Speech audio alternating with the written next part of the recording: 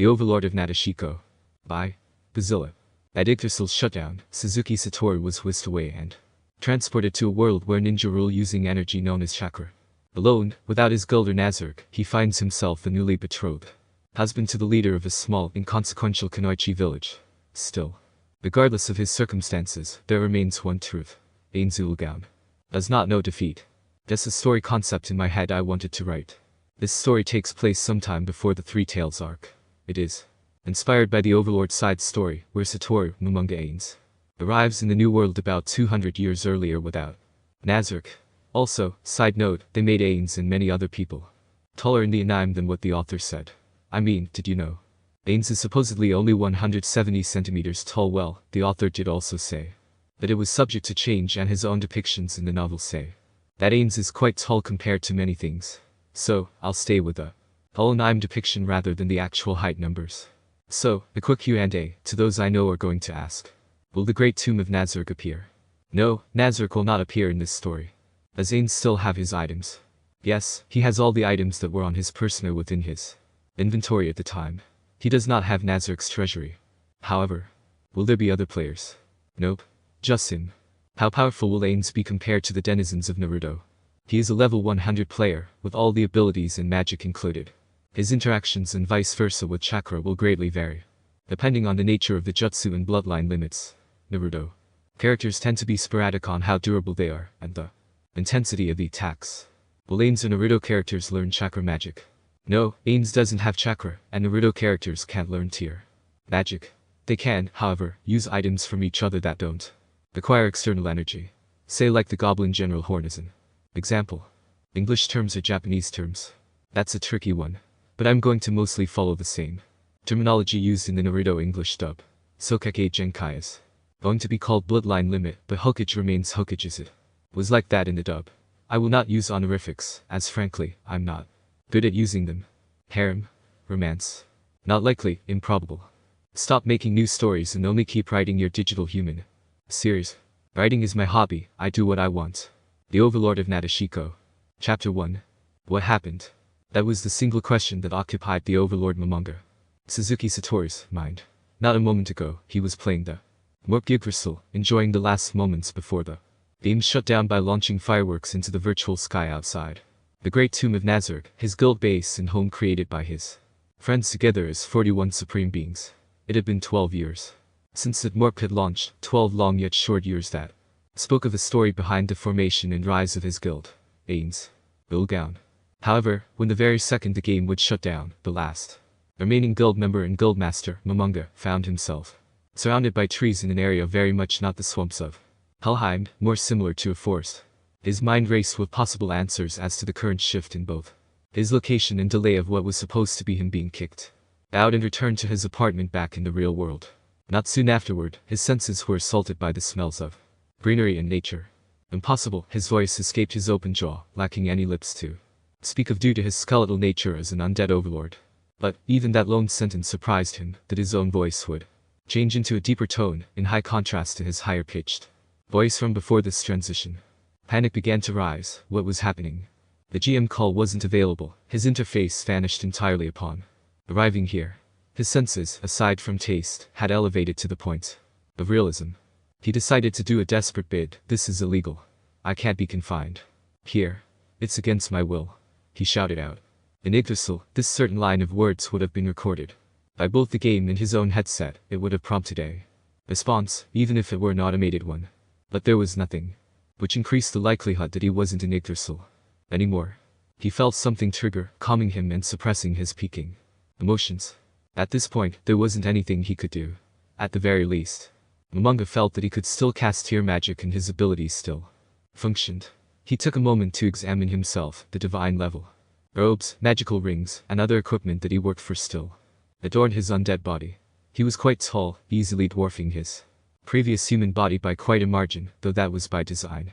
The guild weapon, the staff of Ainz Ulgaun, could be felt in his grip. He released it, letting it float for a moment. That made him uncomfortable and he grasped hold of it once more, almost feeling the weapon's eagerness to be of service to the guild leader of Ainz Ulgaun. Another time, for now, I shall keep you safe, Momonga spoke, and with a thought, a small black void appeared near his hand as he stored the staff into his inventory, mentally acknowledging its presence within the pocket dimension as the void vanished upon, attracting his now empty hand. While the presence of the staff of Ainz would dissuade Curse, Satoru felt that very few would PK at the end of the game. Now, he glanced around, searching for a suitable dummy target, and spotted a boulder that would serve fine for an experiment. A vast library of spells could be easily accessed with, but I thought, their effects and mana costs are called with ease. The Overlord raised his finger at the boulder, lightning. Instantaneously, a bolt of lightning shot forward and impacted the boulder, causing electrical currents to frizz aloud as the rock split apart into pieces. Momonga barely felt any drain for using such a low-tier spell. My spells work, inventory works, now to figure out where I am, he said, looking up to the crystal blue skies with occasional white clouds. Reminiscing in a bit of nostalgia, Blue Planet did love nature. It truly is a wondrous sight, my friend, he remarked. Momonga cast Fly and Perfect Unknowable, the former easily identified while the latter a higher level version of invisibility. He floated above the tree line, his gaze now spotting the horizon and the far-seeing details. It appears that he had been transported to a lush forested valley in a rather mountainous region. Notably, there are 3 massive hilltops with steep slopes, all close together to form a singular line within the valley's center. Furthermore, these hilltops had civilization on top of each, connected by bridges made of brick, which hung over the doors between each hill. The lowest elevated hill had what seemed to be the least defended construction, appearing to be mostly houses of brick and wood, perhaps a residential area. The middlemost hill was the largest, with stone and brick buildings and walls on top in the appearance of a stronghold. It would have served to be a decent guild base in Yggdrasil's Midgard for lower-level players. Lastly, the third hill, not having the same width as the others, was the second tallest, also walled, with buildings of the same design as the middle. The architecture for all the buildings for these hills appeared to be a mix of Western and Eastern design, with more focus on old Japanese aesthetics, while its defenses took a European approach. Of course, to a player with Fly, it would be easy to enter without any aerial protections to guard against such intrusions. Should he risk investigating the place? There was no guarantee as to who or what could be awaiting him. An explosion nearby drew his attention. Momonga could easily spot the pillar of smoke rising from the forest below, not a kilometer away. A PK? Or a mob? His curiosity got the better of him. With Perfect Unknowable still active, it wouldn't be so easy to be detected before Momonga could escape with teleportation spells. He flew over to the direction of the explosion and spotted supernaturally quick-moving figures, at least compared to normal humans, but not matching the speed of mid-level players. Momonga floated back down to the ground to investigate more closely. A clash of metal resounded through the battleground as he finally could see the conflict in its fullest. A single question came up from Momonga. Human ninja, he said to himself. Perfect Unknowable would make any sounds he spoke to be completely muffled. There were 4 human combatants, 3 males fighting against a lone female figure. They were all dressed in garbs befitting the stereotypes of thief-type classes, though the words spoken were related to ninjutsu. However, the ninja class had a prerequisite of level 60 and required multiple classes in the assassin subcategory. The combat displayed here didn't match that level. More accurately to say, it was more in the lower levels. There was also a strangeness to them. In some of the jutsu used, the user would make multiple motions with their hands. Only the female figure so far had used jutsu in combination with physical attacks, like a buff or perhaps a skill. It seemed to augment her with the wind element. Such is the case now. Nashiko style. Gale Fizz, the female combatant, dressed in form-fitted uniform of grey colors, shouted as her hand was coated in what Momonga assumed was the wind element. Her waist length. Black hair was tied in a high ponytail, which caused him to bifly. Wonder how long it would be if it wasn't shy. Her target, obviously a male opponent, was struck, but it and sent flying through numerous trees, the ground below the Kunoichis. Feet cracked from the pressure and force of her attack. Momonga, however, noticed none of the jutsu used matched anything his guildmate, Nishiki had used before. Perhaps this world had a substitute for the ninja class for lower levels. Wait, do they even have levels? Do my spells work against them? He needed to test this out at least. But before that, Momonga closed his robe and accessed his inventory, brought out gloves and Mask of Envy to hide his undead features. As a heteromorph, he was disliked and considered a target by humanoid and demi-human races back in Yggdrasil. But with these 2 items, unless that had some way to detect undead, it should hide his race. Then he dispelled Perfect Unknowable. While he could use a spell before Perfect Unknowable would dispel automatically, he didn't want his potential opponents to know that he had a spell for invisibility. After all, information was power. Instead, Momonga would dispel the spell well behind cover then approach. Now what spell would make a good first impression? Shizuka, village leader of Nashiko, retreated a bit from throne. Shuriken from one of the male opponents. This was not an unexpected battle. Nashiko village was organized through matrilineality and was known to only give birth to female heirs. As such, both for cultural and law reasons, Kunoichi of Nashiko were expected to venture forth and find a suitable husband that could best them in combat. This was extremely so for those in leadership positions, such as Shizuka. However, she disliked this rule and wanted to do away with it entirely. If not for the elders holding most of the political power in the village. So entrenched in Nashiko's culture and laws that any male found to attempt romantic interests would need to prove themselves in combat. The lone merchant that Shizuka had fallen for did not meet this requirement. He had died in an accident because of that. For that reason, Shizuka vowed to become strong, stronger than any old man that challenged her for the village position as a husband. She had shut off her heart to love, only duty remained. A year had passed since then. None could match her. In the future, perhaps, she might come across the student of the Toad Sage. It is her destiny to meet the Toad Sage's student and continue the battle that her own teacher postponed between them. That is if no other man managed to defeat her before that point. Shizuka gathered her chakra, a combination of physical and spiritual energies, and performed a hand seal to manipulate it close to her face. Wine style. Gale fan, she said and blew forth an intense gust of wind that pushed away all thrown weapons directed at her from the two remaining foes. The Kunoichi was about to follow up with her aerial dance technique when an additional opponent entered the scene. This imposing person was also the oddest dressed individual that Shizuka had ever laid eyes on, but he was also quite big that he dwarfed anyone else present. She'd never seen someone dressed in a regal robe like that. It would look more appropriate on a daimyo than someone out here in the forests near Nashiko. His face was covered with a grinning red mask, and there was no identifiable headband to indicate which village he belonged to, if at any. "Who the hell are you?" shouted one of her opponents. "MH. Well, I suppose I ought to at least satisfy that curiosity." The new arrival's voice was masculine and deep. It used with authority and command that despite Shizuka's position as village leader, she'd felt that this man might hold a higher stature. "Listen well, entrench this into your minds with the time you have left. I am Ainz. Down." He finished his announcement, arms raised like his name itself was a proclamation. "Ha, that's a ridiculous title," one of the men commented. It happened quickly. The figure known as Ainz raised his gauntlet, directed at the insulted, and spoke the words, "Dragon. Lightning." Outward came lightning in the shape of a dragon. The man tried to avoid it, but it struck him anyway. His screams cried out as his body became but a smoking ruin of a dead man. Shizuka looked concerned. Ainz jutsu had occurred so quickly and without the need for hand seals. It was similar to the jutsu she'd known about before, water style. Water dragon jutsu. But obviously of the lightning style and smaller scale. The bastard, the last of the original trio that Shizuka had been fighting, leapt back to a further position, then proceeded to go through several hand seals before slamming it into the ground. Earth style. Rupturing earth palm. The earth in front of the ninja broke apart and lifted up as decently sized chunks came up towards Ainz. However, unexpectedly, the large man became to just float up without a care, rendering the earth-style jutsu completely useless. That's impossible. Only Lord Tsuchikage should be capable. A flight like that. The man was in as much disbelief as Shizuka was. "That's an interesting jutsu you did," Ainz sounded generally interested in the common technique. "However, you have made a slight against me, and seeing how you are of the same faction, you will suffer the same fate." And no, wait.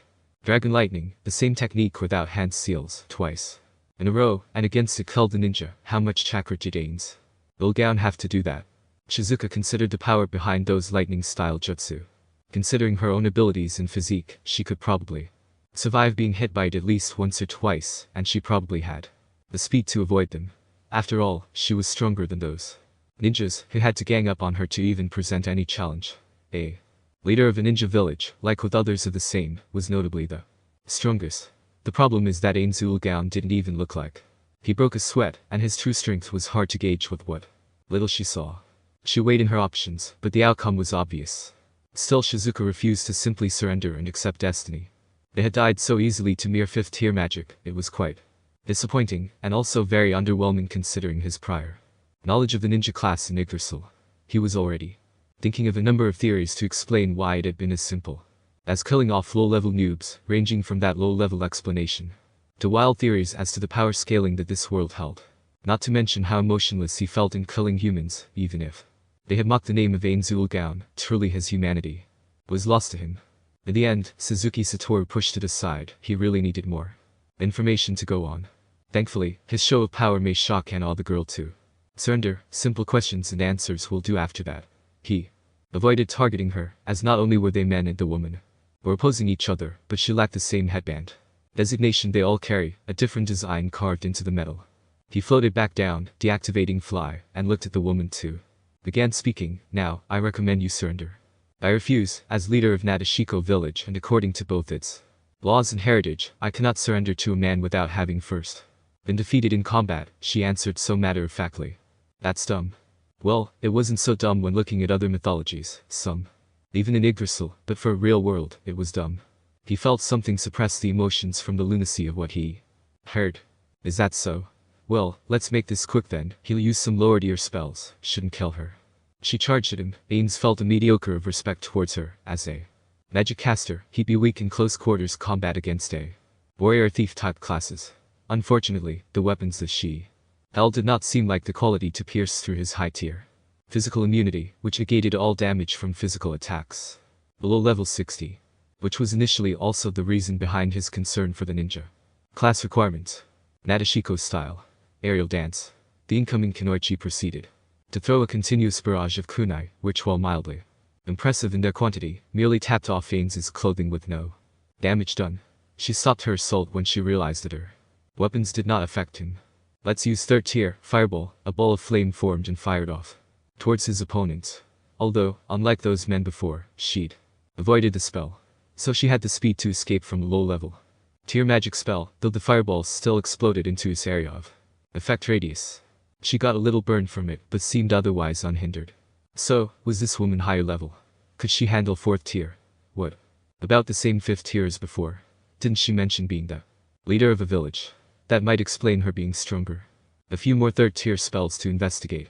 The Kunoichi continued her approach, likely to do a melee attack, possibly enhanced by the wind element from before. Slow, Ainz went for a basic movement debuff. A brief appearance of a spell circle appeared in front of his hand. Her speed took a notable drop. Lightning. A bolt of lightning escaped his finger, and, due to the earlier debuff, it struck her, electrocuting the girl in a flash of blue light. She kept standing after it expired though, a bit shocked, was combat able and continuing her prior charge. He appreciated her stubbornness and durability. It was quite enlightening. The girl leaped, her leg enveloped in what he recognized as the wind element, Nashiko's style. Roaring hurricane kick. She attempted to strike at him. What an elaborate name. He moved to the side, avoiding the attack. It struck the ground and formed a crater. She spun, the wind element already at her fist. He ideally noted that her physical attack attribute must be significantly higher than her defense for her to cause such environmental damage. A min-max perhaps. Well, he should end this quickly. There were questions to be answered, as enlightening as this had been. Maximize magic. Magic arrow, Ainz said, like with slow, another visual effect of a magic spell circle appeared in front of his hand. With the metamagic maximize, magic arrow will do the max amount of damage it is capable of when it hits. However, since it is only a first tier spell, that wouldn't be much. However, Ainz could use up to the 10th tier, and magic arrow shoots as many arrows up to how many tiers the player could use. If he had added boosted metamagic as well, its damage output would have been significantly enhanced. 10 arrows launched. The close proximity of melee range did not give her the time to avoid them, and they pierced through her exposed arms, upper chest, and through unarmored segments. She fell to the ground, and began to stand again to fight. Ainz put up his hand in front of her face. Stay down, you have lost. She bit her lip, blood oozed from her wounds. I accept defeat. Yumu, good. He looked over her. She wouldn't do much good in answering his questions while in constant pain. He reached into his cloak, hiding the use of his inventory, and pulled forth a minor healing potion. It was a low-grade item, used by new players to restore health, but was useless to an undead like him. Drink this. She stared at the item. Blood. What? No, it's a potion, he corrected, earning a blank stare. It restores your wounds. Very well, husband. She took it and proceeded to drink. But wait, husband, Ainz replied in shock. Remarkable. She watched as her wounds closed with a gentle light, her injuries gone entirely, as if never present. The Kunoichi Stood up, allow me to introduce myself. I am Lady Shizuka, village leader of Nashiko. As per my village's rules, when we are defeated by a man, they are to be taken as our betrothed, returned to the village, and married into the village. He felt his emotions peak immediately before being suppressed. That is quite illogical. It would take someone with ill intentions to marry their way into the village to gain power, he commented. Is it our way of life? Shizuka replied. And you are now my husband. Lord Ainz of Nashiko.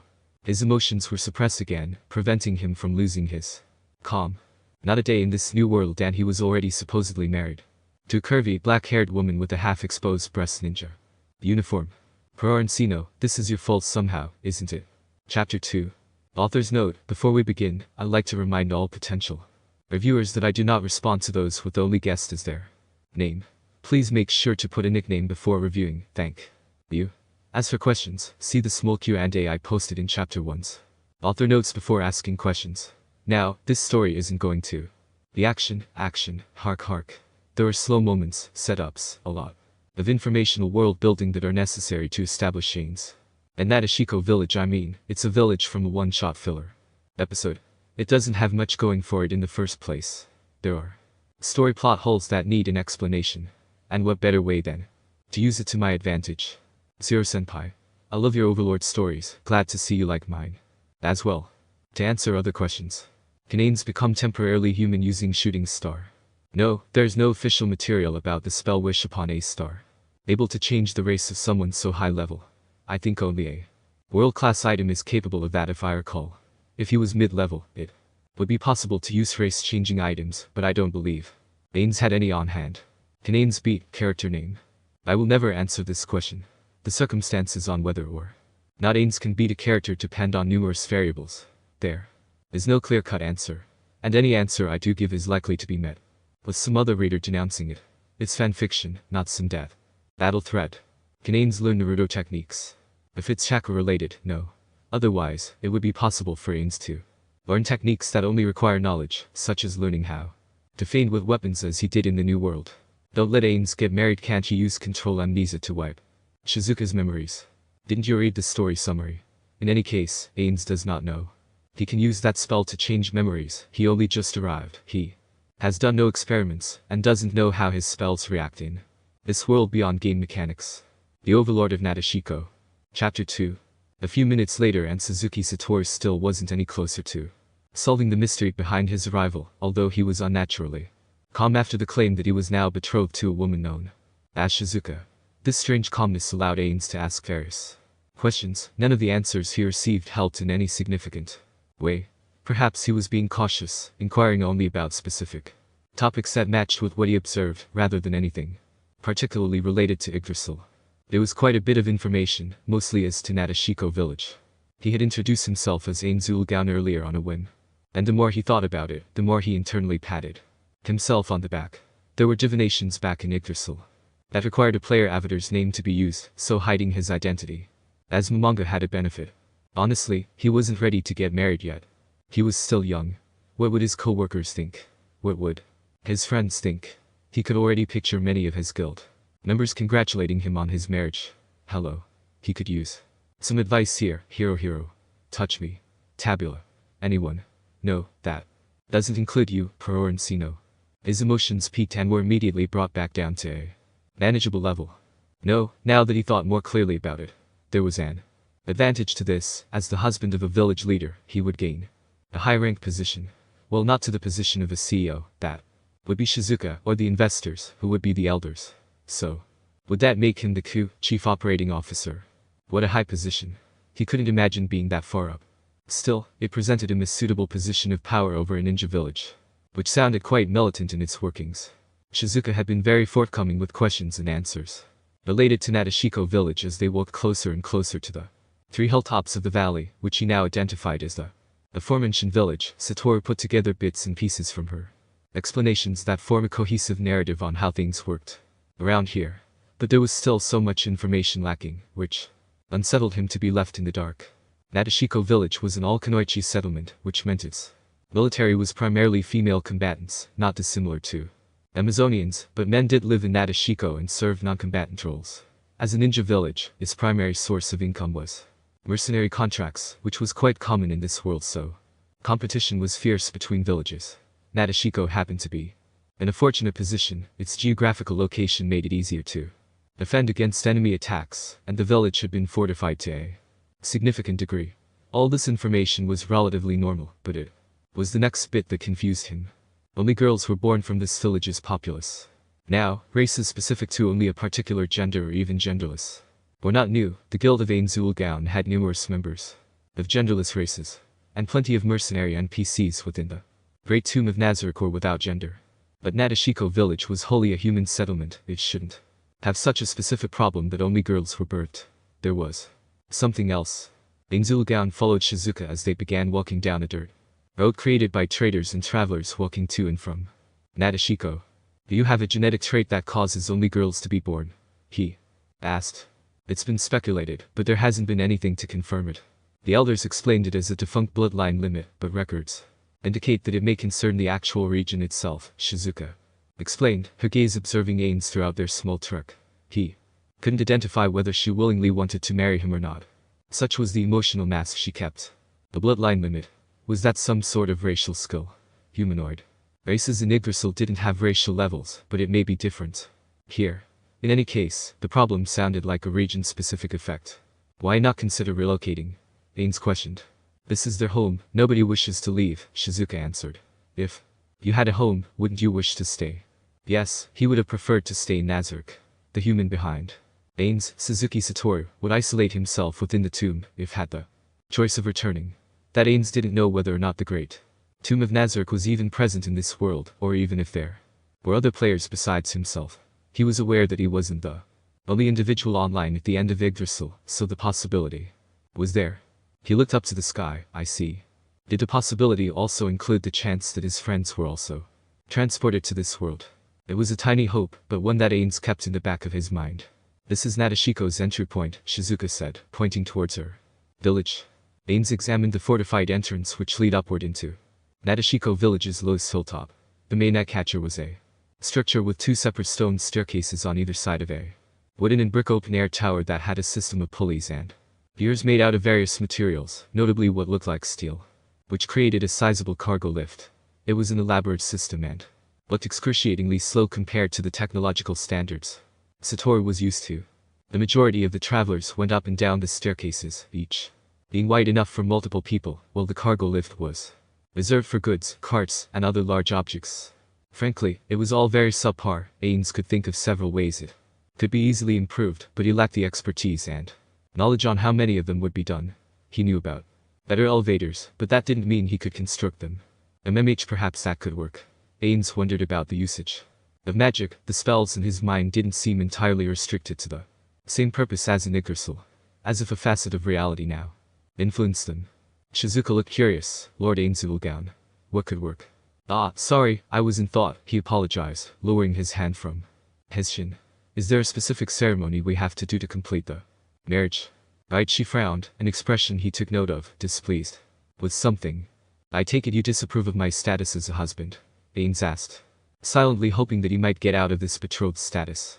But she returned to a more blank expression. As per my village's laws, you are my betrothed, whether or not I approve of it. You mentioned these elders in our brief exchange, he said, referring back to the questions and answers. I take it they hold significant power if they can upheave your decision to change laws. The group of investors was always a terrifying collection of individuals, able to influence the upper management of a company and cause workers like Suzuki Satori to work overtime to satisfy their desires. I'm still too inexperienced in their eyes, and previous actions to challenge the laws have led to conflict between us, Shizuka answered. The conflict between the interest of the CEO and the interests of the investors, a story told many times back on Earth, with the investors winning more times than not. If you hate me, I will not fault you, he said. She stopped and faced him. He stopped his walk as well. I do not hate you, Ainz, but I do not love you. I understand, I feel the same, Ainz replied in mutual agreement.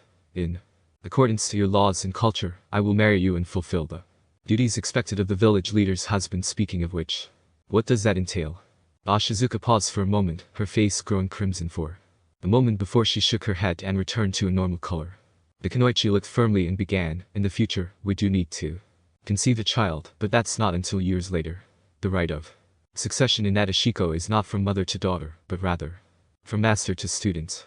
So succession is dependent on the designated apprentice of the previous leader, Ainz said, approving the method better than a family designation, which could lead to problems.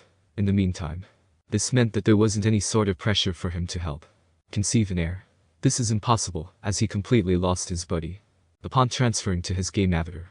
The husband of the current village leader has a responsibility of protecting the village and aiding in militant matters, trade, and foreign relations. However, I hold the final say. The Kunoichi replied to his earlier question. Our village doesn't do traditional weddings. Yumu, I understand, he said. Shall we enter Nashiko village? Then, in Shizuka's time, she had met many potential suitors, but none of them were like the man next to her, Ainz. He was powerful, maybe not as powerful as her teacher had been before her death, but strong nonetheless from what Shizuka had witnessed and experienced. But it wasn't strength that made him different, but rather his demeanor. He was calm and calculating, not letting emotions control him. Logic seemed to drive the man. It wasn't the cold exterior displayed in some ninja, or the fire youth in the newer generations. He accepted the circumstance of her village laws and culture as if he expected it would happen. Did he plan this? Was he keenly aware of Shizuka and Nashiko? Did perhaps he acted unaware to fool her and gather information? Even if he did, Shizuka would be helpless against him. The law was clear, she'd been defeated and must marry him. It seemed content with the level of control his position would grant him in Nashiko village, but was that because he had what he needed, or was a darker, more subtle plan was in the works? She didn't know. Shizuka didn't know Ainz. That was the problem. It was always the problem with this particular rule. What husband had the well-being of their wife in the village if they only needed to defeat a Kunoichi from there to marry in? Sure, a majority of men that joined Nashiko village wouldn't have major positions, and wouldn't fare well against an entire ninja village's forces. But Ainz did not have that problem. He was strong enough to utterly defeat Shizuka. If he decided to, he could deal extreme damage to Nashiko before they could defeat him. And that's only if he was as powerful as he'd shown so far. Thankfully that didn't seem the case so far. Upon approaching the entrance into Nashiko village, there was a small checkpoint between them and the staircases and lift. There are 2 Kunoichis stationed here at all times, and while they smiled warmly and waved at Shizuka, their eyes glanced over to Ainz and their bodies tense, reaching warily for their weapon pouches. An understandable reaction. Ainz was a towering figure, and unmistakably male given the broad physique. Shizuka raised her hand to halt their actions. Do not be concerned. He is my betrothed. They looked at her with stunned expressions, not unexpected, considering her history in denouncing the village's laws before the incident. It had not been that long ago, and the story was still fresh. For a relatively small ninja village like Nashiko. After a moment to recover, one of them entered a nearby outpost and carried back a clipboard with paperwork. The Kunoichi walked up to them, gaze looking up to the mask adorned on Ainz face. Welcome to Nashiko village. Her words trailed off for a moment, taking notice of how tall the man was when up close. I need you to fill in some paperwork before we allow you entry. We'll speed through the process as you are joining according to our cultural law. Yumu, Ainz took the clipboard and writing utensil attached to it. Japanese fortunate, he commented strangely, and began filling out the form. It was necessary. All travelers and traders were required to fill in a permissive form. Nashiko village's residents were quite isolationist compared to other ninja villages, but not opposed to foreigners entering to do business, such as the nature of mercenary work. It was the permanency of their stay that made the village hesitant and only allowed permanent residency towards men betrothed to Kunoichi. Not so much out of fear or hate of men, rather than the unbalanced ratio of the gender and the strange oddity of only girl births cause wariness. Shizuka heard the ninja clans acted the same way to those not of their clan. In this way, Nashiko village acted like a clan. Can I see that when you're finished? Shizuka asked, curious as to what the man would write down. The form he held was not the one used for travelers or traders, rather, it was more akin to an immigration paper. Sure, he replied and handed it over. Already finished. Without an issue. She blinked, tentatively grabbing the clipboard and eyes skimming over the written contents. Name: Ainz. Previous occupation: Guildmaster. Previous village: none. Previous ninja. Rank: none. None. What was with this lack of information? Are you joking? Shizuka said, looking up at him. There's no way. This is correct. Firstly, a guild master. As in leader of a trade guild. And what do you mean you don't have any ninja relations? All I have written there is the truth. I do not have any connections. But prior ninja villages, and my strength is the result of self-study. He answered so factly that Shizuka almost felt compelled to believe him, if not for the huge contrast between what she saw and what he wrote. Well, not contrast per se, the written words didn't deny anything Shizuka knew about, just left blank the possible explanations as to how he managed to get to this level. Can I ask you to take off the mask? Shizuka asked. I'd rather not, it's extremely personal, he denied. Lady Shizuka. The entrance Kunoichi inquired. Let him in, she handed it over, noting to herself to try and find more about the background of Ainz's gown. The Kunoichi glanced over the form itself, taking a glance at Ainz, but didn't say anything against Shizuka's word. All seems to be in order. A pleasure having you in Nashiko, Lord Ainz's gown. Thank you for the pleasantries. I intend to aid Shizuka dutifully with Nashiko, Ainz replied in earnest. Shizuka walked forward with Ainz by her side and began the trek up the staircase leading to Nashiko village's forward segment, which was also the residential area for much of the newer populace. Those that had been introduced to the village only a generation or two ago made their homes here, so out of the 3 hills, this had the largest concentration of male individuals, as well as the majority of trade occurring here. If Shizuka had not been the village leader, Ainz would have also lived in this segment. But in thanks to her position, it would be the second segment, the tallest and also most fortified, held top of the 3. The stature of Ainz's gown caught a few curious glances from traders and travelers walking down and up the stairs. He was, after all, larger than any man in sight, and his clothing was of remarkable needlework and embroidery and strong enough to deflect thrown kunai, Shizuka recalled. At approaching the top of the staircase, the large busy town greeted Shizuka's sight. She was familiar with all the buildings, and many of its residents, as required of her. The population of Nashiko village was about 3,000 individuals, due in part to its isolationist nature and cultural laws concerning marriage, and about a sixth of that number were Kunoichi, which made the village quite militant compared to its civilian population. This was purposeful. There is no division of civilian and ninja academy, they are one and the same, though maternal consent is taking into account whether a young girl will learn chakra-related knowledge for military purposes.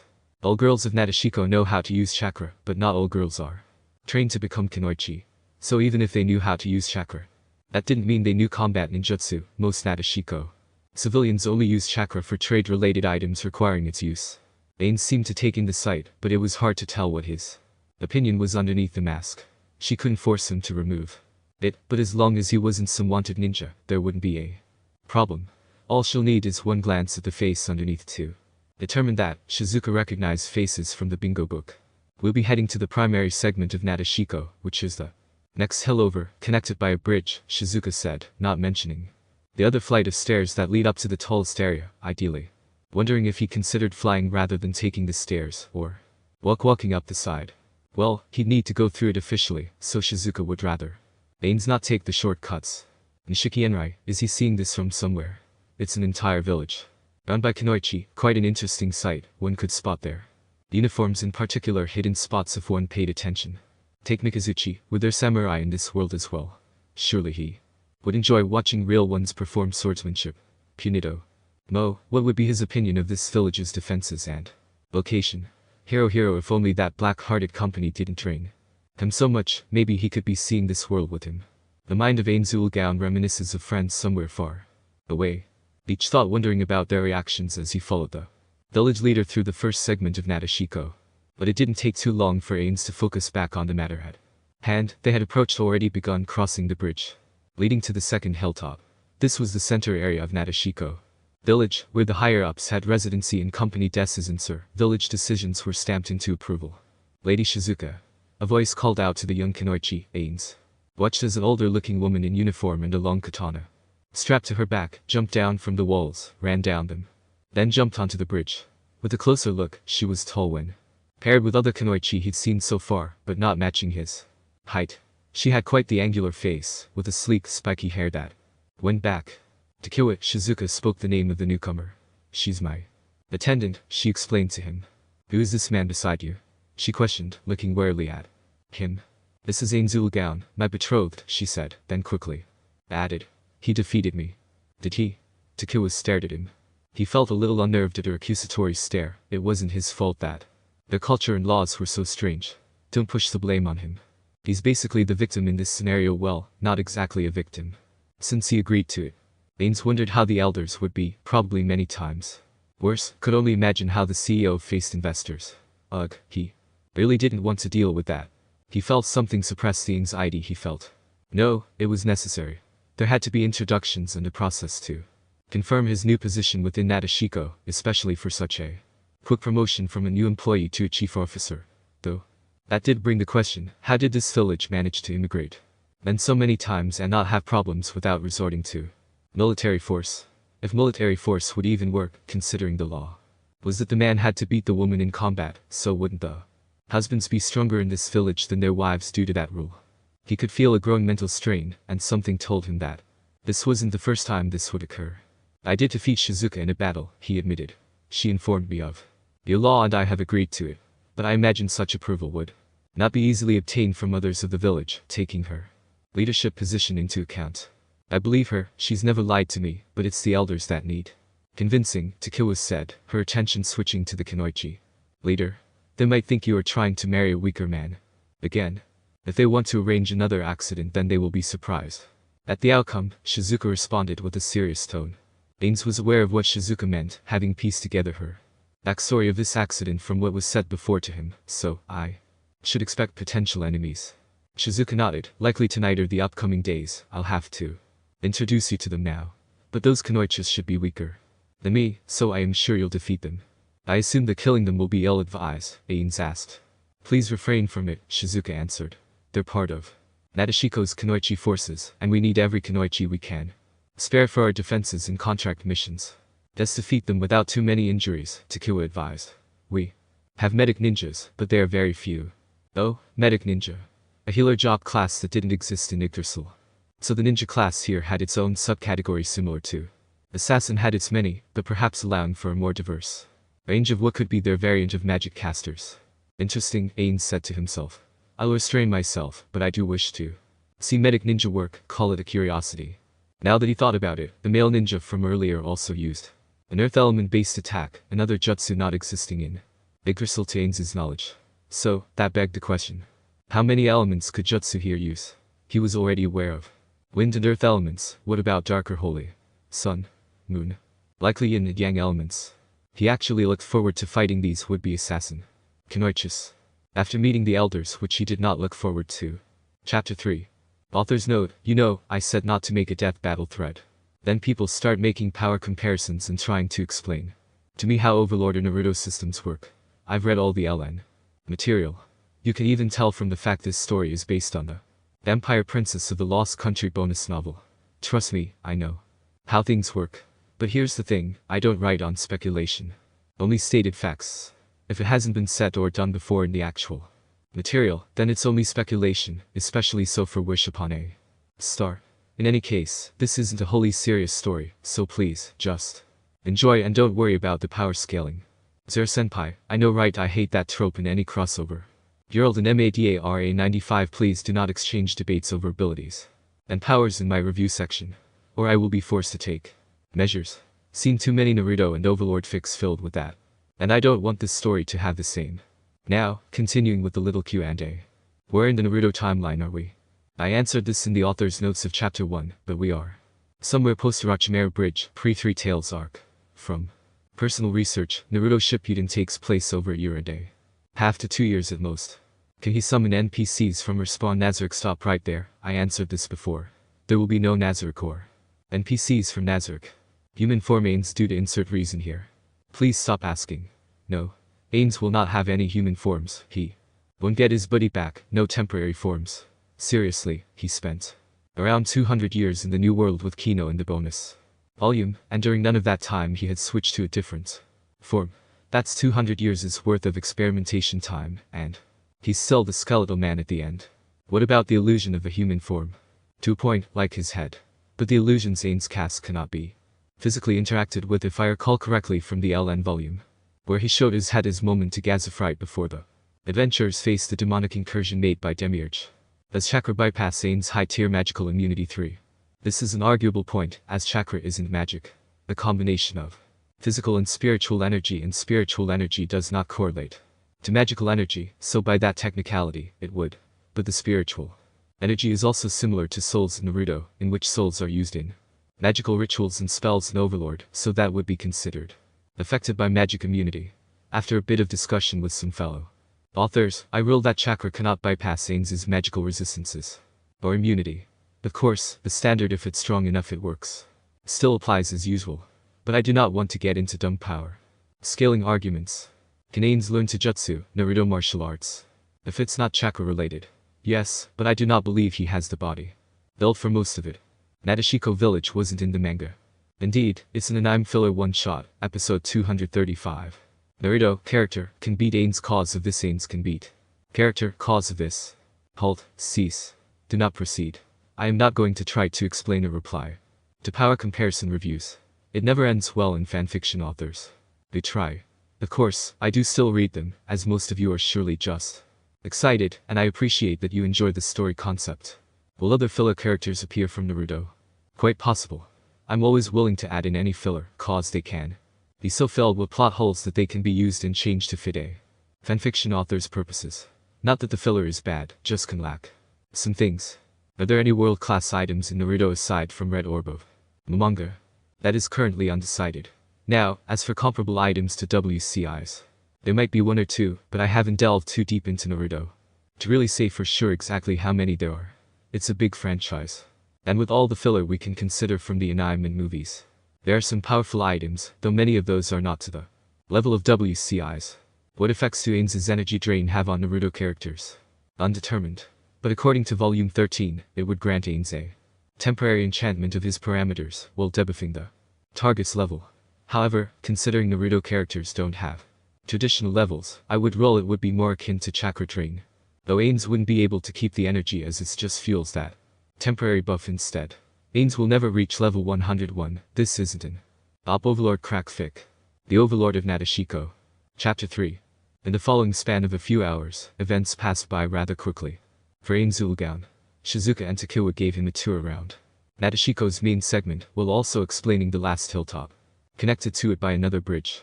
After this, Shizuka began working her job, that is, using her authority as the village leader of Nashiko to make appointments, deal with paperwork, and assign subordinates to various tasks or missions. It was enlightening. Watching her work, with Takiwa aiding her more like an assistant than an attendant, there was a difference between the two definitions. This allowed Suzuki Satori to better understand the inner workings behind a ninja village and how each segment made up the whole of the village. While primarily the residential area for new generations, the lowest hilltop was also the central hub for trade and commerce. It held the vast majority of shops, warehouses, and restaurants, containing the majority of the village's foodstuffs that were not stored in emergency reserves. It was the front in which goods were sold to local and foreign consumers, also the primary location of imports and exports. The tallest hilltop was the central location for the village government. Its head, so to speak, that contained the village hall which served as Shizuka's and other political members' seat of power. It was also a residential area for older generations, almost like privileged members.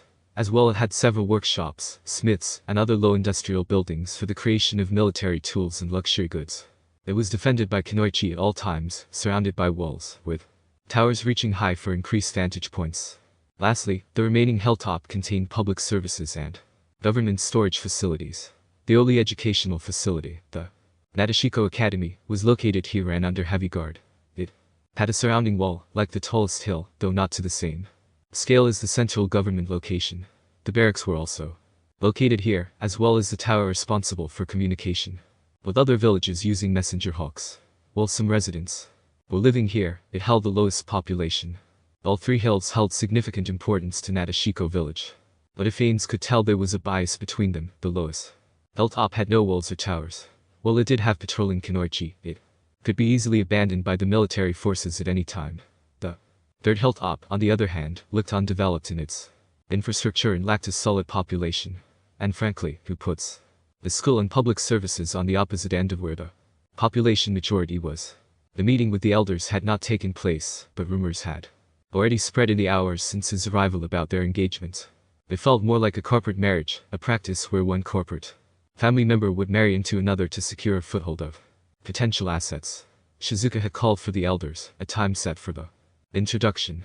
In the meantime, while Shizuka worked, Ainz set upon learning about the system used for the mercenary contracts, both by watching her interactions and paperwork as well as occasional questions. For when thinking it's similar to the mercenary system used in Yggdrasil, instead, learning that it was like a commission made to the village to accomplish something, which explained why it was called missions rather than contracts. It wasn't exclusive to militant matters. It can be something as simple as finding a cat to complex deliveries of sealed information into hostile territory. The difficulty was strangely based on an English alphabet, but given how Japanese symbols were used for written language, not unsurprising. Other languages from Earth could exist here.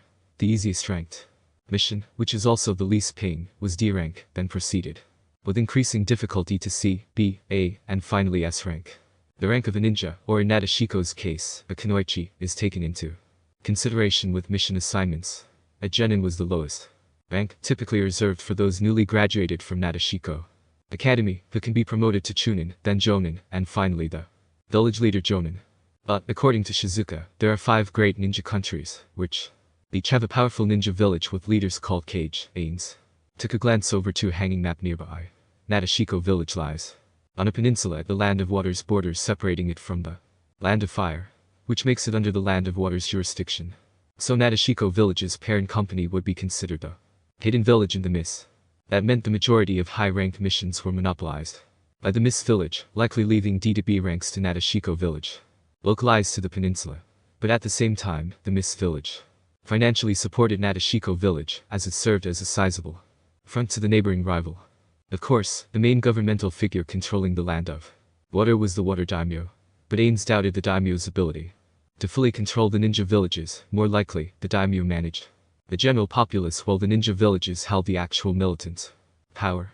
This was based on Satoru's own experience with megacorporations on Earth, who had near total control of the governments, only really keeping them around to manage public services. I don't know if there are any tradable resources around Nashiko. Ainz spoke aloud. I'll need to look at the financials to see how much of the village's income is dependent on missions. It wouldn't be easy, but asking for an assistant or two will make the process much quicker, and an abacus. It was a good thing Punido-mo taught him how to use such an old version of the calculator.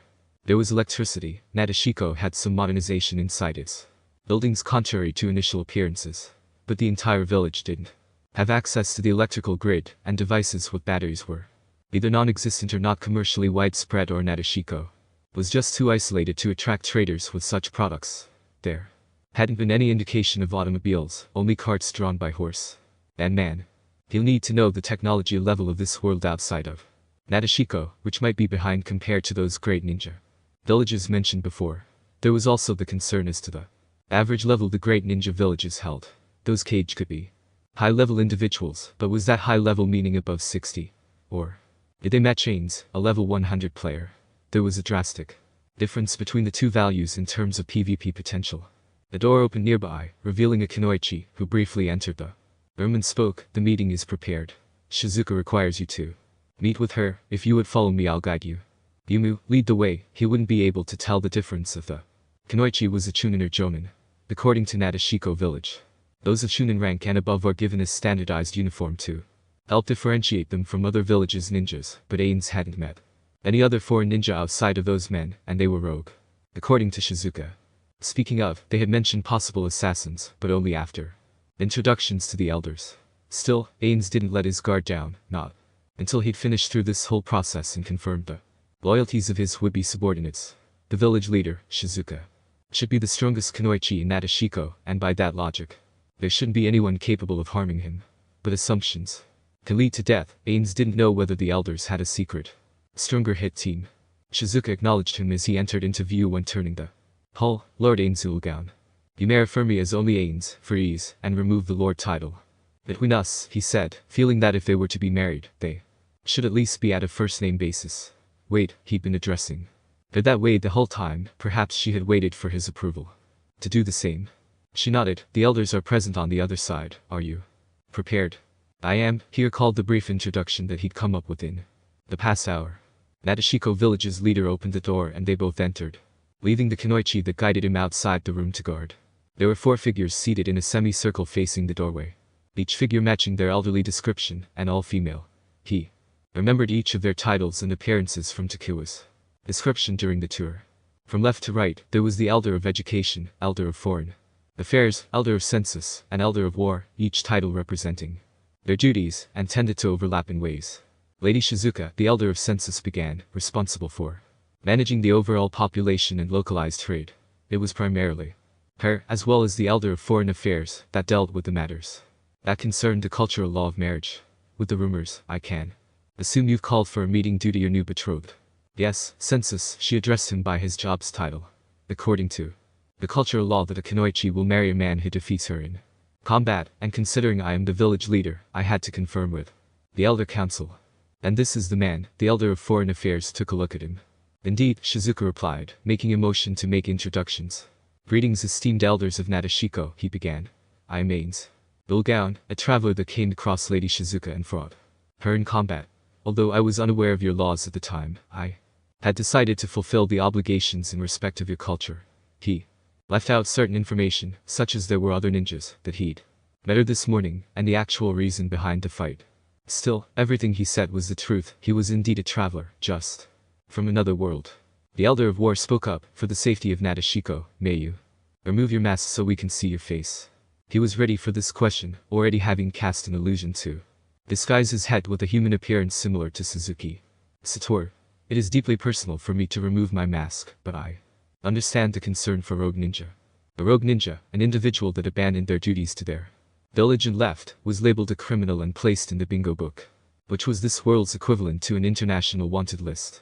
He would need to scour through the bingo book at a later point so to identify potential threats. He removed the mask of envy, revealing his Japanese face if altered a bit. As long as nobody physically interacts with the illusion, there shouldn't any issues.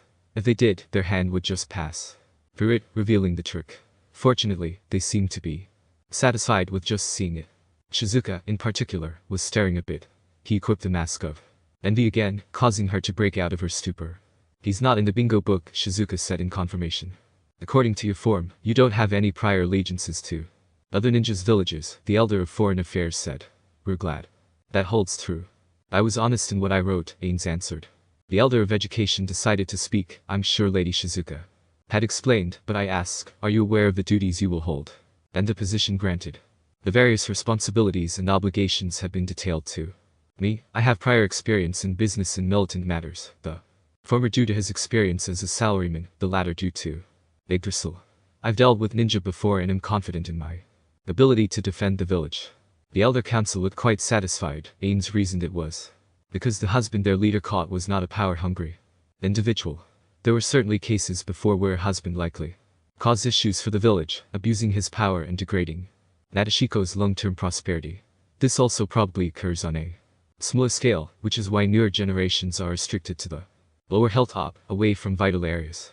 Ainz theorized that assassinations or subtle pressure kept such individuals from reaching a certain degree of power over village politics and the economy.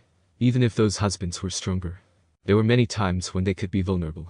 He wouldn't have a problem with vulnerability, but that was because of passive resistance due to his race, job classes, and level.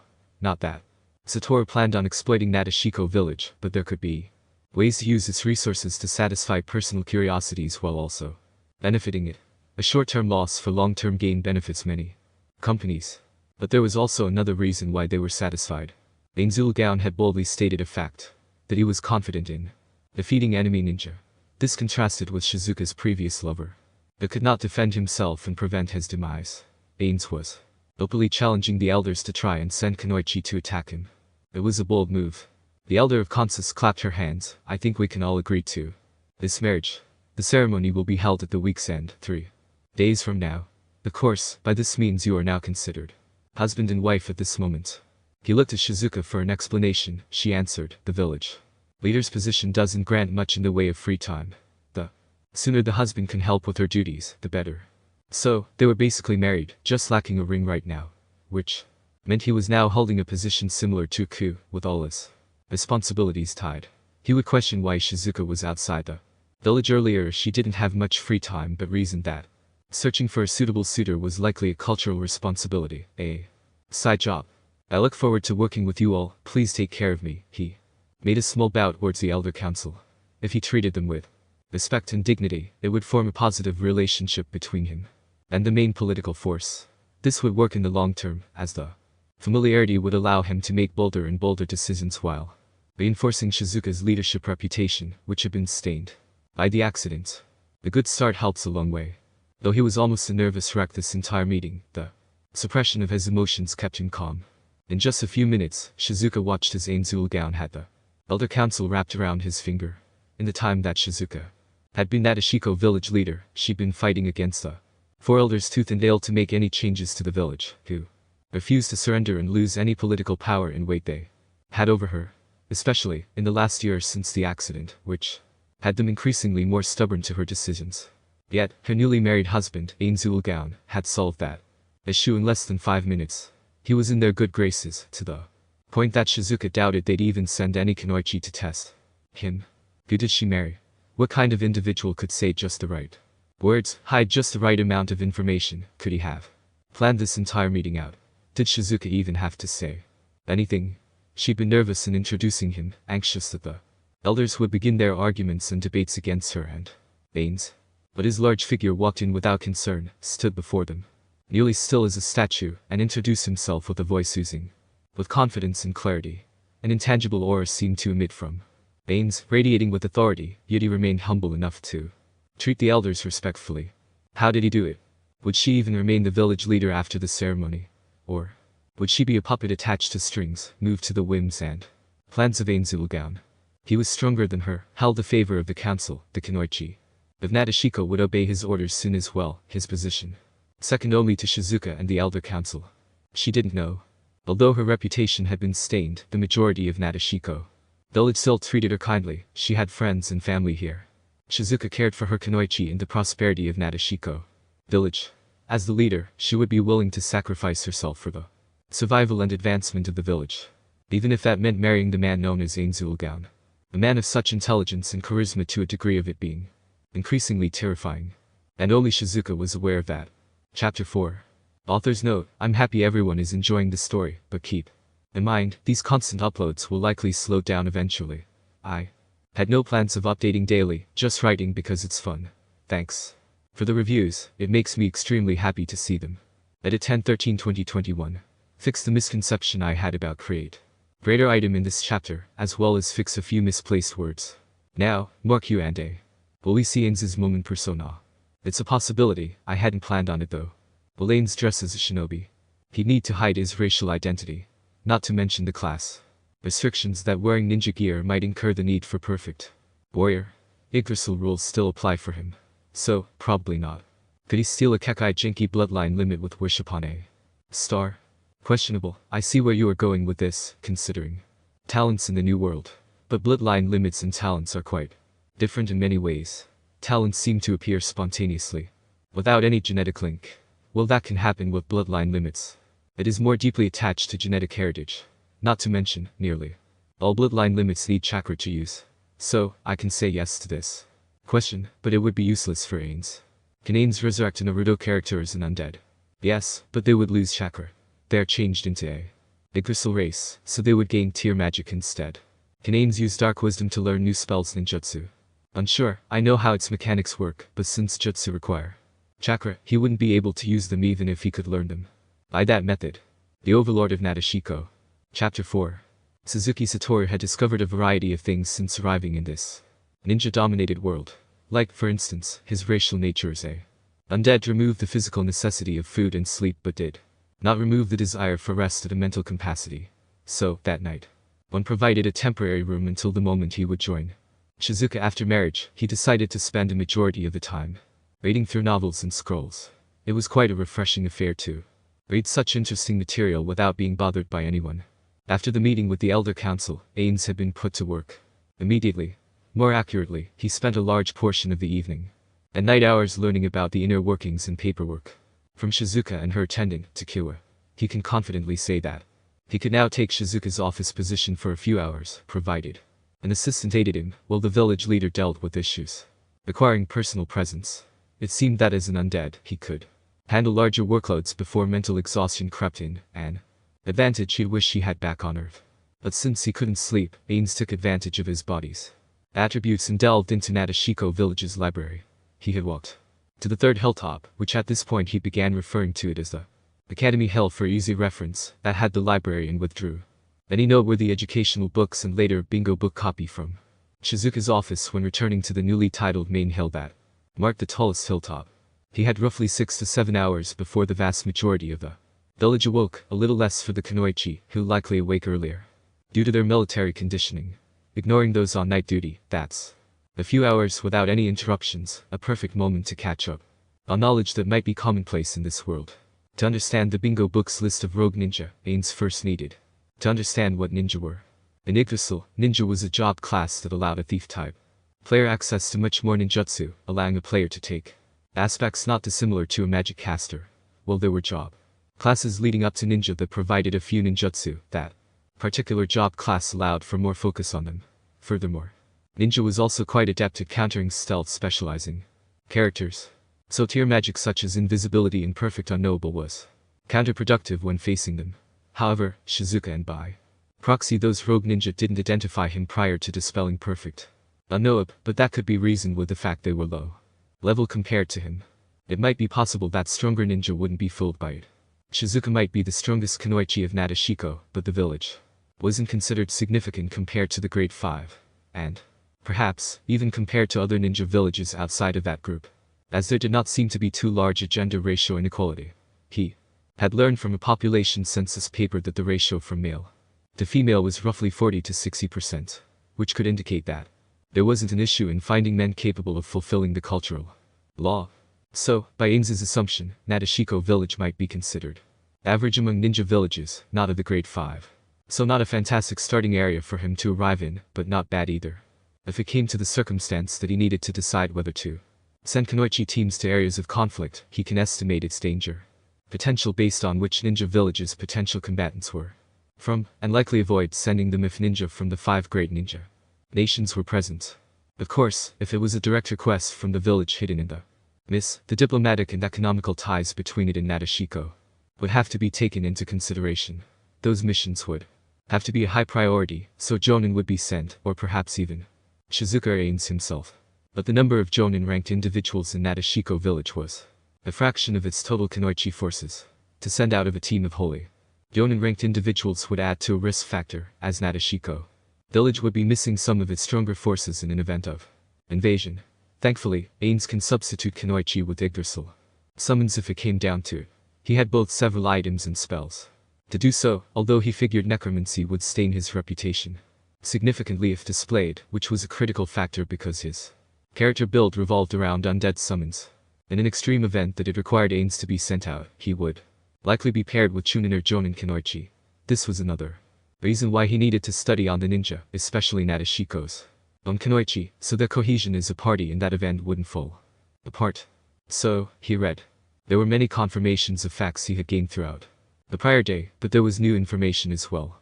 Instead of mana, ninja used a source of energy known as chakra, which unfortunately Ainz didn't grab a book detailing chakra specifically, but taking into account its function as a fuel source, it behaved like mana. Similar enough. He did, however, take written material explaining jutsu. To use chakra to fuel and perform jutsu, the correlating hand seals had to be performed, which explained the hand motions made.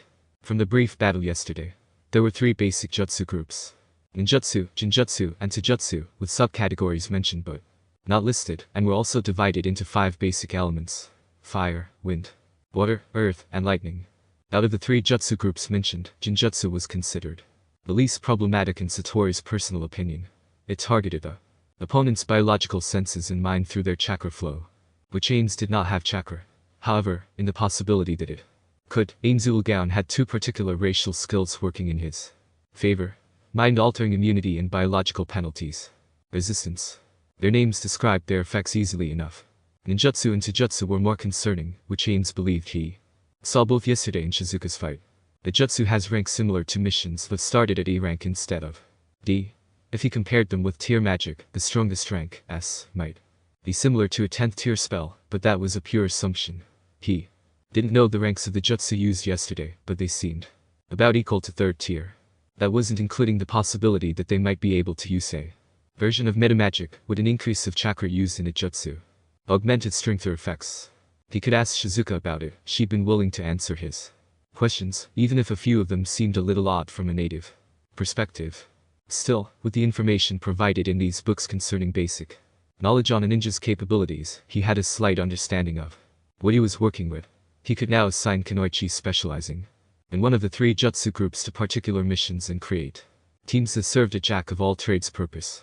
Of course, it wouldn't be so simple as to create teams. As mentioned before, Jonin only made a fraction of the kunoichi forces available. The majority were either chunin or genin unless Ainz counted Academy students as military, which he didn't. Yamaiko would have his head for that, and other guild members would certainly be disappointed in him. Unfortunately, child soldiers were commonplace in Nashiko village, and likely the ninja world as a whole. Nearly all genin were under the age of 18, and a number of chunin as well. There wasn't anything Ainz could do about that without risking a significant loss of military power. If he had Nazarik's treasury, he could outfit Nashiko village with Yggdrasil equipment, but that wasn't the case.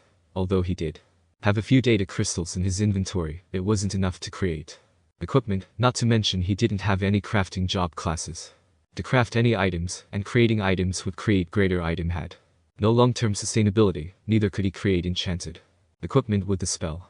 But Suzuki Satori was a notorious collector, so much that he spent large sums in expanding his number of inventory slots.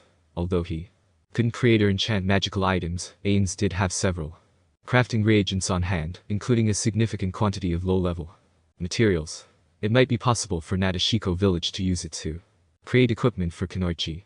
Although he didn't know what other materials existed in this world, he had examined some equipment with appraisal magic item that Shizuka had. However, nothing the village leader had was special in any way and was made of material that new players would wear. Her throwing weapons were made of basic steel, which was immensely disappointing. But there was also to take into consideration that introducing material from Yggdrasil would paint a huge target on Nashiko village and Ainz.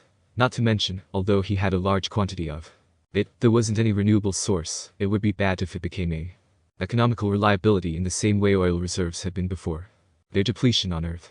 No, if he introduced those materials, it had to be in secret.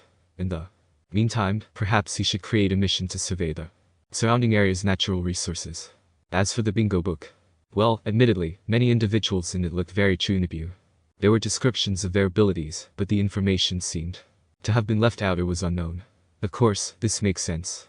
Knowledge was power, and keeping that secret benefited the individual and their origin village. The bingo book was also outdated. Expectedly, communication between villages wasn't instantaneously like cities on Earth. Any new information wouldn't be easily distributed until days or weeks later. Not to mention, this was the bingo book derived from the Mist village. Its listed ninja would be different than those from the village hidden in the leaves. Again, like missions, each rogue ninja was ranked from D to S in terms of bounty and consequently, their danger level and importance. Suzuki Satori had flipped through it and made mental note of rogue ninja A rank and above as potential dangers to himself. He considered that since they were the highest 2 ranks, they had the great potential to harm a level 100 player. That's not to say that rank meant overall power scale, it was just a precautionary measure. He also had a bit more info on bloodline limits, genetic abilities that granted peculiar abilities outside the norm of typical jutsu. Ainz reasoned that he might be able to get away with explaining his undead nature as a bloodline limit, but nothing in the bingo book indicated such an ability that it changed their appearance into heteromorphs. Also, a genetic ability that prevented the propagation of its holder would likely seem too far-fetched. Genetics doesn't work like that, he thinks. Satori had never really delved into those subjects beyond basic understanding. Ainz placed down the bingo book satisfied with it and decided to pick up some more economically related topics and self-study books. He might as well refresh his education, just in case. Curiously enough, those assassin kunoichi never came. Perhaps he had gotten on the good side of the Elder Council. Well, a missed opportunity to witness the kunoichi in action, but he would get another chance in the future. The following morning, Ainz's gown had narrowly escaped breakfast. It had been a close victory, but thankfully the excuse of eating it in his room without witnesses proved to succeed. Ainz realized that he might need to find a suitable excuse for his undead nature sooner than later, as there would only be so many times he could avoid the problems from hiding his identity. But for now, Ainz sat in the chair of Shizuka's office, already doing the village leader's job. Not a day later, and Shizuka already placed him on this chair while she went off into the village. He really should have expected this. A chunin kunoichi was readily available to help him, serving to move paperwork and do occasional arithmetic. while Ainz navigated through the increasing work. Contrary to Ainz's prior assumption, the village leader did not actually assign each and every mission to a team. It would take too much time. As such, there was a particular building in the main hill, where Kunoichi went to select which commission they wanted to take. Not dissimilar to a company allowing its employees to pick which job they wanted. This method cleared up free time for the village leader. The only exception would be ANS rank missions, which required the leader to acknowledge the Kunoichi team willing to take it, or personally assign a team. But Ainz did assume correctly that such high-ranking missions were rare, usually directed to the village, hidden in the mist per contractual obligation, any which were not either directly concerned Nashiko village or were sent by the mist village for Nashiko village to handle specifically. Either way, that meant the bulk of payment came from C and B rank missions. He managed to secure financial data related to Nashiko village. It wasn't a pretty picture. Frankly, there wasn't much self-sufficiently, if barely at all. Nashiko village relied heavily on mission payments, had little in the way of exports, and didn't have any food production capacity. Its major export was wood, which according to the assistant when asked, couldn't compete with the bordering land of fire's wood exports, which made for ill profits for Nashiko. They did also export granite, due to the surrounding mountains of the valley, which did turn more of a profit for Nashiko village, but they lacked the infrastructure and capable Kunoichi to export it in large enough quantities. Apparently, Kunoichi with earth element ninjutsu was rare in Nashiko, Takuwa being one of them. The village had a weighted favor of wind element, which its village techniques had adapted with, while a ninja could learn any basic elemental nature jutsu. Apparently it was more chakra intensive to use jutsu not fitting in individual's nature, and Nashiko didn't have anyone with large reserves. He'd need to read deeper on chakra and its natures later. Still, although Nashiko village didn't have much in its treasury, it had enough for some wiggle room, which meant he can create a few missions. Where's the empty mission forms? Ainz questioned the Chunin, Kunoichi assisting him. Third drawer down on your left, Lord Ainz, she answered him, looking up briefly from her position on the floor at the room's corner. Surrounded by towers of papers she'd been organizing for a while. He pulled out the drawer and grabbed a blank mission slip, then grabbed a pen instead of the writing brush. He had a bit of difficulty with the brush and only used it when he had to. Luckily, Shizuka had the foresight to have some pens on her desk. Suzuki Satori was extremely thankful for that. Can you bring that map over? He pointed towards the localized map, not the world one. It detailed the area of the peninsula. The Chunin stood up and took it off the wall, then brought it towards the desk. Ainz cleared some paper stacks away, making room for it to unfurl completely. This is the local area, the Chunin began, pointing her finger at the map. The border between the land of fire and water is here, as you can see. We do not have jurisdiction of these villages, then proceeded to point at many others, particularly areas with potential ports. Are any of these ninja villages? Ainz questioned. No, Lord Ainz. We're the only ninja village in the peninsula, she answered. Ainz examined the map in detail. He noticed there were areas without any name, just geographical landmarks, lacking any sort of civilization. There were a few locations in the peninsula that wasn't too far. There's a lake here, he commented, noting that it was inland. It was also the tip of the peninsula. The border is quite mountainous as well.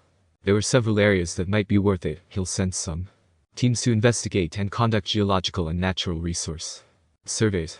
He began writing down the information and what was required. Since it could be considered a direct request from the co-leader of Nashiko, he would have to personally meet with the Kunoichi team that decided to take it. It shouldn't be a difficult mission, but taking into consideration bandits, rogue ninja, and importance for Nashiko's future economics, he decided to play it safe, even if it was a bit more costly. He labeled it a B-rank mission with a stamp.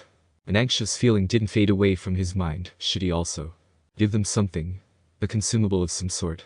He didn't feel like giving away anything too important from his collection, call it a bit of a possessive feeling. He didn't have any crafting job classes to replace even the lowest of consumable items. That didn't mean he wouldn't use them though.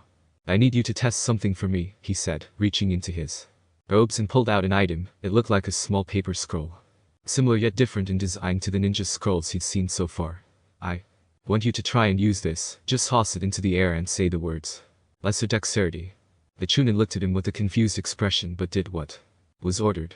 She took the scroll and tossed it into the air. It unfurled. As she spoke, lesser dexterity. In an instant, the scroll vanished into motes of light that quickly dissipated and followed with a brief glow that emanated from her body. Her expression became one of surprise and awe. Score. He was initially doubtful. While scrolls did not require the user to know the spell or consume mana for its activation, they did require a class capable of learning its category of magic. Ainz was aware that the ninja job class could use many scrolls, and it seems to be the case the rules classified chakra ninjas as close enough. Sir, I feel stronger, but in a certain way. She was confused. What did that do? It's a special consumable item, Ainz explained. It stores a jutsu that can be activated later with no chakra cost. You are now affected by a buffer enhancement that increased your dexterity for an hour. He twisted the actual explanation to match this world's use. Now take this filled mission form and bring it to where they're presented. Lord Ainz, can I also take some time to try this enhancement out? She said, taking the paper from him. Sure, report to me in an hour when it wears off, he said, approving. The trial period. The Chunin looked excited and quickly bowed before departing with haste to fulfill the job and test out her newly bestowed enhancements. Ainz nodded to his success. Yumu, glad that it worked, but I won't have enough scrolls to last forever, especially for such a large number of Kunoichi. Not to mention, there were some scrolls that he doubted they would be able to use. There was a level requirement for some scrolls. He had some perfect unknowable, but doubted his assistant Chunin would be able to use them. Now, while he waited, he might as well get through more of this paperwork. But, not an hour later, someone knocked on his door asking to enter. It wouldn't be Shizuka, as she was busy elsewhere, and the voice didn't sound like any of the elders. Enter, he allowed. 3 Kunoichi that entered, 2 of them looked younger than 18, the oldest somewhere in her late 20s. He figured the eldest was a Jonin, while the 2 teenagers were Chunin, given they all wore vests of Nashiko instead of freestyle clothing. Greetings, I'm Ainz Ulgaon, co-leader of Nashiko. Can you introduce yourselves? He said. Nina.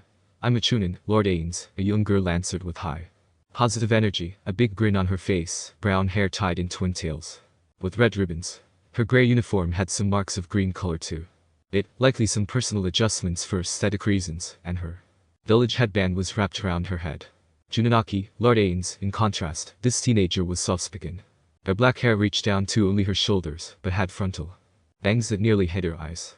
Her uniform had no additional aesthetic adjustment save for a fake purple flower sewn into the right breast and her headband tied to her left upper arm instead of her head. The oldest spoke. I am Jonin Kluk, Lord Ainz. Straight to the point. Professional, and having no personal changes to the Nashiko uniform. She looked almost average, brown hair tied in a high ponytail, fair skin, excellent build, but had a single unique feature of green eyes. We've come in response to the B-rank mission you recently posted.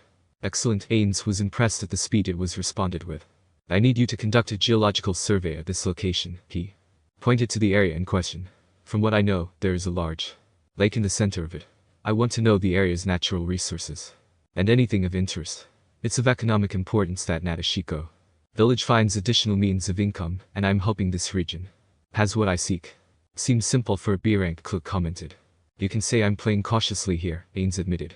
Furthermore, I'm also giving you experimental scrolls that I want you to use in emergencies. He brought out 3 scrolls. These scrolls, in particular, have a type of genjutsu called invisibility stored within.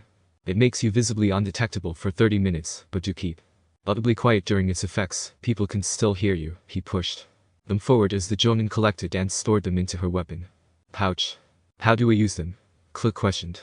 A simple toss into the air and speaking the jutsu name, no chakra required, Ainz explained. It will be consumed on use, he further clarified. Neat. We'll get it done in no time, Nina said excitedly. We'll return as soon as we can, Aki said. He nodded and waved them dismissively. Good luck. And they departed from the office shortly thereafter. Ainz Ulgaon eagerly awaited their return. It was the first mission he ever assigned, and it should be a simple one. It was just a survey of a lake, after all. Chapter 5. Author's note, there seems to be some confusion that I am restricting Ainz too much. I am not restricting Ainz, rather, I am using Ainz as he's honestly supposed to be. Many fanfictions depict him capable of actions that he's not really supposed to be able to do without Nazark, or depict him doing actions that have never been shown in novels or anime. Well, they are fun reads, and even I might do the same. I'd like to stick close to proven facts. That's not to say I won't provide fanfiction-only material. Case in point, this chapter. If people ask what Ainz Cantor can do, I'm going to reply with information on how it worked in Overlord. I've read all the novels, watched the show, and listened to CD dramas. Trust me, I'm educated on how Overlord works, and have read the manga and Watch the show of the Naruto series, except Boruto, but Boruto doesn't matter here. Now I'd like to make a correction about items made by Create. Greater item, I delved into research about it and looked back through the novels. I couldn't find an instance of it having a mana upkeep. So Ainz can create items magically, not enchanted, but anything mundane for him is fair game. I'm confused why he doesn't take advantage of it. He even went out of the way to replace Momon's armor with a real crafted one. Now, some Q&A to answer concerns. Can Ainz use necromancy to summon undead with crafting job classes? Theoretically possible, Ainz could do this. However, as I said in it, he's never been shown to do this. But it's possible. It still wouldn't be possible to enchant items, as said in the Dwarf Kingdom book.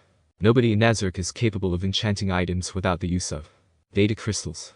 Why can't Ainz use regular weapons? According to both the novel and the anime, entities from Yggdrasil are still restricted by Yggdrasil class and racial restrictions. Ainz, as a magic caster, cannot wield certain weapon types. He can use wands, staves, and daggers. You can argue that kunai count as daggers, and I will agree, Ainz can wield kunai. Note: this is only weapons, he can still use tools and other items. Why didn't Ainz just use his own buffs on others? He can. But he's experimenting here. I never said he couldn't. He is trying to figure out how things work. He can use his own spells to buff his kunoichi. There is no designated time to how long buffs last. But considering Ainz can use extend magic, it can likely make it last a few days. The Overlord of Nashiko. Chapter 5. Little planet, you would have enjoyed this view, Suzuki Satoru spoke to himself, finding a brief respite from work to see the fantastical view on top of a tower. His gaze followed the shifting landscape, watching as the forest turned into woodlands before becoming increasingly sparse the closer the mountains of the valley rose. He could see a gleaming blue river running through it, flowing down the valley and away from his sight, a few people collecting its vibrant waters. It was a beautiful sight, and the refreshing breeze provided a relaxing scent and comfort. He reached into his inventory and pulled out a peculiar object, a seed. It lay in the palm of his glove, moved slightly by the wind, but never away. A little seed from Nazareth, he commented, remembering the various seeds that he and other guild members collected to aid in Blue Planet's collection, wanting to further decorate the great tomb's sixth floor with various plants. He was a randomized seed too. A species unidentifiable until a certain growth period. However, out of everything in his inventory, he only had a single seed. They cluttered his inventory beforehand, so he'd stored them away in Nazareth's treasure. But he felt sentimental and kept a single seed item for personal reasons. He clutched the seed in his hand and briefly glanced around to spot anyone watching. Ainz nodded, greater teleportation. He spoke the tear spell and vanished from Nashiko village, reappearing much farther away. Next to the river he spotted Suzuki Satoru. Took a moment to bask in nature, then walked to a suitable spot. Blue Planet, you always said that you wanted to plant seeds. Well, I'll fulfill your wish to some degree here. He crouched down and began digging out a suitable hole, deep enough to avoid birds and other animals he would work. The Overlord planted the seed and buried it, just in case he wanted something to protect it, but didn't want to use undead or anything high level. This would give him a chance to experiment with some summons. The black void briefly appeared as the player reached into his inventory and pulled forth the staff of Ainz. Then, with a small gesture, used one of his 7 gems of the serpent mouths, gem of the moon, to summon with the thought 3 moonlight wolves. They were each level 20, highly agile ambush monsters that had the appearance of Siberian wolves with a radiated silver glow. Since they were so low level, Ainz could kill them easily in a single spell. And an individual like Shizuka could kill them without too much difficulty. Since this area had relatively close proximity to Nashiko village, he didn't want incidents to occur leading to citizen or kunoichi deaths. But they should be enough to dissuade people from approaching. Ainz could feel a mysterious connection between him and the summons, a subservient link that clearly identified the master and servant relationship. Guard this location and this planted seed. Do not kill humans, but you can injure them if they attempt to approach, he ordered. The wolves barked in response. Satisfied, Ainz stored the staff of Ainz back into his inventory. He didn't know if summons would remain indefinitely, unless he dispelled them with the staff, so he would return to check every few days. Although he planted the seed out of response to Blue Planet, he also served as a possible test to see if something from Yggdrasil could grow here, while the Moonlight Wolves served to test how summons worked in this ninja world. Now, speaking of ninja, he was curious about Nashiko's Midakanon. Since it wasn't based on tier magic, using ninjutsu relying on Chakra, he wondered as to the potency of healing jutsu in relation to healing spells. He used the 7th tier spell Greater Teleportation to return to his Nashiko village. He waited a bit in the room, making sure there was nobody around to have seen his spell, but it seems none were the wiser.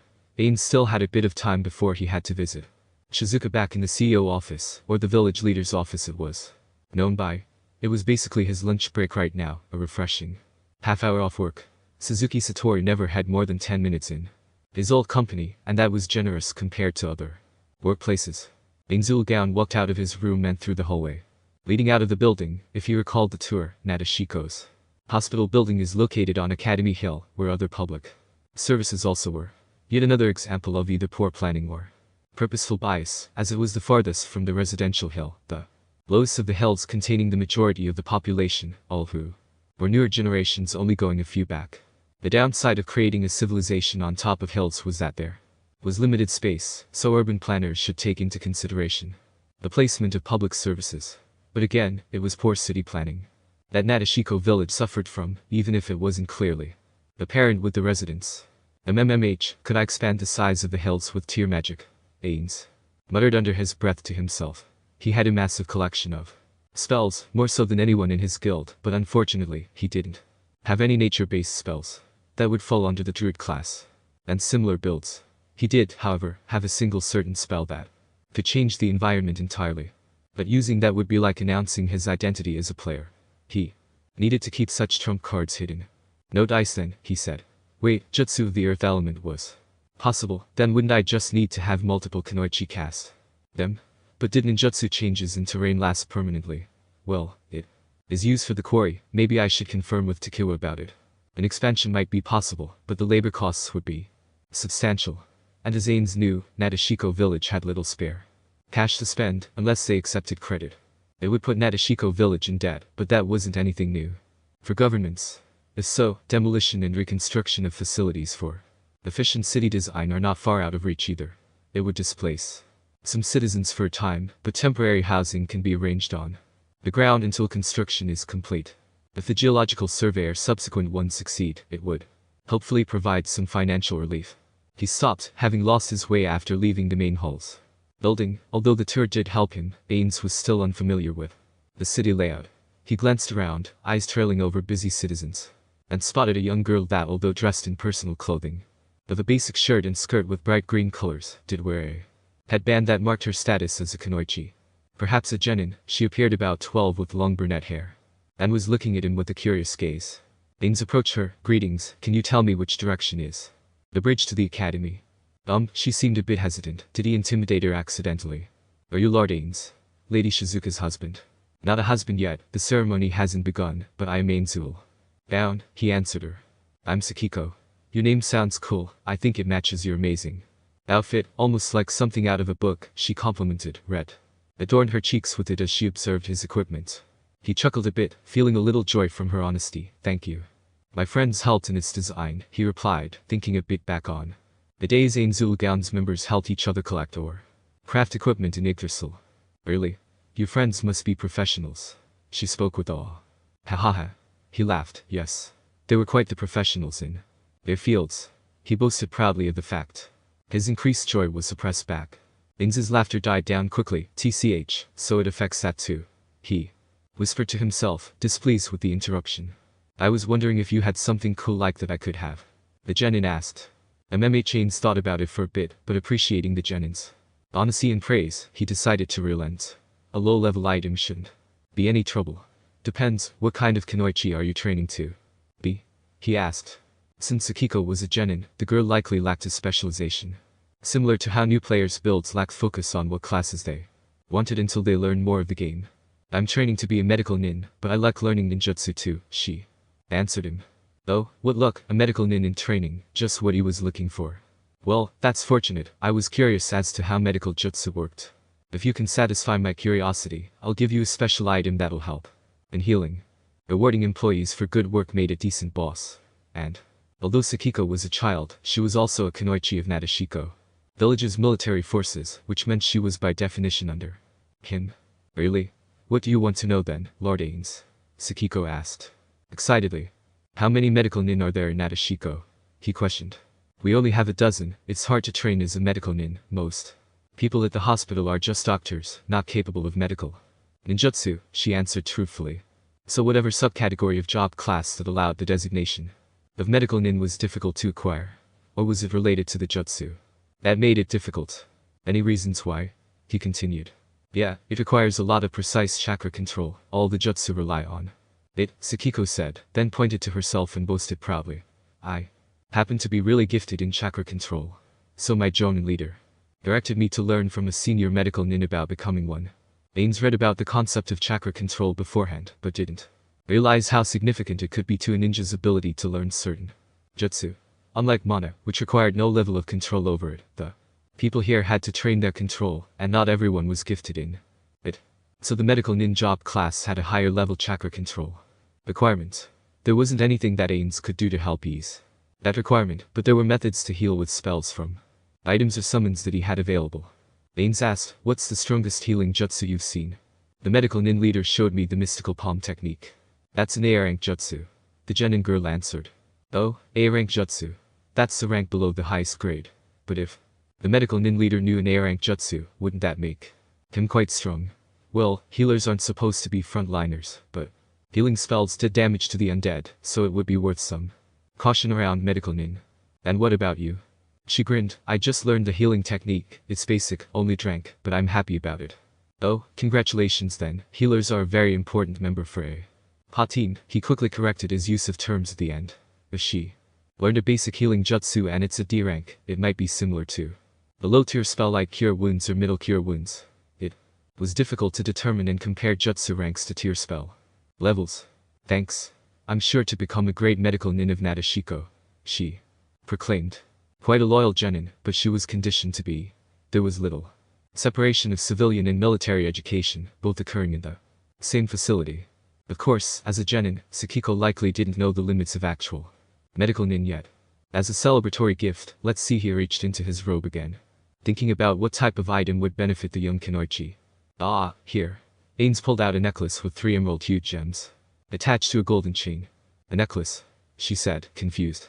This isn't a normal necklace, this is the necklace of crystal healing. You see, it has a special little effect. Why not try using your healing technique jutsu?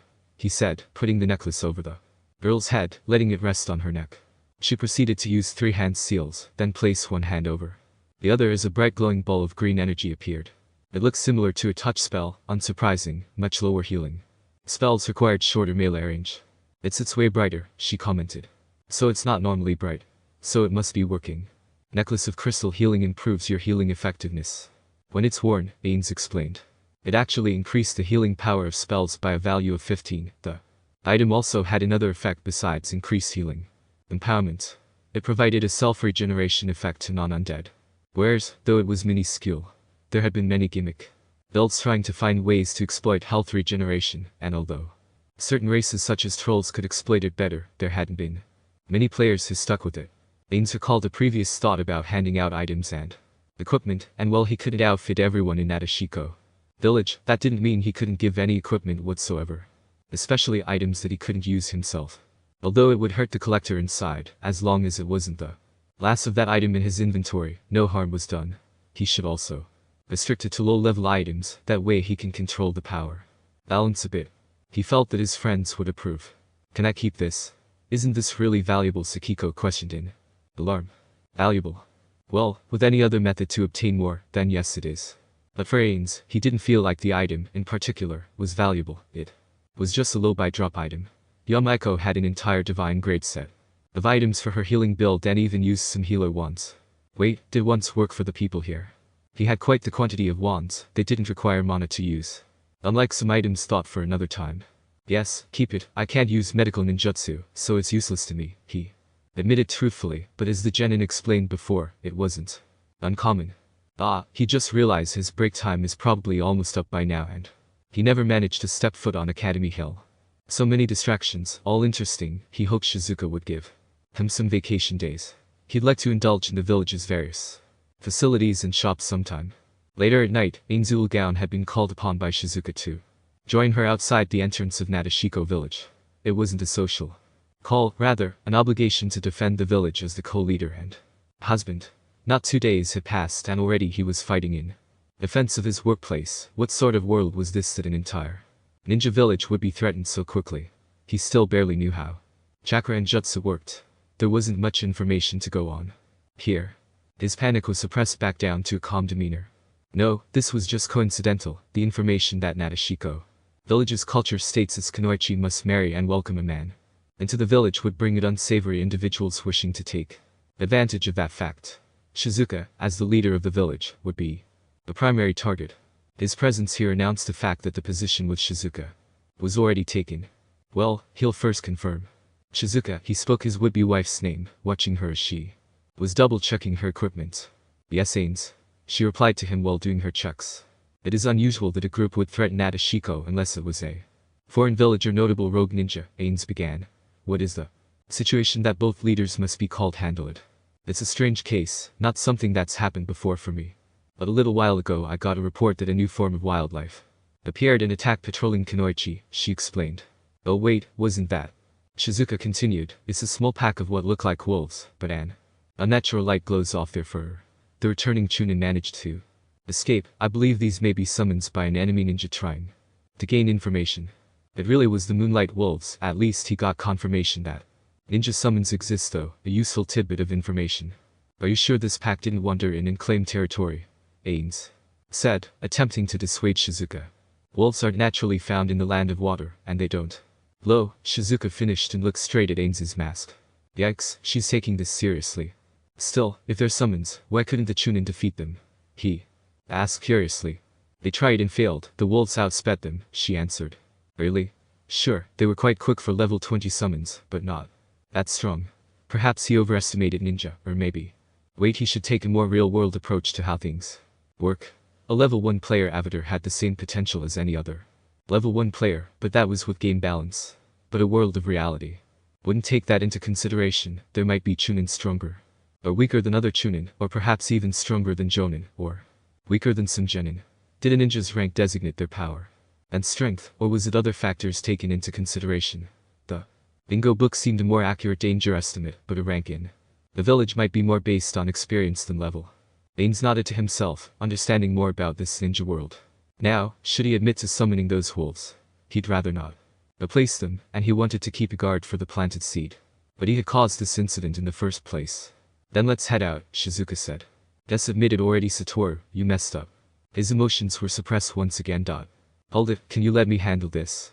I have a jutsu that can tame them if they're not an enemy summons, he said, feeling for his link with the Moonlight Wolves, which was easily felt.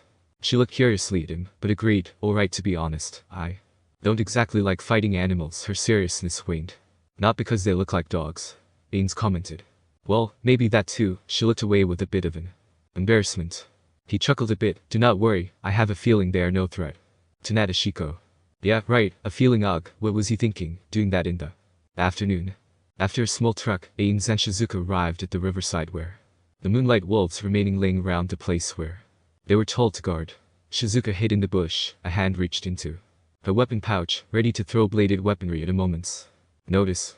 Ainz, on the other hand, approached the wolves without any caution. Because he knew otherwise. He did a flamboyant hand movement and cast triplet silent magic. Lesser Luck, which casts silently 3 times the Lesser Luck buff spell, making all 3 wolves glow with a special effect while he shouted, Wildlife Tame Canine Jutsu. Of course, no such jutsu existed as far as Ainz knew, it was merely for show. He made a mental command to them to cease all orders and remain passive. He turned to Shizuka, motioning her to approach. She left her hiding spot. Is it? They're tame. Tamed, not domesticated, he made sure to clarify. They're passive to everything right now, but won't be forever. I can make an imprint. Not to attack anything with Nashiko Village's symbol. The symbol of Nashiko Village was a circle of 5 black petals that reached inward before stopping at a white star in the center of the circle. Basically, a flower with a star inside it. Can they help defend the village? She asked. I can make them defend people with the symbol, he replied. He had complete control over the summons, but designating the defense of the village would be troublesome to distinguish between kunoichi, citizens, and friendly foreigners without some sort of identification. Do that then, Shizuka seemed pleased. Maybe she was happy with the fact they had wolves in service of the village. Ainz didn't know, but he did admit Moonlight Wolves did look kinda cool. He made an exaggerated hand motion. Done. Ainz spoke to the Kunoichi. He'd repeated his old order, but added the key factor. To treat those with Nashiko's symbol with impassiveness, but defend them if in the same proximity from hostiles. With Shizuka's presence, the Moonlight Wolves would be able to identify the symbol from her headband. All in all, he managed to fix his mistake. He hoped it was just this one time. Chapter 6. Author's note: glad you all continue to enjoy the story. Do not worry about the Q&A sessions. I will not reveal spoilers about the story in any answers, and so will not answer questions related to spoilers. Keep in mind, I don't have the whole story planned out, so it's subject to change. On that note, I do have only one extra character to aid, though they are not the main protagonist. They are a fun addition I thought would be entertaining. It's still Ainz's story. However, here's the chapter Q&A. Can Ainz use wish upon a star to give Shizuka a child? What kind of entity would that child be? Full stop. Go to horny jail. Jokes aside, I have no idea. Possibly the child would be human, probably based on his original human genetics. Just have no clue about this. Can Ainz use true death on Edo Tensei or animation jutsu? Targets. No comment. This question is just asking for power to power comparison, and I do not answer questions related to that. If Ainz used instant death tier spells on Jinchuriki, would it kill them both? I'll answer if it could, because I'm not answering yes or no. Even if it could, the tailed beast would reform later somewhere else. As when the tailed beast dies, it reforms, not resurrects. A technicality difference that I hope you understand. The Overlord of Nashiko. Chapter 6.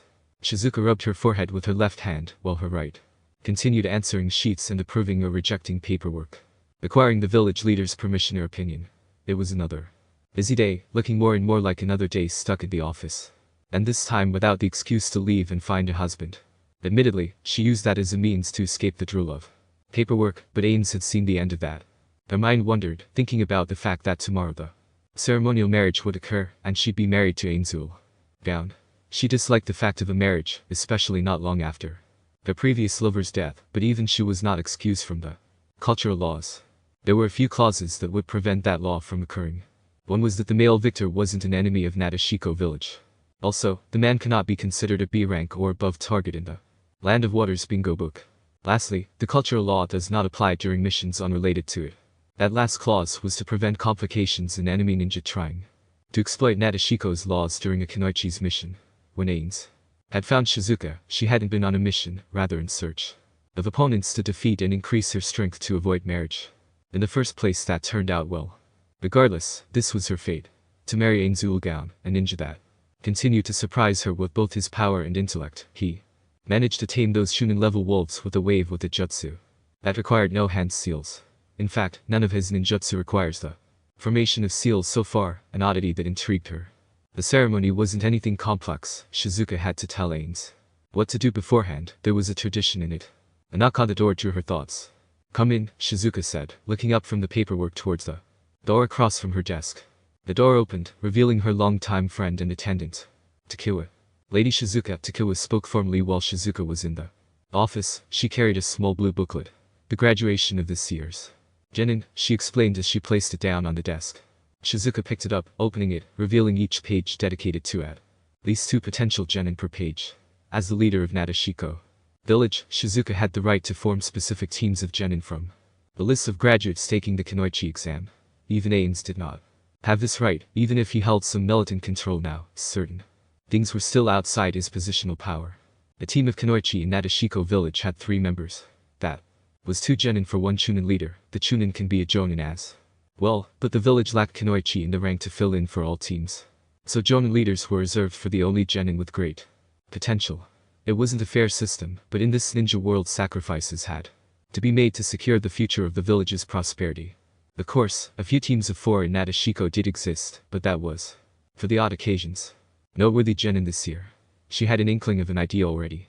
Familiar with the village as a native resident, most Genin did not display any particular talents, and bloodline limits within Nashiko were nearly non-existent, especially given the Mist village's recent purge 4 years back of bloodline limit holders in the Land of Water. Luckily, Nashiko village was far away enough from the village hidden in the mist to avoid most problems caused by the village's brutal practices.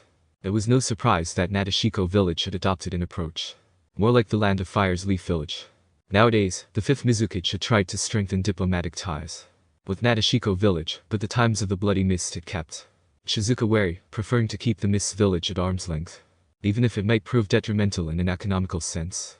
It's quite an average year again, Takiwa answered.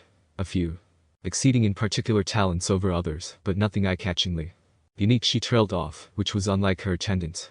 Takiwa? Shizuka asked. There's one girl, Takiwa said. She's unlike the others, first generation. The father died from illness while the mother gets by with embroidery. She's shown to display a high level of intellect, maturity, and an unusually high chakra pull for her village. This interested her, a whirlpool descendant, perhaps. Shizuka questioned. Nashiko village's peninsula was right below the ruins of the whirlpool village. His members had rumors to have high chakra reserves and increased endurance. Although Shizuka knew most of the village by face, that didn't mean she was aware of everybody on a personal level. Takiwa paused for a moment, likely trying to remember information about that particular group, then replied, no, she doesn't have red hair and no special chakra qualities. Odd, but with large chakra reserves, she'll fit well with a ninjutsu specialist. Shizuka flipped through the pages to look for the girl, paying attention to descriptive notes and finding a matching one. Shizuka blinked, taking a good look at the aforementioned Genin's picture. She must get her looks from her father. Any particular troubles? Her large reserves give her chakra control problems, and has issues with working alongside with others of the same age, preferring more experienced kunoichi. MMH. Shizuka thought for a bit. Then I'll make her fill in the spot with older members, she said, writing down the assigned group on the Genin's profile. Strange name, the village leader remarked. I'm sure Cluck can handle her when she returns. The profile image was of a petite young girl with blonde hair and ice-cold blue eyes. In just one more day, Suzuki Satoru, known as Ainz, she'll be married to a woman he still barely knew. He could already feel the clapping of hands from Parancino for netting himself a wife, and the scolding words from his sister Bikubi Kuchigama for forcing a girl to marry due to politics. There were also various other opinions from the other supreme beings he could imagine, positive and negative feedback that Satoru couldn't help but almost hide in shame, embarrassment, and mentally proclaim that it wasn't his fault. His emotional suppressor activated. The sudden return to cold calculation he'd taken to calling the effect emotional suppression, a byproduct of what he assumed was due to this racial status as an undead. It only activated when his emotions reached a certain level. It wouldn't interrupt to chuckle, but it would stop his laughter after a brief moment. The same could be said for the other end. If he got angry, would it also take away the rage after a fleeting moment? At least it didn't outright remove his emotions, just repress them into a manageable state. A mercy and something he was thankful for. The feelings he felt from his memories of Ainz were precious to him. He didn't want those emotions to vanish. It was handy in keeping his cool. He surely needed it after last night's mistake. He knew that simple level 20 summons could cause a ruckus. There was something that he was missing concerning ninja. He needed some sort of test to determine the strength of this chakra. It seemed the Chunin couldn't defeat level 20 summons, but as Ainz theorized the night before, it could rather be a case-by-case basis. A ninja's militant rank such as Genin, Chunin, or Jonin did not correlate to some sort of advanced job class, but just a position. That's not to say it was wholly inaccurate. It wasn't incorrect to say that a Jonin would likely beat a Genin. I still have no idea how powerful anything is inside. Despite not being capable of breathing, that didn't stop his voice from mimicking it. Maybe I should ask Shizuka for a rematch, or have a training session with another Kunoichi. Order them to showcase their jutsu. Would that be alright? Or an abuse of power? He wondered to himself, pacing around his room. And what about the management of Nashiko village? It wasn't a company, though he treated its upper management similar to one. His experience as a salaryman can only help in so many ways on the economic side, while his experience as a guildmaster and cur helped on the military side, but neither could help in managing the civilian populace. Thankfully, it wasn't expected of him to manage everything. Shizuka held a lot of the responsibilities, and the Elder Council acted as advisors, but they also acted like investors. Investors as advisors did not generally end well, but they weren't strictly identical to those greed-ruled men of 2138. They did not hold the same life-controlling power that the megacorps held. These were elderly people, an age group that Satoru had never seen before in his old world, though maybe he encountered one or two in Yggdrasil. It was hard to recall. Let's focus on more present situations, the Overlord in disguise said. The geological survey hasn't returned yet, might be another day or two before that happens. It is a decently sized region after all. The marriage ceremony I'll need to learn more about it from Shizuka first. I still need to find more information about chakra. The books in the library just don't have anything advanced on the topic. That might be because Nashiko village didn't have a majorly stocked library. Such information might be in the grade 5 ninja villages, but not here. He could send a Kunoichi team to the village, hidden in the mist, to purchase the information, but such knowledge could also be restricted. It is a military asset to hide knowledge of deeper chakra understanding. There would have to be an exchange of equal goods. Now that he thought about it, Nashiko village's ties with the village hidden in the mist had been loose. If Ainz could form a deeper bond between the two companies or villages, it might be worthwhile economically and politically. On the other end, he could cut ties with the Mist village and pursue the Leaf village, as Nashiko village bordered the Land of Fire. But that was a huge risk and would likely create hostilities with the Mist village for cooperating with the rival. So many factors to take into account, Ainz said, taking a moment to look out the window and over half the village, his gaze lingering on the lowest hilltop. It was just so undefended, and that made Ainz anxious. The defense of the Great Tomb of Nazareth was an absolute marvel. In Yggdrasil, a fortified guild that managed to successfully defend itself from an alliance of players. There wasn't a single floor that didn't have its defenders, and although the 9th floor of Nazareth could be considered not as defended, it was guarded by 8 floors. Before it, the lowest hilltop of Nashiko village would be the entrance point for invaders, so it would be the equivalent of Nazareth's 1st to 3rd floors in terms of importance. And it was nearly utterly defenseless, save for patrolling Kunoichi and residential fighters. I need to improve Nashiko's defenses. We can use the earth from the quarry to erect walls around the lowest hilltop. He'd also need to make it unscalable, as he witnessed in the past few days. Chakra ninja can walk and run up surfaces. The walls were to dissuade armies of non-ninja combatants, but could also serve as a front to lock outside enemy jutsu. This way, any enemy ninja had to first scale the wall before they can use a jutsu to attack population centers, and that was after scaling the natural elevation of the hilltop. That was the benefit of Nashiko village's natural geography. It forced opponents to approach and scale the hills. Of course, this was negligible for any ninja with a jutsu capable of flight, but recalling those rogue ninja, it was apparently a rarity that only Cage of the Stone Village could do. Ainz left his room and started making his way to the main hall. In particular, he wished to discuss with Shizuka about numerous topics. He wasn't making any headway by his own thoughts, and what little he continued to glean from the library. Sure, his nights were spent reading, but the available information didn't help when it concerned ninja, though management skills certainly did improve. Even though he was a max level 100 character, that didn't mean he couldn't continue to grow. The depths of knowledge held no limit. He could still learn how to manage or even command people. Though, when it came to combat, he still wouldn't gain any more experience points past the 90% mark. He hadn't certainly gained any when killing those rogue ninja. He passed by a few Kunoichi who were starting to become a little familiar with his presence in the village, though the civilians remained a bit wary of him. It didn't take long to enter the main hall and approach the leader's office. The proximity between it and Ainz's living quarters was short. The overlord knocked on the door, then entered. He spotted Takiwa first, the attendant doing her job in keeping the village leader's schedule on time, while Shizuka continued to flip through sheet after sheet of paperwork. He could visibly see the tired expression on her face, even when her focus remained constant on the work at hand. After a minute, she finally spent a few seconds looking up and noticing his presence. Ainz, did you need something? It was a strictly professional question, not the more casual demeanor in the little free time they had spoken. Do you have a report on the geological survey mission? He asked, wondering if the Kunoichi team on the mission had sent anything back. Shizuka opened the drawer on the right-hand side and started browsing through the numerous folders before pulling one out and placing it forward on the desk. Ainz approached and took it, opening the folder to reveal only 2 reports. It was a geological survey, so occasional reports were expected, and about 2 days had passed since they'd accepted the mission. Ainz read through it. The area was quite larger than expected. It would take significantly longer to thoroughly examine the region's natural resources. The Jonin leader, Klug, had requested an additional team for a broader search, but the request hadn't been approved by Shizuka. Why didn't you approve it? I don't have any other teams capable of taking a B-rank mission. A matter of logistics, Shizuka replied. Takiwa further clarified, we're stretched thin on Jonin, and most Chunin are already on missions.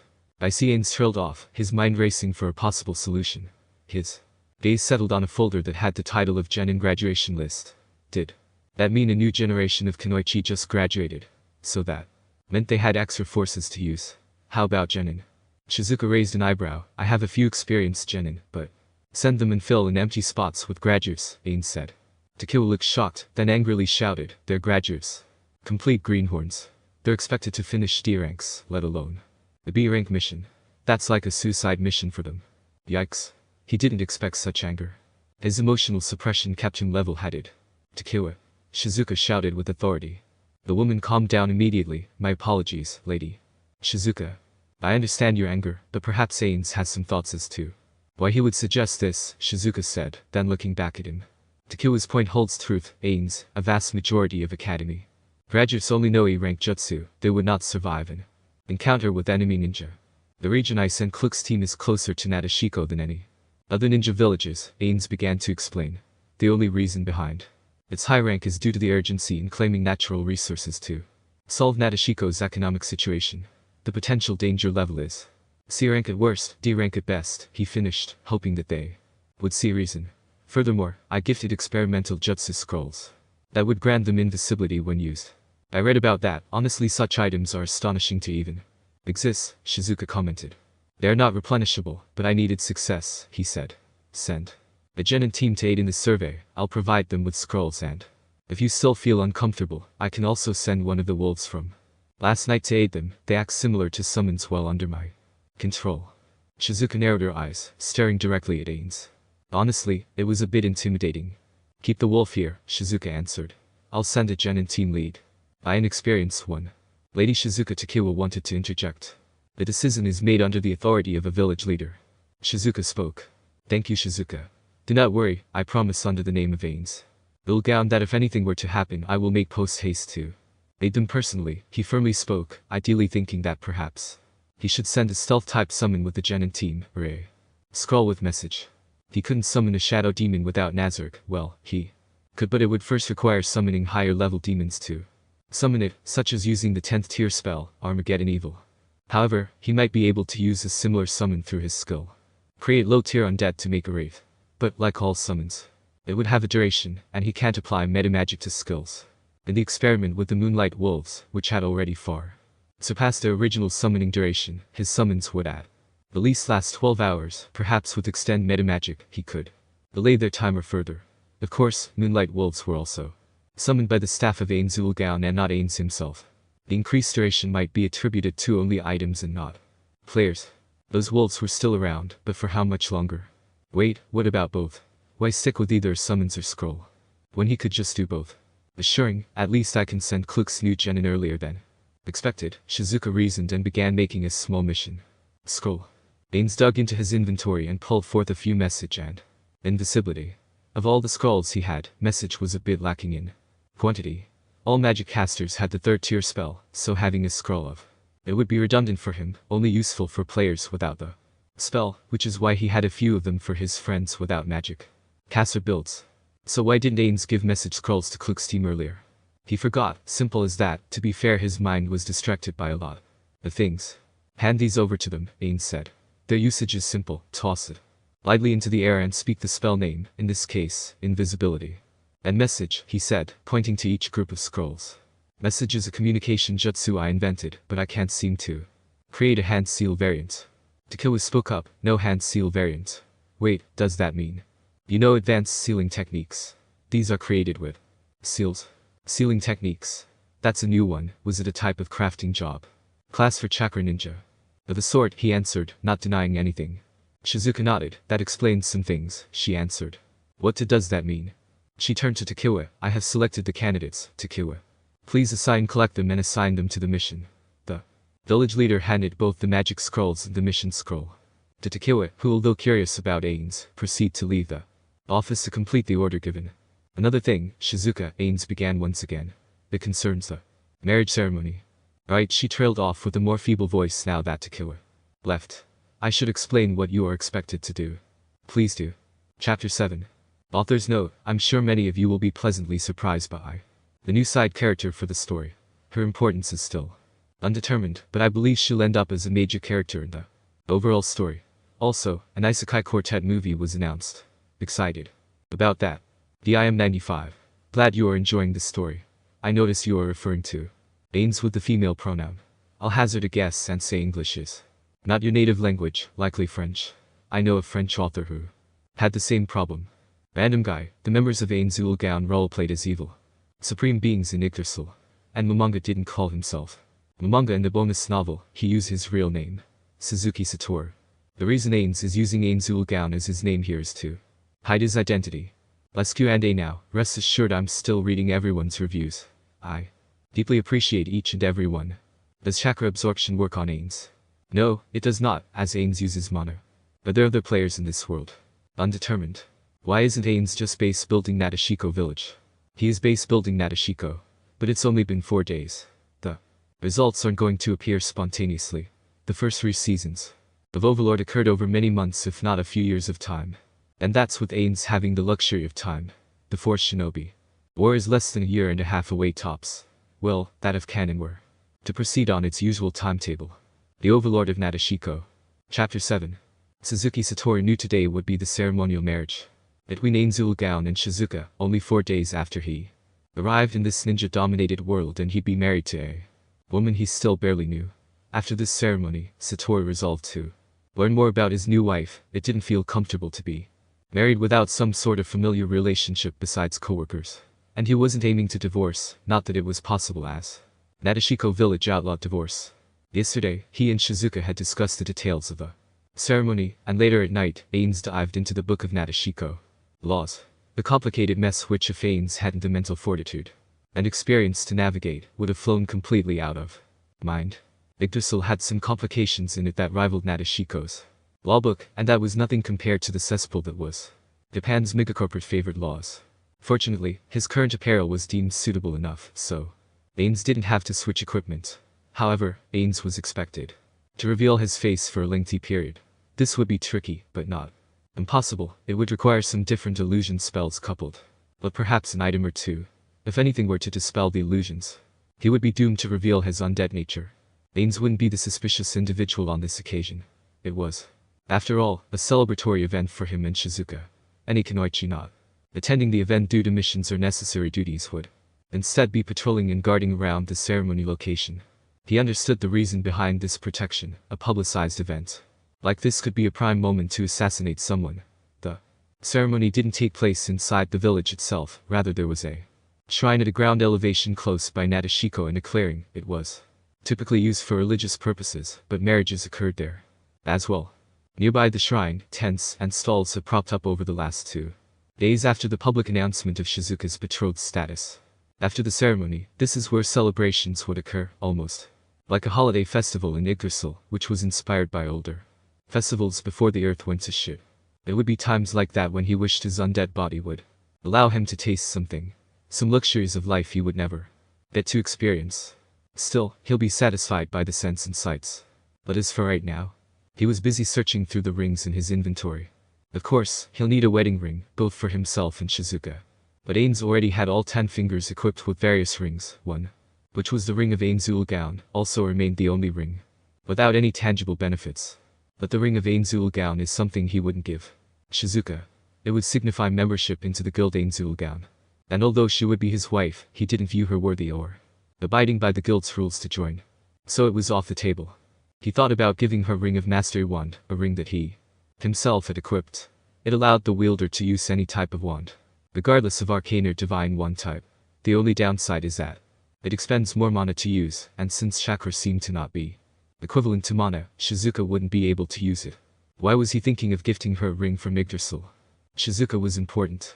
Not in a way that Ainz cared for her emotionally, but from a purely logical perspective. And since Shizuka would be directly connected to him, it would be wise to present her a ring with a tangible benefit. What about divination protection or mental resistance?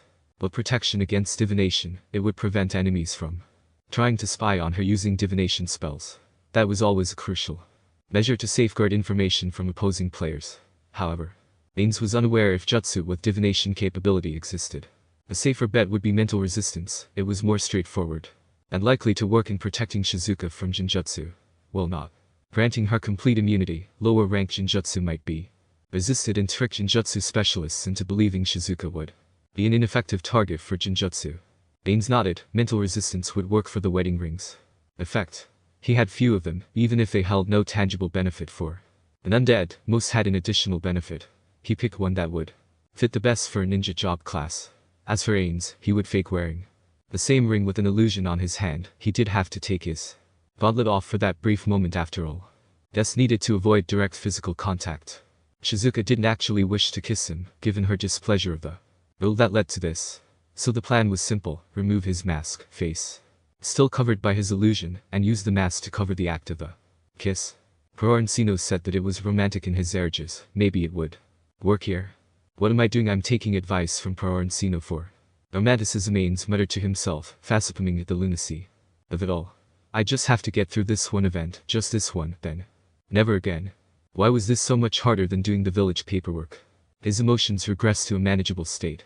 I can do this, complete the ceremony, then return to work. No need to do the post-ceremony bedroom, Ainz said aloud. An electronic beeping sound echoed from a watch on his arm, which he had set earlier. Big brother Momonga, the timer you set is up. Thanks for the reminder, Bikubiku Chigama, he replied as he unequipped the nostalgic item and stored it back into his inventory.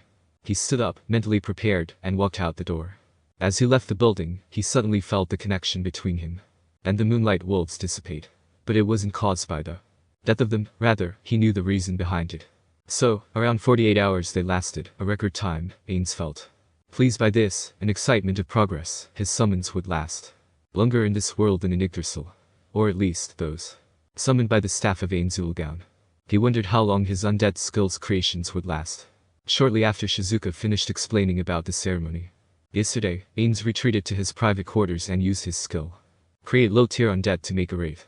He ordered it to stealthily follow and protect the Genin team with the magic scrolls, which had followed right after the team had left Nashiko. He hoped no complications would occur, but just in case any Kunoichi from Nashiko discovered the wraith and attacked it, it was ordered to let them kill it. Lord Ainz, Takiwa greeted him outside. Takiwa, I assume you'll be my escort? Ainz questioned. Yes, I'll escort you through Nashiko down to its entrance. Then you'll follow down the path by yourself, Takiwa replied. Lead the way, Ainz motioned his hand for her to proceed. They continued walking in silence for a bit, civilians absent of their day-to-day activities, likely present at the ceremony location. Only the subtle hidden movements of other escorting Kunoichi betrayed any hint of a private walk. Takiwa suddenly started speaking. I'm going to be brutally honest. Lord Ainz, Shizuka doesn't like this marriage. I know, we've spoken about it, Ainz admitted.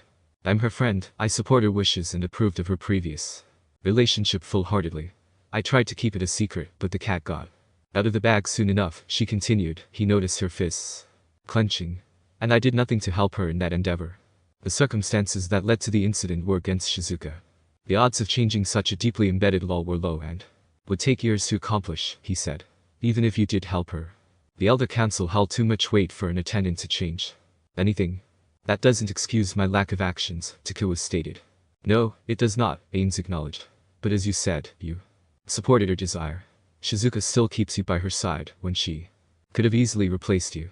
I say that means she still considers you a friend. Even as a member after member left Yggdrasil, Suzuki Satoru still considered them his friends.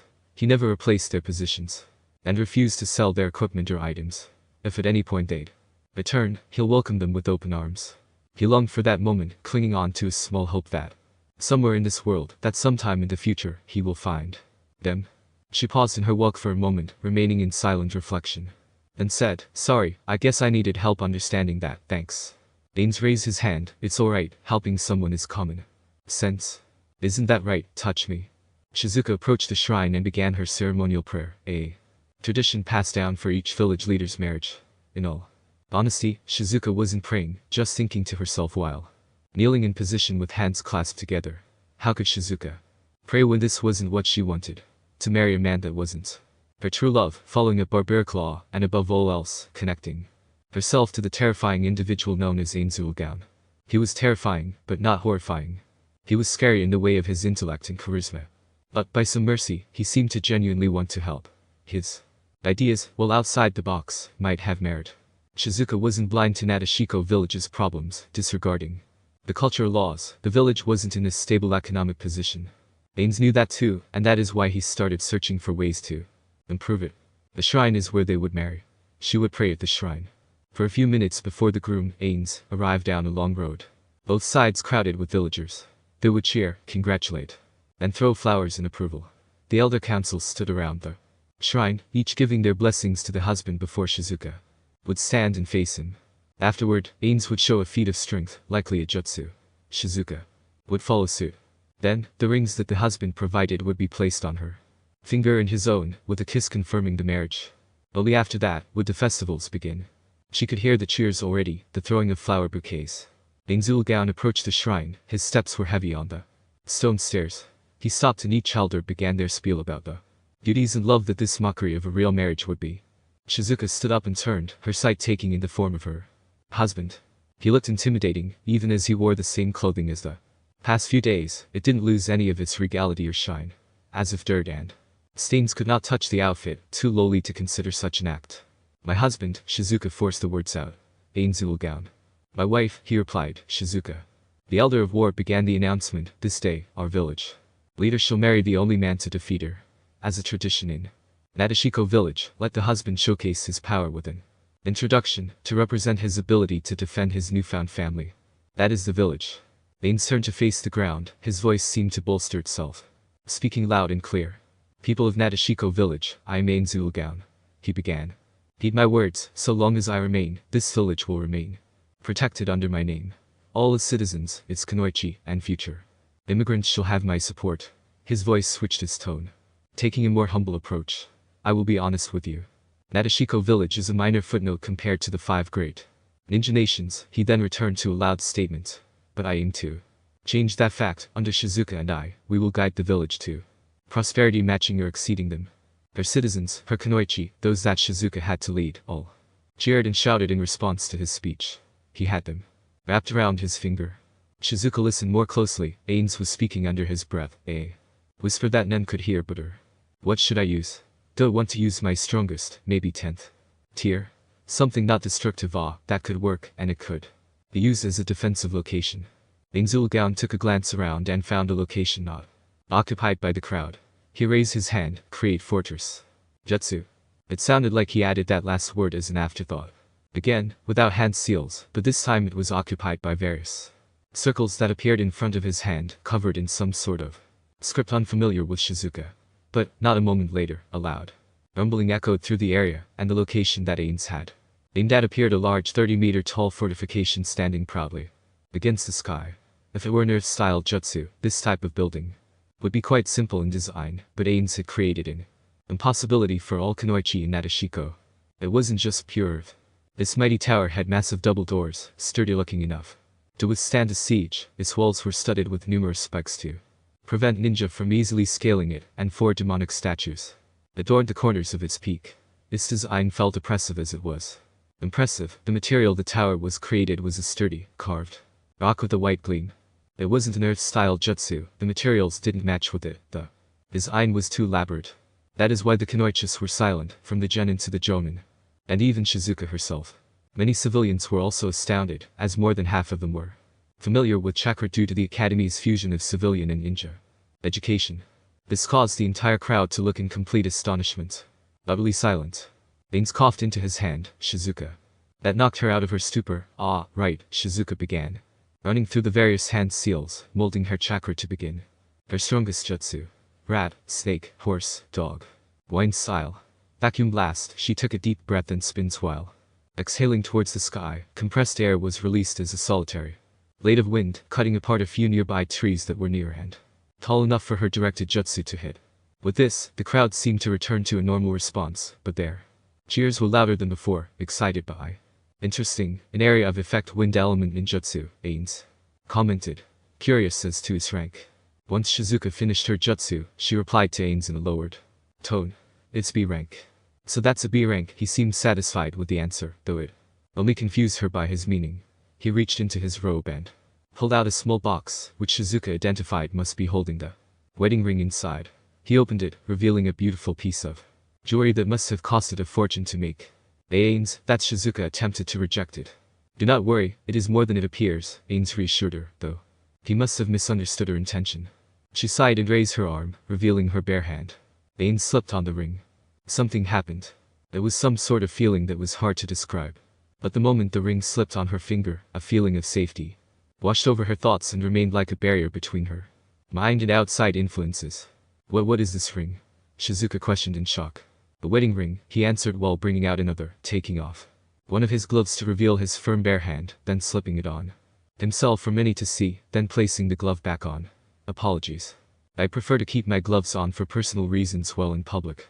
Ainz and Shizuka moved closer to the shrine. This was because they wanted the shrine to cover a direction and not let the elders have full view. It was time to end this ceremony. He removed his mask, revealing his face again, then leaned forward. She also leaned forward towards his face, but could not feel his breath. Was he holding it? Regardless, Ainz used his mask to cover both his and Shizuka's close faces, leaned a little closer, and they both stayed like this for a long couple of seconds in a fake kissing act. Then, he retreated, as did she, and Ainz placed the mask back on. With that, Shizuka was now married to Ainz Ulgaon. The village of Nashiko cheered louder than ever as the festivities began. Meanwhile, in a region not far from Nashiko village, a team of 4 Den and Kunoichi arrived at the designation location for their mission. It was a large forested area with high humidity and a massive lake at the center. A heavy fog covered the water's surface. The experienced Genin led the team towards a small encampment near the lake's edge, where the previous team led by the Jonin, Kluk, awaited them. Jonin Kluk greeted them warmly. I'm pleased to receive some additional Kunoichi. Do not worry, there hasn't been any sort of danger in the region. The experienced Genin, Yuraku, presented a scroll. Jonin Kluk. Lady Shizuka wants you to read this. Kluk raised an eyebrow, then opened the scroll, quickly reading through it. Before her eyes trailed over the 4 Genins, she burned the scroll, then directed her attention towards one of the graduates, a petite blonde girl that was shorter than her temporary companions. Her outfit a dull gray and green hues for camouflage, headband tied to her upper arm, and her weapon pouch had an additional string to it, preventing it from falling out from a straight kunai. It was a very militant approach to uniform, completely unlike her fellows which boasted the more typical expressive clothing and colors. You're my team's newest member? Kluk questioned, a little puzzled and curious as to what sort of individual a graduate could be to warrant placement on a team of Chunin and a Jonin. Introduce yourself. The young girl nodded, then replied. Her voice sounded purposely more mature, as if practiced to hide her young pitch. My name is Tanya, ma'am. Tanya, welcome to my team, Kluk greeted. Chapter 8. Important author's notes. Thanks for the continued support. I am writing this story for my enjoyment. Sharing it with you all just adds to my happiness. But please refrain from forcing your opinion on an author just because you hate an aspect or character of their story. As a fellow author, I can tell you, it can be very emotionally insulting and disheartening. Most of us write to share our imagination. We have no obligation to change a story just to satisfy somebody. If you find yourself disliking this story, don't force yourself to read it. Just leave and find something else you can enjoy. It's a problem on fanfiction and other sites like it, and has led to many authors never updating again due to such negative non-criticism reviews. Thank you for listening, and hope you enjoyed the chapter. Now, many of you have been curious as to Tanya. I'll answer what little I can without spoiling much. Thank you for enjoying my story. I read both your reviews, and while I appreciate the ideas, I already have a general scope to the story's plotline. There will be no more crossovers introduced into this story. Alright, Q&A. Is Tanya the same individual as Tanya von de Gurchev? Yes and no. This is Tanya from the prologue of the origin. She has not developed quirks from her show that appear post-reincarnation. So while some core personality traits remain, this Tanya will have some differences. Will other characters from Isekai Quartet appear since Tanya is here? No, this also goes for any other crossover characters. Can Ainz utilize chakra from external sources for jutsu? You guys are sure asking questions that can take away from the story surprises or excitement. So I'll leave you with this answer. Ainz lacks chakra pathways to control chakra from any source normally, and the shinobi gauntlet hasn't been invented. Can Ainz invent new spells, like combining other spells? He cannot combine spells. He can use them in sequence, or even conjunction when using time stop to produce a similar effect. As for learning spells, it remains undetermined. All I do know for certain is that he cannot learn Zerath tier spells, which exist in the new world of Overlord. Why isn't Ainz named Sator like in the bonus novel? Although this story is inspired by the bonus novel, it is through personal preference that I made him change his name to Ainz. All well is the fact that many readers are Naim only fans and are more familiar with this name. Also, it just sounds cooler. I apologize for the lengthy and unusual. Don't worry, I try to make sure the chapter's length is not affected by the length of the in terms of word count. The Overlord of Nashiko. Chapter 8. It had been 12 years since a girl known as Tanya had been born into this world, but the circumstances behind Tanya had her mental lifespan surpassed decades. Indeed, Tanya had not just been born but reincarnated into the body nearly complete opposite to her previous life as a Japanese salaryman. Really, it was the height of emotionally driven foolishness that would have led to his untimely demise, murdered by the man he'd fired earlier the day, but that incident wasn't responsible for his reincarnation. Rather, right before the moment of his death, a self-proclaimed deity stopped time and engaged in discussion with him, talking about humanity and their departure from belief in him and his miracles. But Tanya had seen it for what it was, a major complaint, incompetence, and unrealistic. That this thing would be such a being known as God. So, he called that self-centered entity Being X. Being X began to complain about his failed model in the cycle of reincarnation, saying that the faithless are not worth reincarnation. Of course, as an experienced and professional salaryman, he began to constructive critique and explain to Being X why people were that way. But he perhaps had spoken a bit much there. Being X decided to forcefully reincarnate into this world. So the Japanese salaryman became the Nashiko villager girl. When Tanya had first gained consciousness a few months after her birth, she'd started to gather information as to her whereabouts, current living standard, and noteworthy individuals. It had been difficult. The growing body of a toddler had little in control of bodily actions, and she fell asleep mid-thought more times than she could count. However, not 2 years into her new life, her father died of an illness and money became tight for the only parental guardian that could support her. That had been a little hard. She'd been growing an attachment to her father.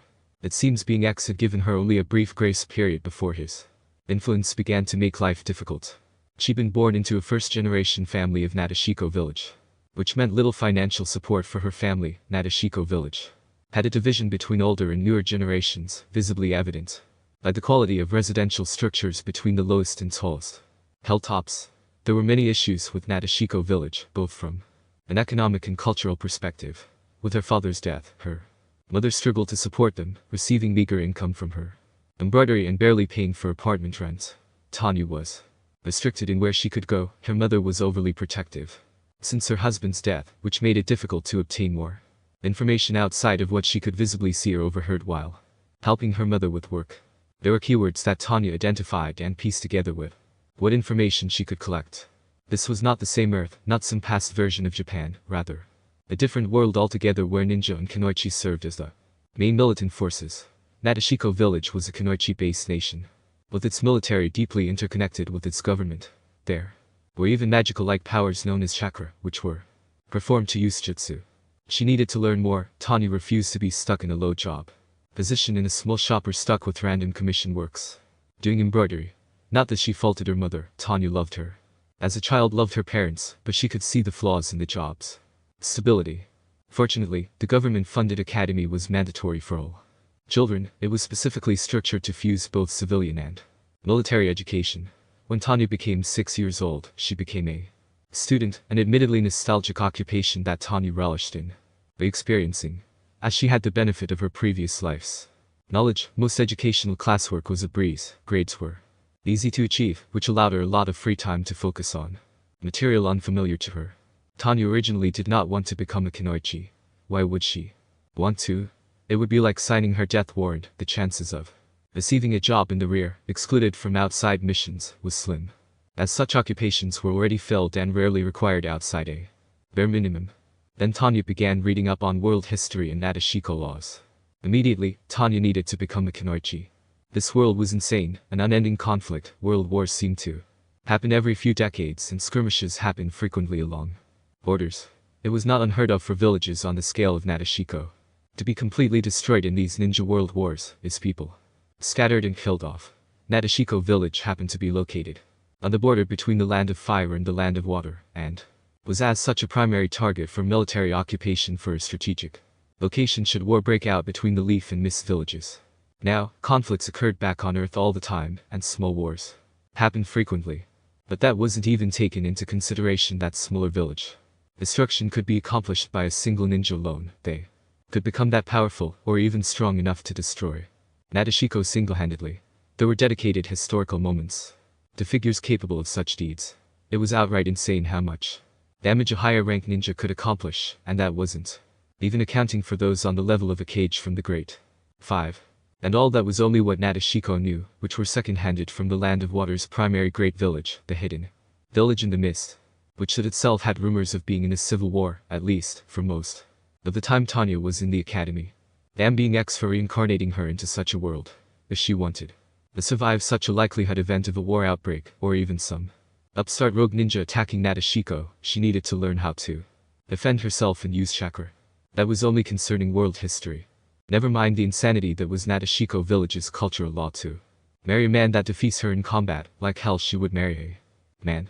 Tanya pored over everything chakra related she could find in the library and exercised lessons taught by the academy teachers, which his militant instructors were all Chunin ranked Kunoichi.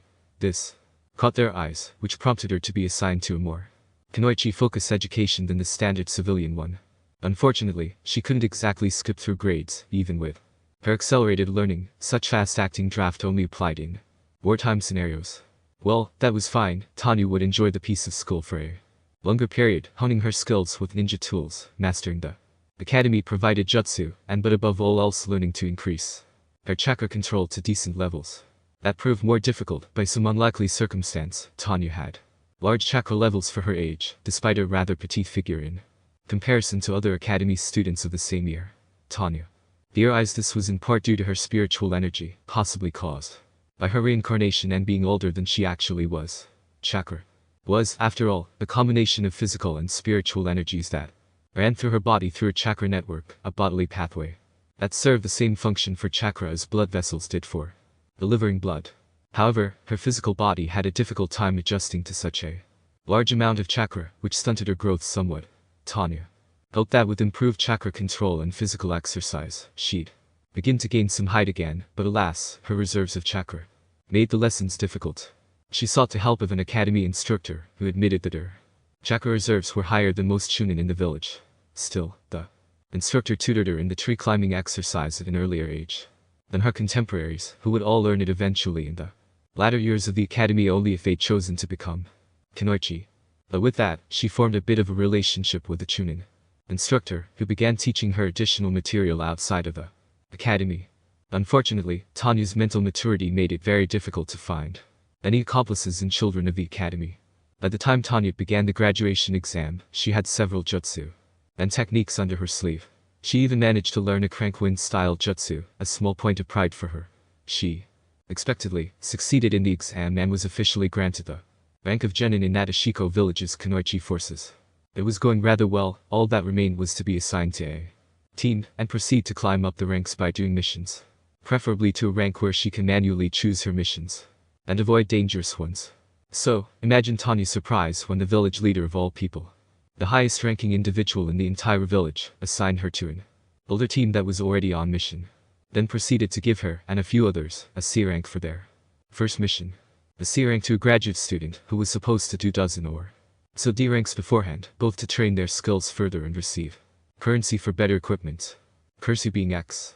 She could not reject it. The mission had been assigned by Lady Shizuka, the village leader. That was equivalent to the CEO assigning you to a task. You do not deny the CEO's request. The day before Tanya left, she'd started to make preparations. She was given a few special scrolls, an entirely new experimental technology, and told how to use them. Honestly, the message scrolls sounded like a glorified phone call. But Tanya wouldn't complain about having an emergency contact measure. The invisibility scrolls sounded incredibly useful for both stealth and escape options. These were provided by the upcoming husband to Lady Shizuka, a man by the name Ainz. She made a point to remember that name for future reference, as the position Ainz took would be high on the totem pole. A fast-track promotion that Tanya felt a little envious of, but as long as he was competent, there wasn't much complaint. Besides, her position as a genin was too low to argue against it, and Lord Ainz must be quite powerful to have defeated Lady Shizuka in combat. "I'm home," Tanya announced her arrival as she entered her apartment. The voice of her mother responded, in the dining room. Tanya took off her shoes and placed them near the door, then walked into the dining room, spotting her mother casually knitting together some embroidery as a commission. Tanya eyed her mother's hands, worn and aging, with a few bandages from needlework. She'd make a mental note to look into medical ninjutsu, which required concise knowledge on the human body, which Tanya was intimately familiar with through long study. Hello, mother, Tanya greeted warmly, deciding to relax her logical-driven thoughts and let her emotions take control for a bit.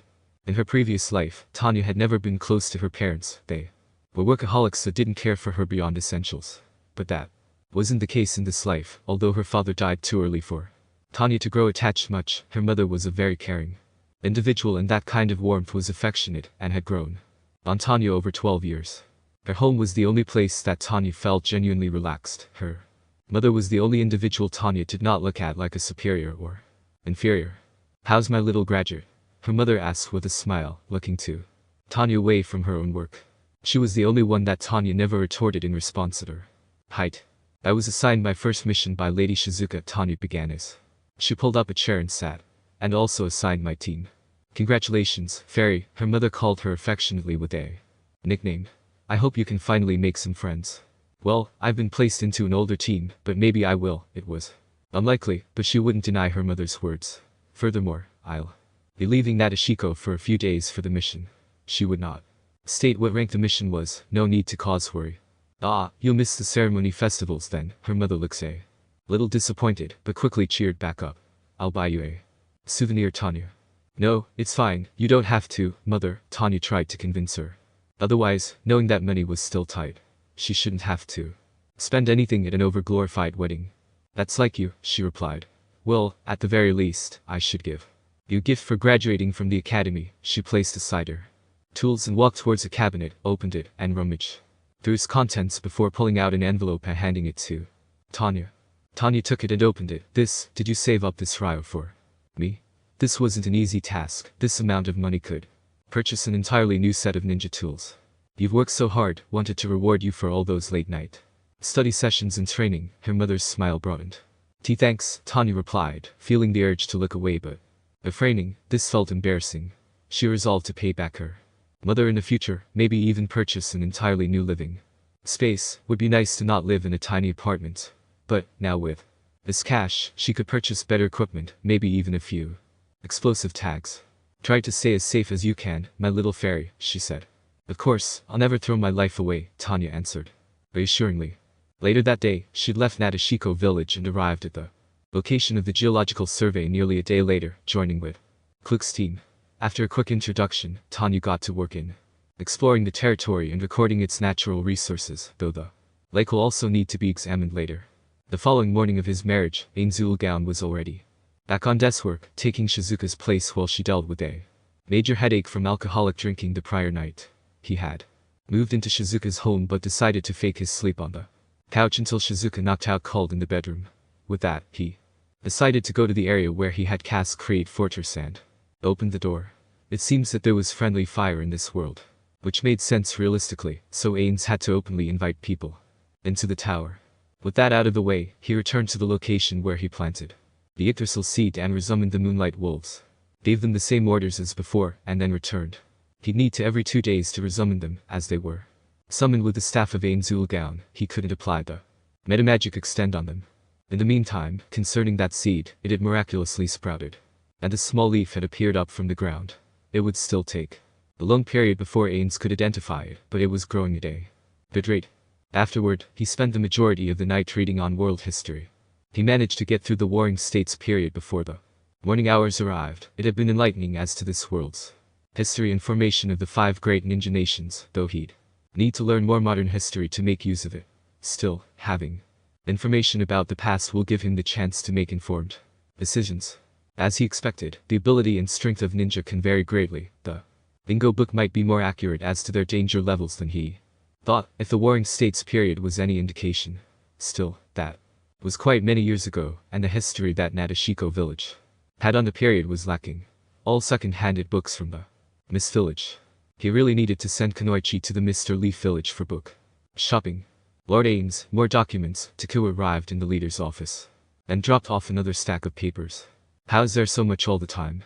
Ainz groaned as he pulled up another document and began reading through it.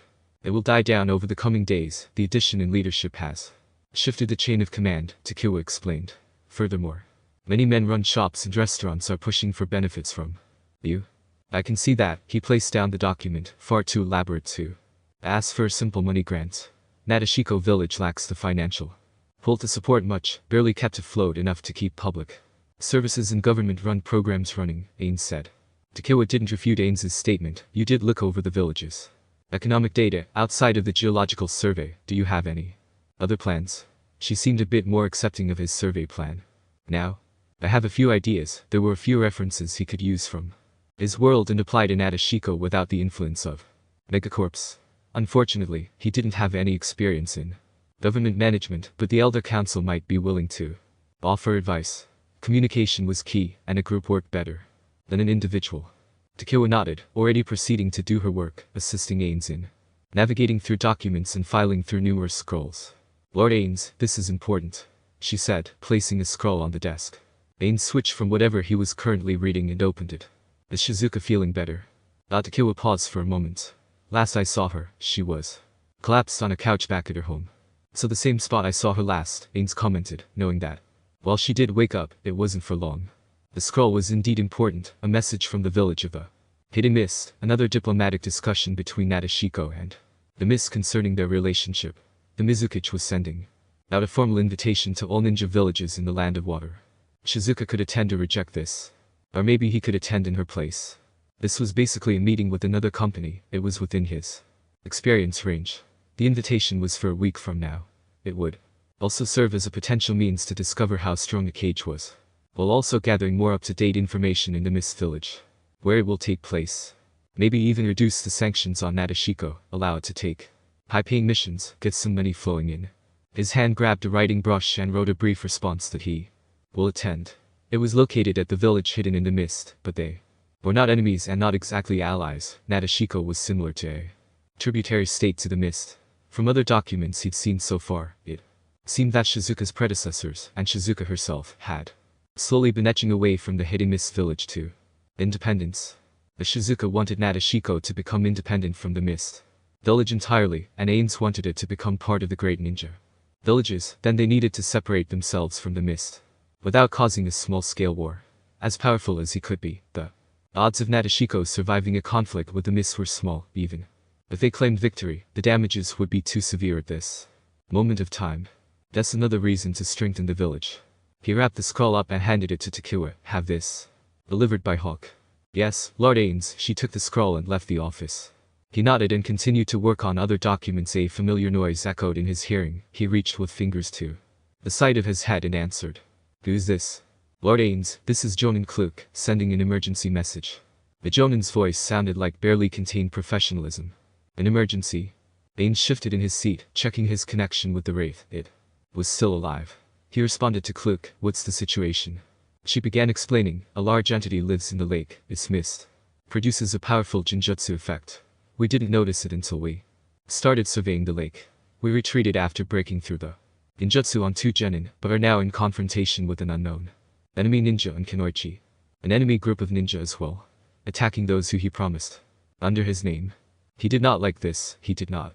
How dared they take action against those under Ainz's Gaon's name? He felt his anger regress back to a manageable level. Understood. Take defensive measures. Try not to engage the enemy. But find out information. I will arrive shortly. Use the invisibility scrolls if necessary. He replied with a calm demeanor. Yes, Lord Ainz. The spell decidedly ended right there.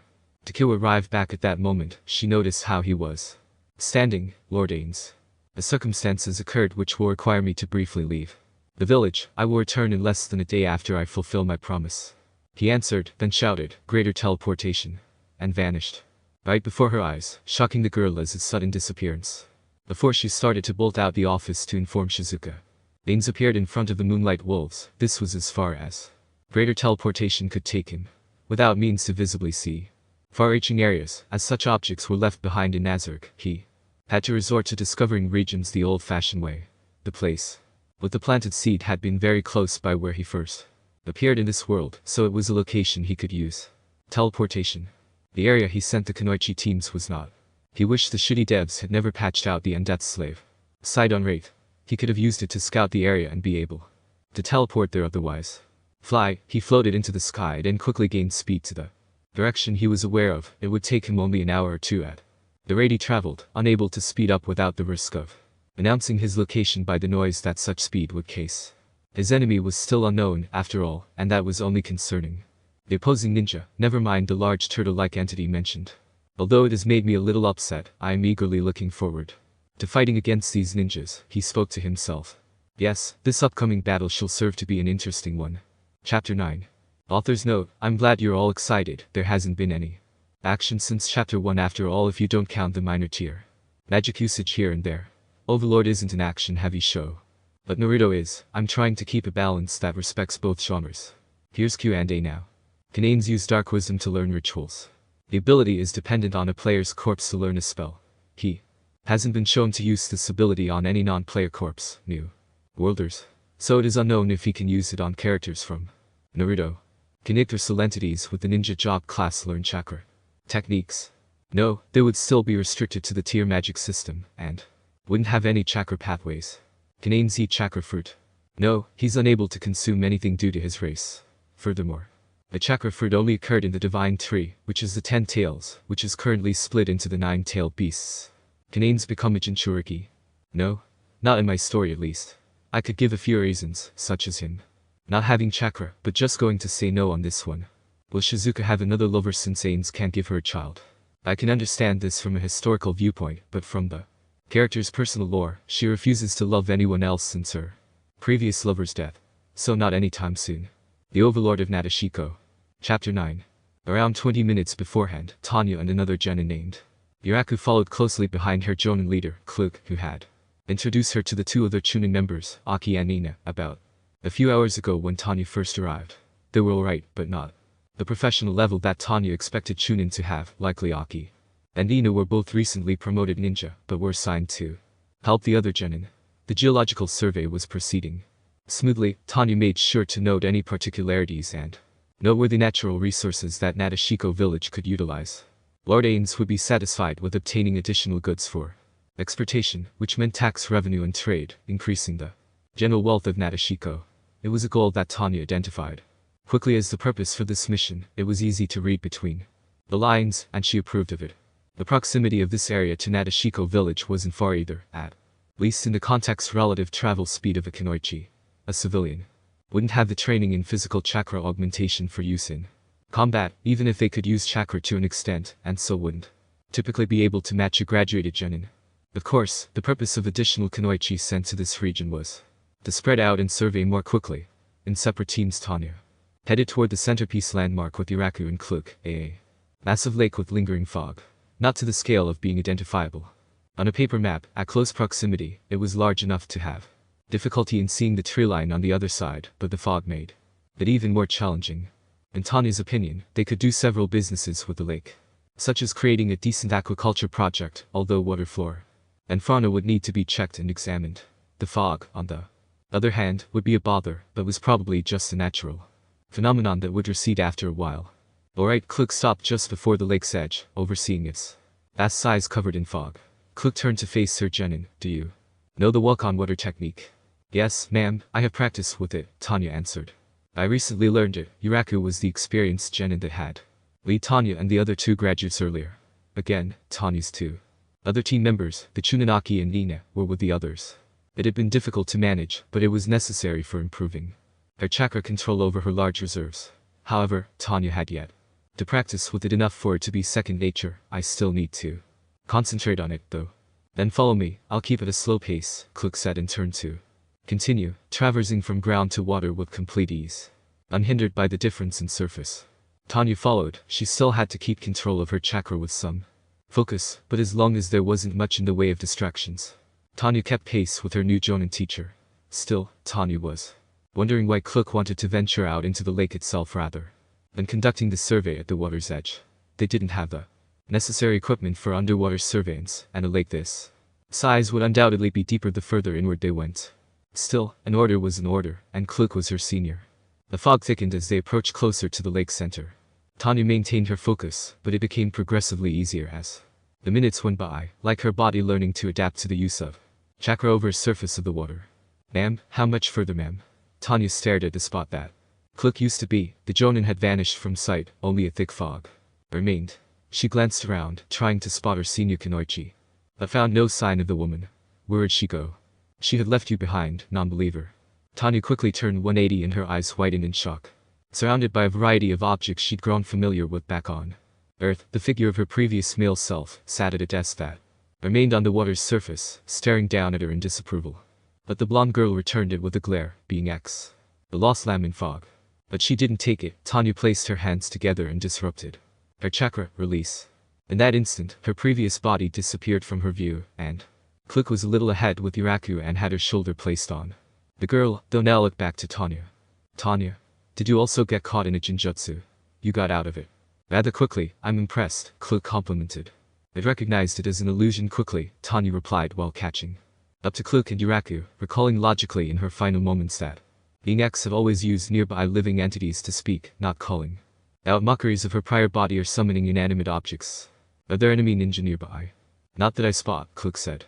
She crossed her arms, tapping her fingers against one. Perhaps this is not a natural fog. A minor jinjutsu might be woven into it. I don't recall reading anything that can do that, Tanya replied. Yuraku chimed in. It's been speculated, seals might be able to do it. The world is a vast place, but with the jinjutsu, we can now report that the fog is unsafe. There might be something here that's causing the issue. The Kunoichi glanced down below, her shadow dim in the fog. Stand back a bit, you two. Tanya and Yuraku backed off a fair distance. Tanya ideally wondered what the Jonin would do. She watched as Kluk proceeded to swap through various hand seals at a pace that outmatched Tanya by far. Though careful observation could identify which seals were which, an experienced ninja could use fewer hand seals for the same jutsu as another would need the full amount, but that depended on the familiarity with the jutsu, chakra control, and the amount of chakra they'll be able to exhaust.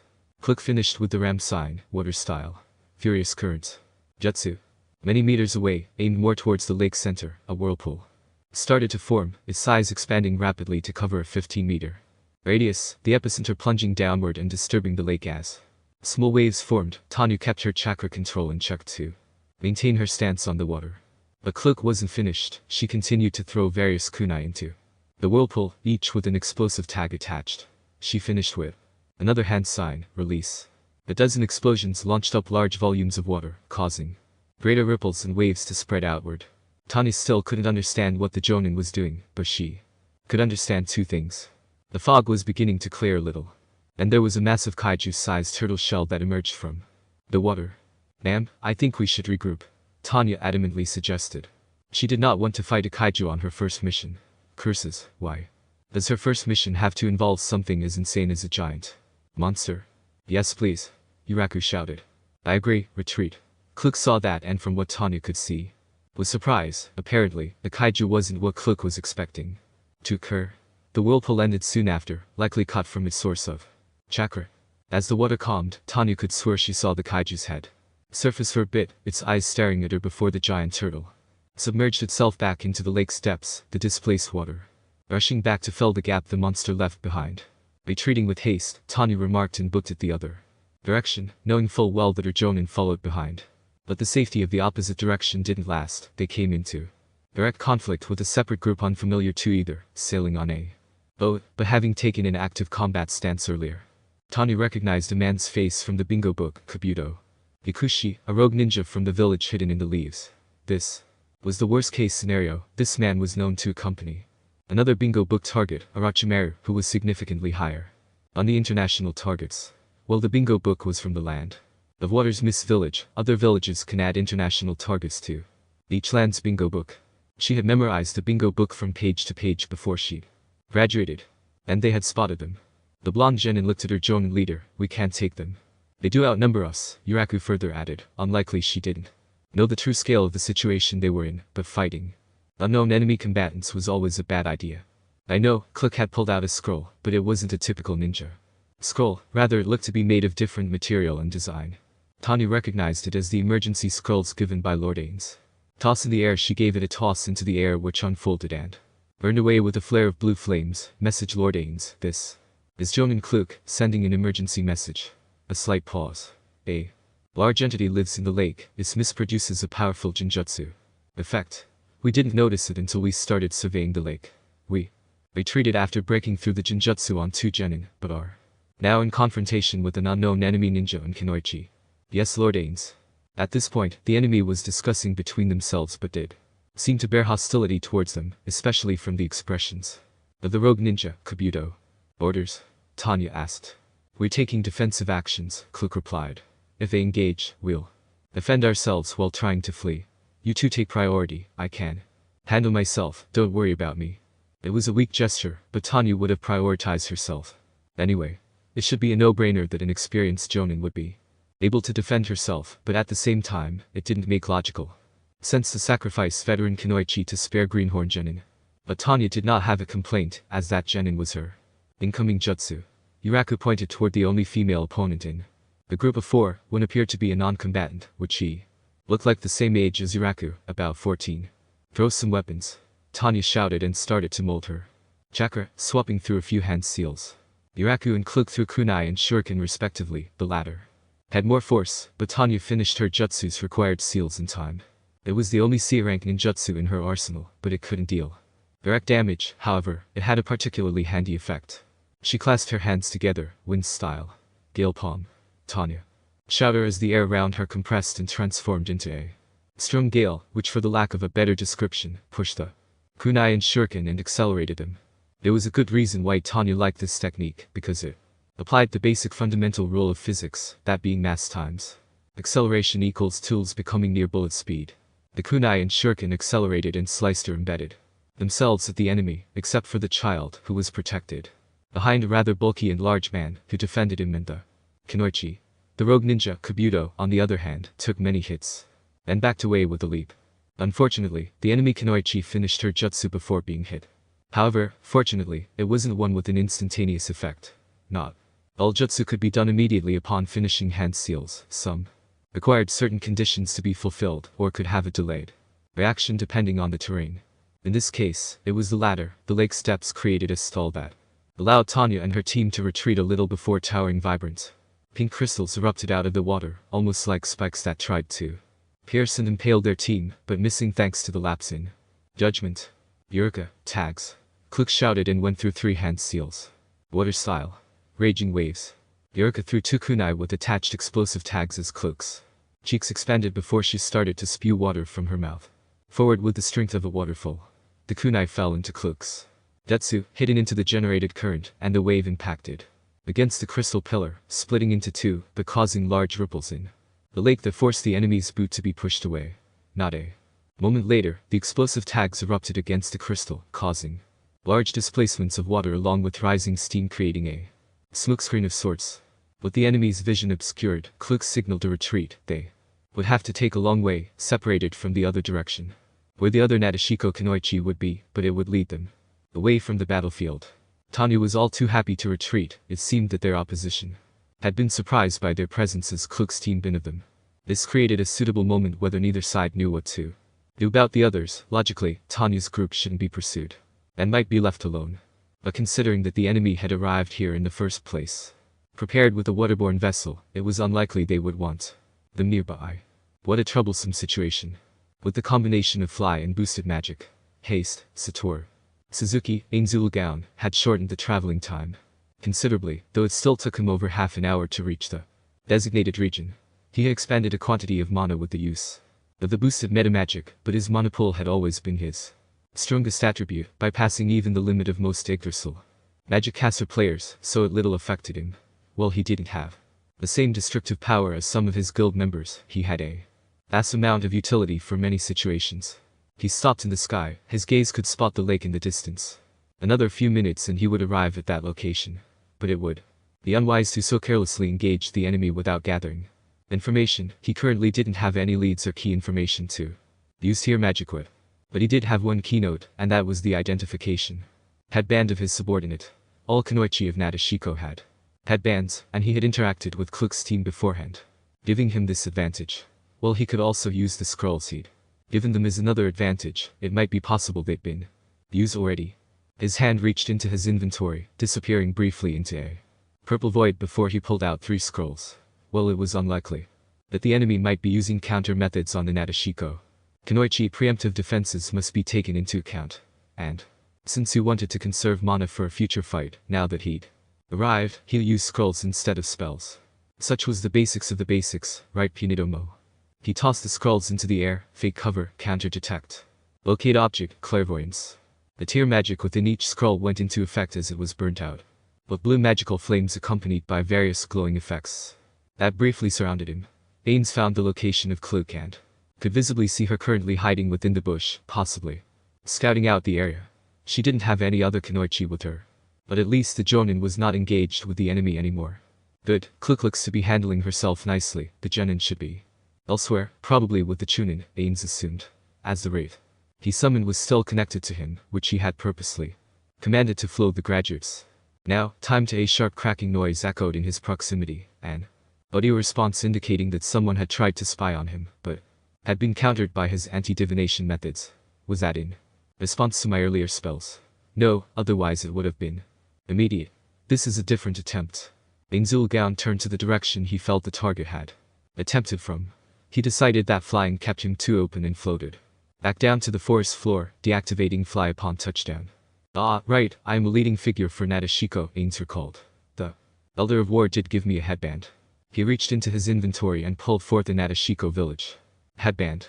It would honestly ruin his aesthetic if placed on his head, and the mask prevented that as well. But wrapping it around his gauntlet's wrist will work just as well, almost like an armband. Now, what to do? Ainz thought about it. He could either regroup with his Kunoichi subordinates or try gamble up potential hostilities to gather information. He chose the latter, considering that the Kunoichi were lower level than him. They would have to rely on him to gather information more safely. In that case, he'll send some summons to judge his opponent's strength, create low-tier undead, zombie, dog, and with a mental command, he let his skill be used multiple times at once. A pack of zombie dogs appeared out of the ground in response. They would fit into this situation, as their appearance could be described as perhaps a creature affected by a disease or an experimental jutsu. A skeleton wouldn't be easy to identify as anything other than magic, at least, from Ainz's perspective and his foreknowledge of fiction and current information. Also, zombie-like rogue ninja did exist, as evidenced in the bingo book on a ninja known as Kakuzu, who had been described to take parts from his opponents to sustain himself. Go forth, my zombie hounds, Ainz ordered, and the pack barked and rushed out in the direction he wished them to head. Undead. Slave sight, perfect unknowable. The first tier spell allowed Satoru to see one of his summon's own vision in the corner of his eye, almost like a separate window, which is what it would have been back in Yggdrasil. He would watch the pack leader of the zombies while remaining invisible from most prying eyes with perfect unknowable. He watched as the zombie dog and its pack rushed through the forest. There was a fog that hung in the air, but since they were considered part of the undead and were mindless at that, Jinjutsu or any mind-altering properties would be ineffective. A few minutes passed, but before long, his zombie summons found a group of 4 ninja that he quickly identified from headbands belonging to the village hidden in the leaves, Konoha. Now, Suzuki Satoru had recognized from the bingo book that not all ninja within it were rogue ninja. It was, after all, a wanted list from the Land of Water's Mist Village, and so it had a bias and targets that other bingo books might not have. Such was the case here, as one face among the 4 was recognized by him. The copy ninja Kakashi Haddock, an individual known to have 1,000 jutsu. Even Ainzul Gaon didn't have 1,000 spells under his sleeve. This made Ainz feel quite wary, but it also confused him. Did their presence have to do with that giant turtle mentioned in Kluk's message? Or was there another faction here that they were pursuing? There was no war between the Land of Fire and the Land of Water, although tensions were high according to Shizuka's knowledge. There shouldn't be any direct confrontations between them. Furthermore, Nashiko village might be neutral by technicality, but it was also under contract with Kurigakure, the Mist Village. So attacking a Nashiko Kunoichi could run the risk of war. Something that neither side wanted. Of course, that is also if that attack was discovered in the first place. They could have meant to kill his subordinate Kunoichi before the information was sent out of their presence in what was by law the Land of Water's domain. He decided to let the zombie dogs assault the group to gauge their abilities. The pack of undead canines, numbering 8 in total, erupted and struck with claws and fang. But they were hastily dispatched with these, a combination of melee attacks and techniques slaughtered their zombie dogs. This was expected, they were only newbie level summons. Even if augmented by Ainz's job class traits, they wouldn't last a minute. But the surprise attack did show a few unique points that Ainz took into consideration. Firstly, a male figure hidden under a covering grey jacket, cloak, and hood, his headband still visible under the hood along with his black glasses. Ainz had identified his abilities similar to the Entomancer job class, as the ninja had used a swarm of insects to eliminate 2 zombie dogs. He the least concerning, Ainz had plenty of Advantages against that job class, immunity against poisons and disease eliminated the typical builds. Secondly, another male figure, in contrast to the one before. He had a wild look to him with red marks on both cheeks and wore a black leather jacket. An interesting point is that a white wolf-like dog had fought as his mount, doing combination attacks against 3 zombies, shredding through them. Ainz believed this meant to have a focus similar to the beast tamer job class, given his use of an animal to augment his fighting capability. These two individuals' abilities reminded Ainz briefly of Intoma and Aura respectively, though the custom NPCs of Ainz would be far more impressive. Lastly, aside from Kakashi, the third member was a Kunoichi in a lavender white blouse. Her eyes had briefly confused Ainz for blindness, but it was clear that she had sight. However, she did not engage the zombies, too busy recovering from some sort of injury. Near those eyes. Did she have some sort of visual divination jutsu? It might be possible she was the one that attempted to spy on him. Not enough information to determine and decide with her. Kakashi, on the other hand, dealt with the remaining zombie dogs. Was simple to jutsu and kunai. Ainz did not know any information beyond Kakashi's physical prowess, as the ninja had killed the undead summon that his undead slave sight was applied to. Regardless, Ainz now had some pieces of information on his possible opponents. He would gain more later. For now, he would regroup with Klook and learn what she knew about the enemy. There was no need to engage Kakashi's team at the moment. He turned and walked in the direction Klook was located. Chapter 10. Author's note: I meant to do this chapter last weekend, but I've caught, and still have, an illness that's causing constant gastric reflux. So I've been unable to write for but moments at a time, and too exhausted to continue on. So until I recover, I probably won't be updating any stories for a bit. This is also why the chapter is shorter than I meant it to be. Usually it'll have another 1,000 words. I wanted to get this whole arc done within one chapter, but as you've read in the I need to recover first. The Overlord of Nashiko. Chapter 10. Ainz had kept his cautious seal throughout his trek through the forest, closing in on Klook's location with every step. The ninja from the village hidden in the leaves did not pursue him. Although they were unaware of his presence, he had thought that they'd make some effort to scout and identify the summoner. But they had not, and that made Ainz a bit anxious than if they had decided otherwise. He knew that Kakashi was a Jonin at least, the others might be Chunin considering their ages. That was already a group matching the Nashiko forces in the area, excluding Ainz. However, that assumption would be incorrect. Ainz knew that since those foreign ninjas were from a great village, their overall levels would be higher than the Kunoichi from his own. That wasn't taken into consideration if that was the only Konoha team in the area. He dispelled perfect unknowable as he approached. It wouldn't be smart to surprise his own allies. Yonin Klook, I have arrived to assist you, he said as saw the Kunoichi stealthed in a tree. Klook jumped down. He'd half expected a saluter bow, but there wasn't any given. Ainz reminded himself that no such tradition existed in Nashiko's military, though they did kneel in respect. That might not apply in active duty outside the village. Lord Ainz, I have gained crucial information since my message. She spoke. Our encampment is nearby, we can discuss further there. Yumu, lead the way, he agreed, knowing it would be a more guarded location to discuss plans and exchange information. True to Klook's words, Ainz followed her to a nearby encampment. It wasn't even proper to call it an encampment, rather a small camp, as there were no pitch tents. There were a few traps that surrounded the place, ninja wire with hanging kunai and shuriken protected many avenues of a potential assault.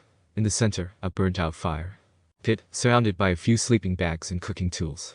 It was likely this spot had been used during their geological survey. The traps were new, but the camp itself was not. He did a head count and was satisfied that every member of both teams was present. Although he didn't know the names of the genin, Ainz felt responsible for their well-being. Ainz entered the camp with Klook. On approach, the Kunoichi tensed and adopted a rigid kneeling position. He did a casual wave, recalling a self-help book he read back in Nashiko about body, motion and intent. It seemed to have paid off. The girls all relaxed more, if still a little tense. Klook went to speak, but Ainz raised his hand and stopped her. Hold on, although I do not doubt your surveillance, let me double-check something. In PvP, the use of abilities, spells, and items were commonplace too. Being crucial information about an enemy player, especially if that enemy was in a party or guild. Collecting knowledge served to form strategies or listen in on opposing plans. Of course, any knowledgeable player would make preparations or wear equipment to protect themselves from prying eyes.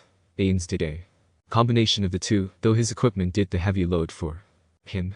As was displayed now, the sky above the camp cracked with a thunderous sound, indicating the rebuttal of a previously ongoing attempt to observe them. This had occurred not moments after he entered the camp, it just took his anti-scrying ring a moment to prompt. What was that?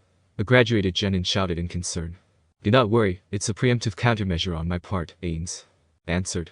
Still, that was greatly more concerning than the earlier spying attempt on him by, assumingly, the Konoha Kunoichi. In contrast to that low-level effort, this particular counteracted action was significantly higher in terms of tier level. It seems someone must have taken considerable interest in his Kunoichi forces here, but with Ainz's presence, their methods of spying would be blocked so long, as it wasn't anything on par with super-tier magic. He turned his attention back to Kluk. What have you all found out? Kluk began. The rogue leaf ninja Kabuto, known to serve the legendary Sannin, Orochimaru, arrived shortly after our encounter. But the gigantic turtle life form at the lake. Accompanying him was a large bulky man, a Kunoichi with her hair tied back, and a small boy, presumably a non-combatant. That did not sound like the Konoha team whatsoever, Satoru was glad he didn't jump the gun on marking them as complete enemies.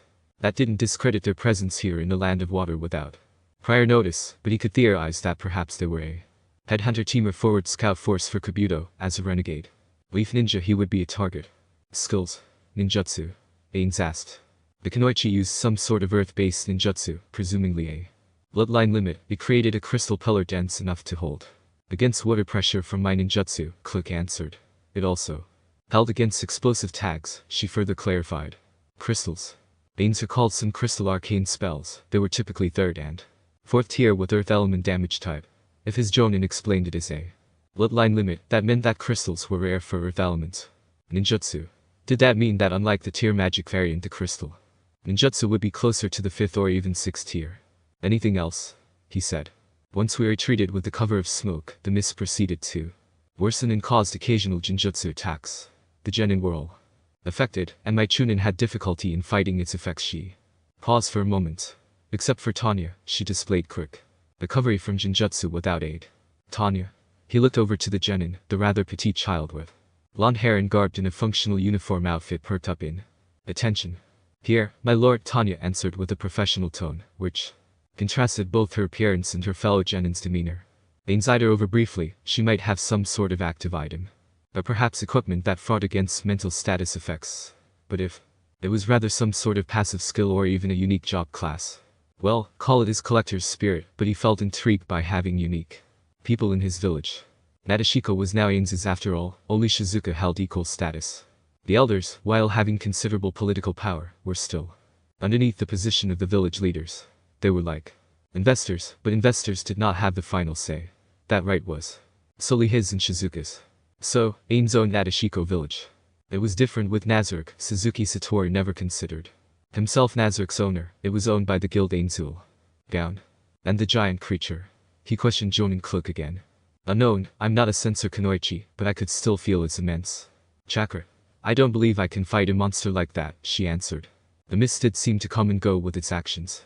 Kluk never stated that she wasn't confident in fighting an unknown group of ninja, but if she mentioned the giant turtle in such a way, the boss monster.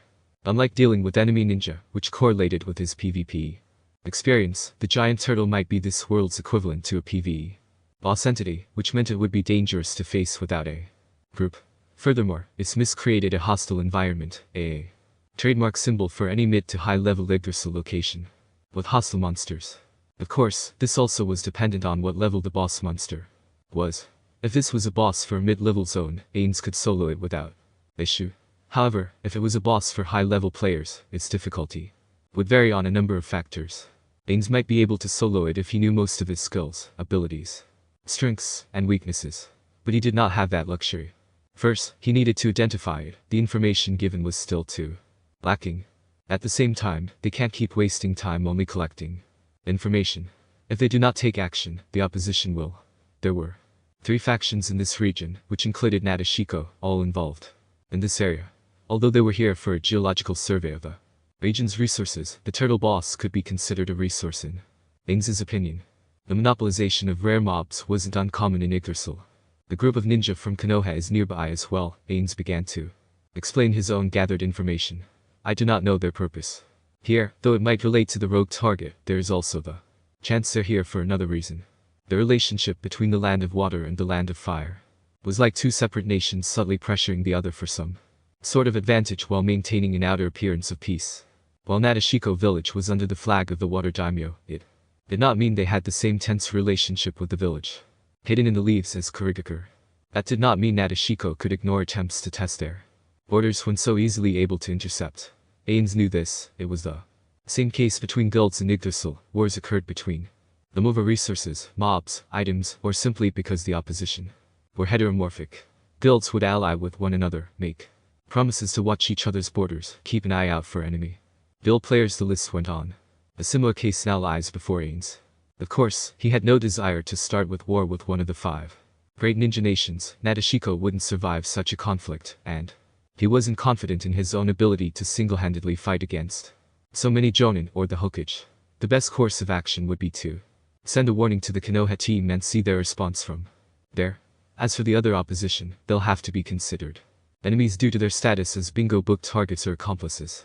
Fortunately, they did not pursue his kunoichi, which meant they did not seek a direct conflict. But they did fight over the lake, which meant his hypothesis over rights on the boss monster was likely their target. Alright, I have a plan, Ainz answered his kunoichi. Klug, take your Chunin and give a warning to the Leaf Ninja to leave the region. Try to dissuade them, but be wary, their team leader is Kakashi Haddock. Klug's eyes widened at the name. Understood, Lord Ainz. He knew that Klug's genin member, Tanya, would likely not survive a direct encounter with ninja from the Leaf. So Ainz decided to leave her out of that confrontation and instead assign her and the others to himself. As for the genin, you will all follow me. I shall cast Jutsu on you that shall give you a grade of resistance against Jinjutsu, Ainz ordered and mimicked a single-hand seal he recalled from the books, then directed an open hand towards the nearest genin. Tanya.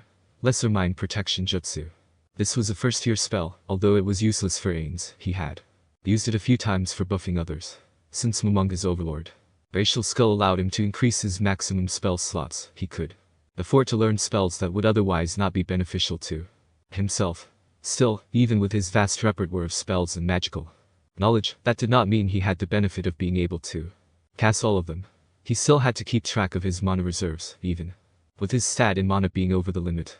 With lesser mind protection, it would allow the genin to resist the environmental illusion.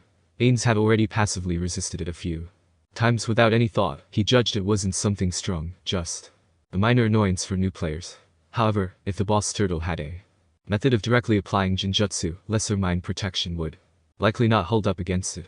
Still, Ainz did this on purpose. He was still experimenting with the capabilities of the so-called Chakra Ninja job class, so he didn't want to place higher tier buffs on his kunoichi without first learning what they could or could not resist. It would be pointless to place a buff on somebody that wouldn't benefit from it. Though he did still apply it to Tanya, it would be unfair for her to receive no further protection when her allies did. He still needed to assure his kunoichi's loyalty. As he continued to buff each genin, who were all amazed by it, Ainz sent a mental command to the wraith nearby to find and attack the other opposition led by the rogue lead ninja. That should keep them busy for a bit, as anyone familiar with the wraith would know that physical attacks were heavily ill-advised against it. Now, to see about that lake. Suzuki Satori arrived at the lake where the boss creature resided. The 4 genins had followed him to the lake's edge, successfully resisting all attempts at the Jinjutsu connected with the heavy mist in the area. Though the mist had such a threat, its presence obscured the vision, which Ainz found annoying, unable to see further into the lake without going deeper. This would have been a problem for any ninja or kunoichi, but for a magic caster, the solution would be simple. Whiten magic. Complete vision, Ainz spoke, and his vision was enough to see through the fog without issue. With the whiten metamagic, he could see up to 200 meters. He couldn't see any giant turtle, though he did spot a boat in the distance surrounded by numerous crystal pillars at the lake center. This was likely the rogue ninja group, and his previous theory about them desiring the boss monster seemed to hold fruit. He could sense the wraith nearby, likely about to make its attack as commanded. But before the undead summon could do anything, a loud screech of a boyish voice echoed through the area. A pillar of blue energy erupted from the boat. Ainz was cautious. It was something he'd never seen before. He would almost compare its visual effect to some high-tier magic. Though it seems the boss creature came in response to the screeching as the giant turtle rose from the lake's depths and appeared between the crystal pillars. He managed to obtain a clear view of it. It was quite a sizable creature, matching the 4th floor of Nazarik's guardian golem in stature. It had 3 tails that splashed around in the waters behind it. There were many different types of boss monsters in Yggdrasil. Ainz could recall a giant flying turtle with a city on its back, and, although this creature wasn't to that flying one's size, a turtle with 3 tails was something he'd never seen before. It was intriguing. "What do you see, Lord Ainz?" one of the graduate genin named Takako asked. Another genin called Fusi commented, "I can't see anything in the fog, how could he?" "Do not worry, I have full vision despite the overhanging fog," Ainz answered to them. Yuraku, the only experienced genin of the group, turned to the others. "Except for Tanya, I don't suppose you two know how to walk on water?" Takako replied, "Saw it before, but I don't know it." "No, I don't," Fusi said. "We wouldn't walk on water," Ainz said, though kept that piece of knowledge in his head for future reference. "We'll fly." Tanya arched an eyebrow. "Fly. Mass fly." Chapter 11. Author's note, thanks for the support everyone, I am nearly recovered, no longer have gastric reflux, spend time playing some games and watching nature documentaries to relax. I'm going to write some of my other stories after this chapter, please don't expect an update like 3 days later for this story, haha. Here's the Q&A. Can Ainz create new clans with consumable items? As explained in Ainz's throughout the story, well he does have quite the collection, there is no method he has for long-term sustainability, as he doesn't have access to Nazaric NPCs with crafting job classes. Clans in Naruto seem to be one of 2 reasons for their creation: a bloodline limit or closely guarded techniques. So no. Not with items he can't. What about with his spells? Can he create clans then? Possibly. Well, a majority of tier magic follows the rules of Yggdrasil. Even in the New World, there are cases where it differs. How it will interact with chakra is left for debate, but it might be possible to create bloodline limits with certain methods, but not with any racial changing items, as any Naruto character that used such an item will become an overlord character. They would instead function like a New Worlder rather than a Naruto Worlder. Ainz should stay loyal to Shizuka. Ainz should get a harem. Ainz should stay alone. The circumstances of Ainz's relationship with Shizuka is a key aspect in this story that shall be explored over the course of it. At the moment, Ainz and Shizuka's relationship is purely political, there is no love between them. Ainz will not have a harem, though he may have admirers. The Overlord of Nashiko. Chapter 11. Throughout human history, people had always been fascinated with flight, leading to many trial and error inventions that eventually accumulated in the first flying blimps and machines. At least, this was how it was on Earth, though Tanya believed that same fascination still remained even in this ninja-dominated world. However, the technological level so far known was a mixed match of different innovations, undoubtedly caused by the presence of chakra as an energy source, which made the exploration of electricity lag behind. That's not to say electrical infrastructure wasn't present in Nashiko village, but it wasn't readily available for the whole village, reserved for use in public buildings or the rich. Nashiko didn't have the capability to generate electricity for everyone, so certain buildings received priority. But that was beside the main point, that being the problem of chakra. There was no known natural way to generate chakra for civil use. It was a finite resource tied to living organisms, which each have their individual limit for how much chakra they could have and regenerate at a time. As far as Tanya knew, they couldn't generate chakra like they could electricity, and without a measure to reliably generate and store it, it couldn't be used to easily fuel machines. This problem, combined with the necessity to mold and shape chakra to perform actions, made it difficult to innovate due to issues in chakra control. Now, there were items that use Fuinjutsu, which remained one of the few ways to give chakra instructions. However, practitioners of Fuinjutsu were rare, along with any detailed instructions beyond those commonly known. The fault of the ninja way to keep secrets, it made such knowledge closely kept. While the ninja world wasn't stuck in stagnation, it was slowed considerably, especially with all the constant warfare. The ability to fly had crossed Tanya's mind quite a few times, but unfortunately, none of the teachers in Nashiko knew how to accomplish such a feat. There were rumors that the cage of the hidden stone knew how to fly, but even if by some miracle he willingly spread the knowledge of the technique, Tanya's large reserves made chakra control a difficult task.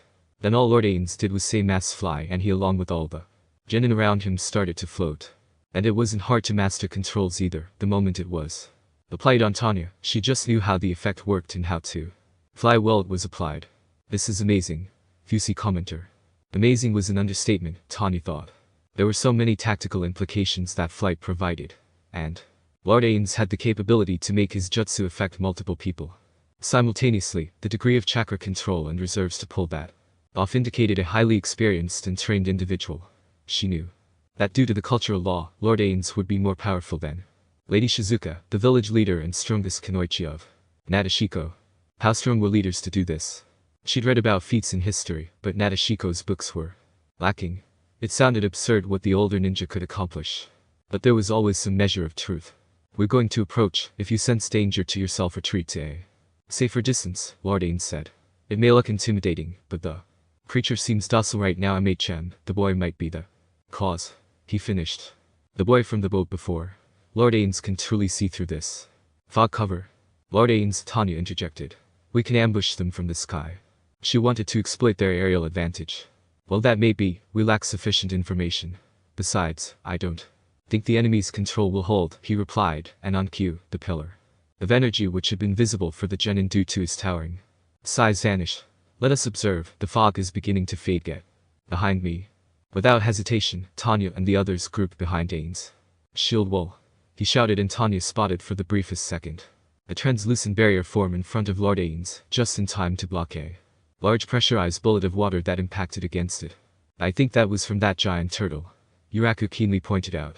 The mist faded to reveal a rampaging turtle kaiju, with its focus directed at the group rather than the nearby boat that was pushed away by the waves made by its movements. So it's chosen to focus on the larger threat? Ainz questioned. Alright, you four, track down the boat and the boy on it. He seems important for this operation. Use the invisibility scrolls. The rogue ninja of the group seems to have abandoned his allies, so the danger level is lessened. Still, the woman is present, but the scrolls should keep you concealed if you stay silent, he ordered. Did he see what occurred on the boat earlier? Well, orders were orders, and it wasn't to engage directly, rather a stealth operation, which was far more acceptable for Tanya than engaging a Gamera reject kaiju. Tanya reached into her weapon pouch and pulled out the scroll. As you command, invisibility. She tossed the scroll lightly into the air, and it unfurled, burned into a crisp with a flash of blue flame, and Tanya, along with the others who followed suit, vanished unseen to the eye. With the genin out of the way, Ainz directed his attention back to the boss monster below. He originally planned only on observation, but his curiosity as to how tier magic could face against a chakra-using monster was an opportunity he sought for a while.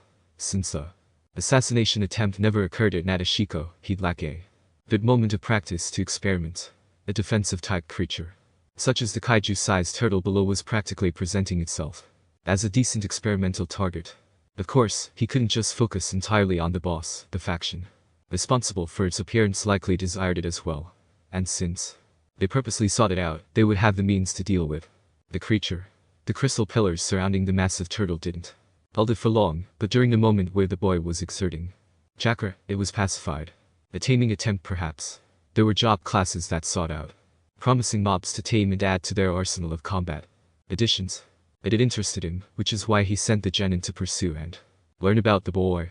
And since the only identifiable bingo book target had fled the scene with high-speed movement at the boss's rampage, a skill that was typical of the ninja job class, that left the less dangerous opponents. Concerning the rampaging boss, its attention had targeted Ainz rather quickly after the presumed taming attempt failed. In games, monsters would normally target lower-level players. Weak players tend to generate aggro, which could be mitigated by higher-level tanks if actively done. Ainz, however, did not have any aggro-inducing abilities. The guild's primary crowd control fell on players like Bikubikuchigame. But considering that this was a real living animal, perhaps it just identified him as the greater threat. Blue Planet did comment on how animals can sense danger. Life Essence, Ainz used a buff that allowed him to see the health value of opponents. Peculiar, it appears to have a lot of health, but the spell seems to vary. Is it because of chakra? No matter, I'll put it about the health of a mid-level raid boss. The creature roared and fired another bullet of pressured water. Ainz avoided it by dropping from the sky to above the water's surface. He chuckled briefly, then announced, "Very well, creature. You will serve to satisfy my curiosity. Let's see how you fare against here." Magic. The three-tailed monster rushed forward with astonishing speed, displacing the water with its eyes and movement, causing ripples the size of small tidal waves. It sought to physically tackle Ainzul bound, which was a correct action to take against a magic caster. Ainz raised a finger towards the incoming opponent, Dragon Lightning. He casted the 5th tier spell, as it dealt lightning damage, which helped pierce through a target's armor.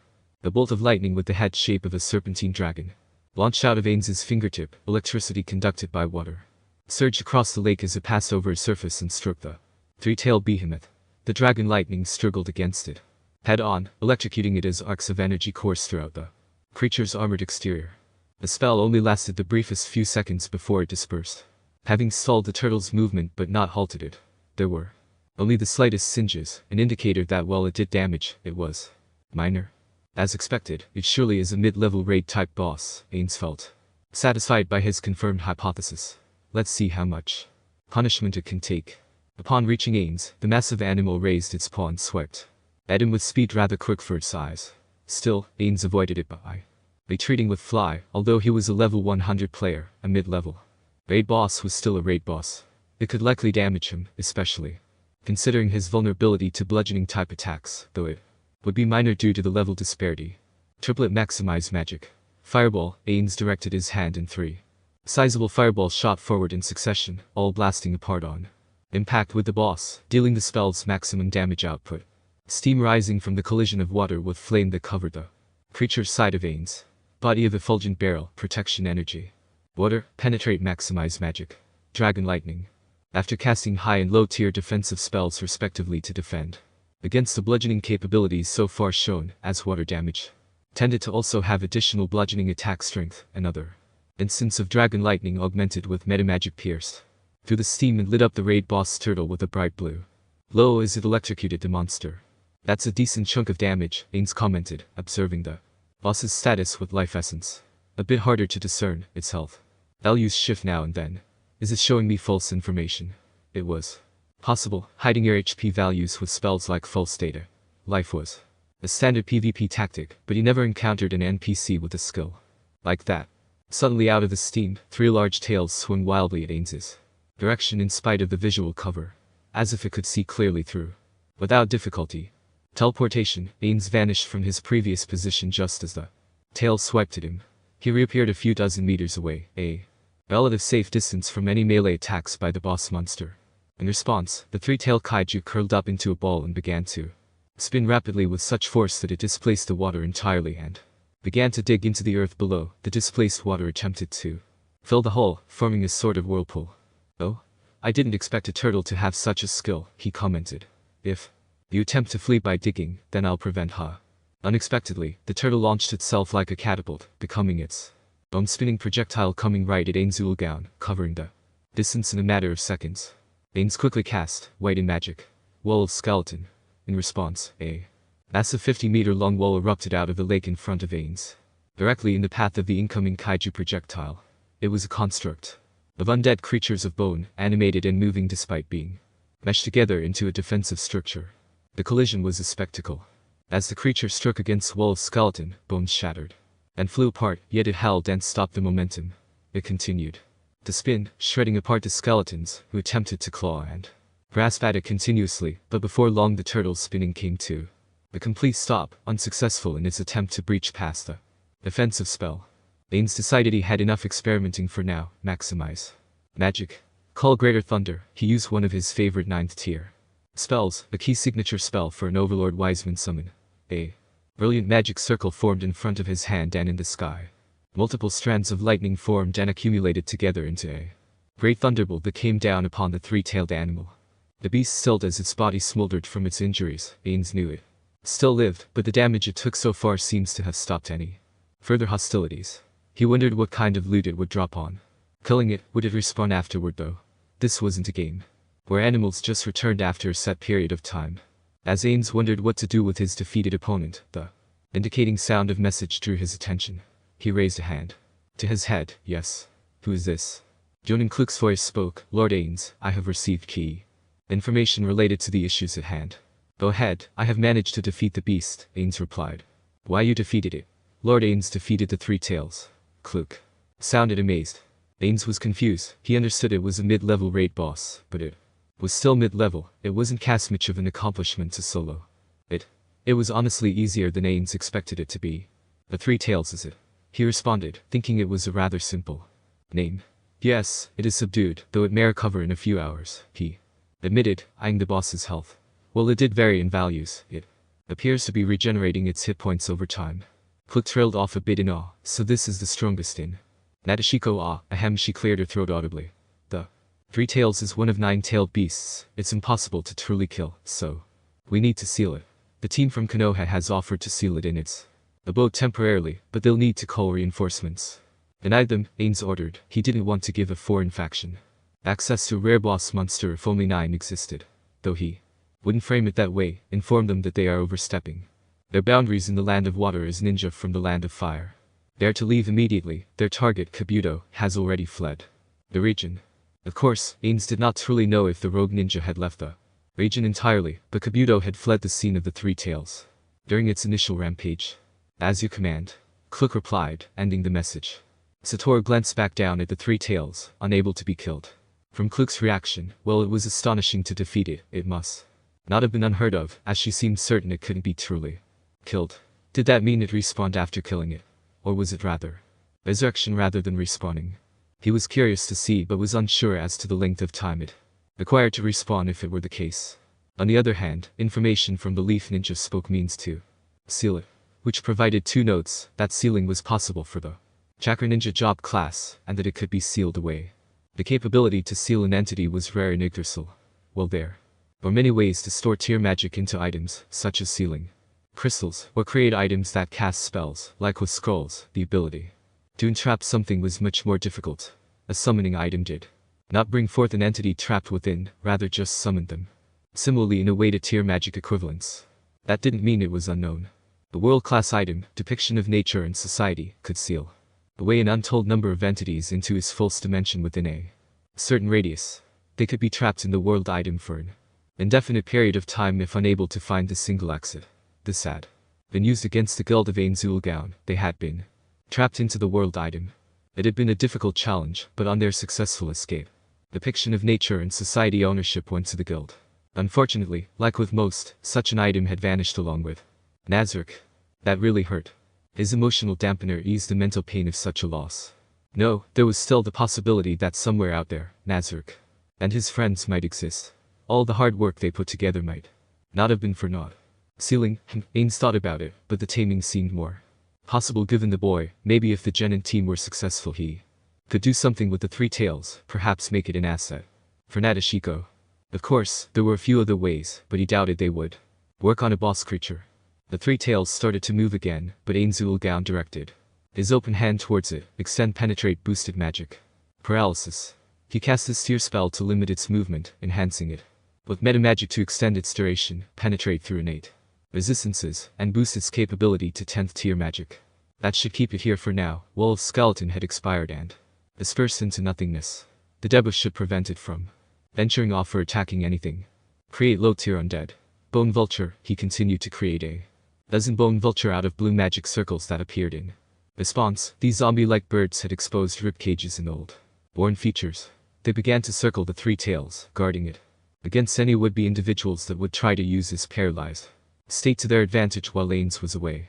This also marked his final use for the low-tier skill for the day. He would not be able to create any more free low-tier undead for another 24 hours. At least with the skill anyway, he could still create more with tier magic spells by expending MP. Now, let's see how my Genin team is doing. Perfect unknowable. With that, Ainz turned invisible to human perception. Chapter 12. Author's notes. What a positive reception. I'm glad you all enjoyed the brief battle between Ainz and the Three Tails. Don't worry, I have plans for that tailed beast, but for now, let's see some other perspectives. And here is the Q&A to answer the last chapter's burning questions. Why didn't the Three Tails use a tailed beast bomb? The Three Tails, at this point according to the filler Nymark, is newly reformed and as such is not at its top game, so to speak. Let that explanation serve as the reason why the Three Tails fight wasn't longer or more intense. Ainz is slow. He should have been hit by the Three Tails. He is not slow. A level 100 character is quite fast, even if Ainz is not specs into a speedster build. He can match most of the Cajun speed and movement, especially with buffs. There are speed feat examples in Overlord LN to prove this. I will concur that he isn't at the speed of ninjas like the Reikage or KCM Naruto, but those are exceptions to the rule, not indicators of all Kage or Jonin. Ainz should be outright resistant to projectile attacks anyway. As stated multiple times in this story, and throughout the official material, Ainz can nullify any physical or magical damage below level 60. So in anything below that, yes, but anything above that damage threshold can harm him. Of course, Ainz uses methods to further Improve his defenses, but that requires time. Can Ainz defeat? No comment. I don't answer these. The Overlord of Nashiko. Chapter 12. Shizuka still felt the migraine tethering near the forefront of her mind. The consequence of drinking away the night before in the after-party of her officialized wedding. The village may have mainly celebrated, but Shizuka did not feel joy in the marriage, but rather a somberness hid behind an emotional mask as memories of her true lover haunted her thoughts that night. She was not betraying him, for she held no love for Ainz. But neither did he for her. It was a power play, and both Shizuka and Ainz agreed to and acknowledged the fact. If anything, that fact was quite relieving. The man she married did not wish to force her hand or replace the small semblance of a heart that remained in love. No, if Ainz had wanted to forcefully take anything, he'd have done so earlier instead of weaving together puppet strings. Ainz was intelligent and cunning. But even Ainz lacked in information, even that man was not omnipotent. Shizuka kept her position as the leader for Nashiko village, which position outmatched even her husband's. Although Ainz could view much, a few select materials remained confidential. For her eyes only. Shizuka sighed, clutching her head with one hand while another reached for a small stack of papers placed on her desk. She had been forced awake by her friend Takiwa and taken away from the comfort of her couch. It appears that Ainz had taken over for her in the morning, allowing Shizuka some much-needed time to rest more. But an emergency situation appeared which forced him to temporarily leave the village for a mission. At least, that was the excuse that Shizuka quickly drafted up to explain his sudden disappearance, in which his use of space-time ninjutsu, according to Takiwa, had been a shocking revelation. Shizuka classified that, keeping it between herself and Takiwa, the information of Ainz in possession of a space-time jutsu needed to be kept secret as long as possible. What else, Takiwa? Shizuka inquired as to what Ainz did. He sent a Hulk reply to Kurigaku's invitation, accepting it, Takiwa answered.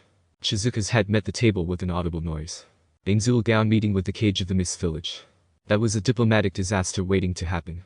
While Shizuka and her predecessor had been inching closer to making Nashiko independent of Kurigaku, it was a delicate process, especially in terms of militant and economical pressures that have been weighed against the smaller ninja villages throughout the Land of Water. The Bloody Mist had not been kind during her predecessor's era. Whole ninja villages and clans were wiped out in the civil war that erupted. Nashiko escaped in due part to its strategic location on the border and utter lack of bloodline limits. The strange occurrence of only female births was seen more as an anomaly of location rather than a dormant or passive hidden bloodline limit, a technicality and propaganda that served to keep the Bloody Mist away from Nashiko village beyond contracts. Their predecessors slowly but surely pushed for more and more independent self-reliance and sustainability, and Shizuka had tried to do the same. Keyword: tried. The situation of Nashiko village had barely progressed after her teacher's death. It was nearly identical to the state it was in her time. While Shizuka had only been the leader for a few years, her authority had been fought against after the incident with her prior lover. This made any changes exceedingly more difficult. Although Ainz did terrify Shizuka to a degree, she wasn't fearful of him. And he did seem to placate the elders, allowing Shizuka breathing room to begin implementation of several changes, even if they were only minor at this point. Very minor. Nashiko village didn't have the financial or military strength to make significant changes, something that Ainz seems to want to change. But such a major increase in the economy or military would surely draw the attention of the Hidden Mist village. What did Ainz have planned to deal with that subtle pressure? Shizuka had kindly rejected the inquiries of the latest Mizukage, choosing to take a passive approach in the diplomatic ties between Kurigaku and Nashiko, assured the Hidden Mist Cage that previous contracts between them remained ongoing and that Nashiko held no prejudice or grudge for past actions of when Kurigaku was the Bloody Mist. Ainz, on the other hand, seemed to want to take a more active angle. She didn't know how to respond to that. It was something Shizuka would need to ask when he returns. A knock on her office door drew Shizuka's thoughts away. "Enter," she said, raising her head and adjusting her sitting posture. A man entered, bearing the signature headband of Nashiko village, a rare active male ninja in the village caused by the cultural marriage. At most times, when a man is married to a Nashiko Kunoichi, they give up their right as an active ninja of their previous village and are put into a civilian role. It was another traditional law that Shizuka found annoying and dumb. No men can be active ninja, barring a few exceptions. The husband of the current leader was one exception. This man that just entered was another. Shizuka greeted him. "Hello, Oda. What brings the chief medical nin to my office?" she asked. "Where is Lord Ainz?" the chief medical nin inquired. She blinked, puzzled by the inquiry. He is currently away on a mission. She gave the cover. What do you need of him? According to one of my students, the necklace she received had been gifted to her by Lord Ainz. He trailed off, his expression betraying his awe. I cannot begin to describe its potency. It made her healing technique near equivalent to the mystical palm technique. In fact, any attempts at medical-related actions just better. The girl just did better at it all. Shizuka's fingers brushed against her wedding ring, her thoughts reminded of its strange effect as well as recalling the odd vial that healed her wounds when she and Ainz first met. It was a miraculous item, and only after recalling its existence did it dawn on how valuable it must have been. But to also have an item that enhanced all aspects of medical-related jobs or jutsu, to the point that it brought a low-rank jutsu to near equal one of the harder medical ninjutsu to learn. Did you experiment with it yourself? Shizuka said, wondering if she needed to classify this as well. No, I dare not. I assume such an item, no, such a relic must be a well-guarded secret. If it was gifted to Sakiko purposely, then I would not take it away, he answered, though sighed afterward. No matter how much I desire to try it. But Shizuka decided to cover for Ainz. I want you to continue training Jen and Sakiko as a medical nin. The necklace is indeed a well-guarded object, but you are allowed to order her to temporarily remove it, see if it aids in her understanding and learning rate, or if it only just improves the potency. Understood, Lady Shizuka, he answered. But please inform me when Lord Ainz returns. Until then, he politely asked and left the office, the door closing behind him. Shizuka slumped onto the desk again. Ugh. Takewa had a sympathetic look. You all right, Shizuka? My head hurts, and it's not just because of the hangover, Shizuka groaned. I'm sure the worst is behind us for now, Takewa reassured. I doubt that. While Tanya appreciated this mission over dealing with the kaiju, that did not neglect the fact as a recent academy graduate, she and her other Genin team members were wholly unprepared for a certified rank difficulty. At first, the geological survey played out like a rank mission with B rank pay, but such would have it that too other factions were appeared and throw the easy work out the window. A team of enemies with a notable rogue leaf ninja, along with the kaiju, and also an additional group coming from Konoha that threatened the power balance between the land of fire and the land of water. As someone who had been trained into the military forces of Nashiko village, Tanya also went out of her way to explore the political and law side of the land of water, in particular, any information concerning the tense relationship between the Hidden Leaf village and the Hidden Mist village. She was aware of the potential downward spiral that can result if her Jonin leader, Kluk, mess up the delicate diplomatic mission between them and the Konoha team. She thought that Lord Ainz would have instead chosen to be diplomatic himself, but Lord Ainz instead opted to focus his attention on the events at the lake.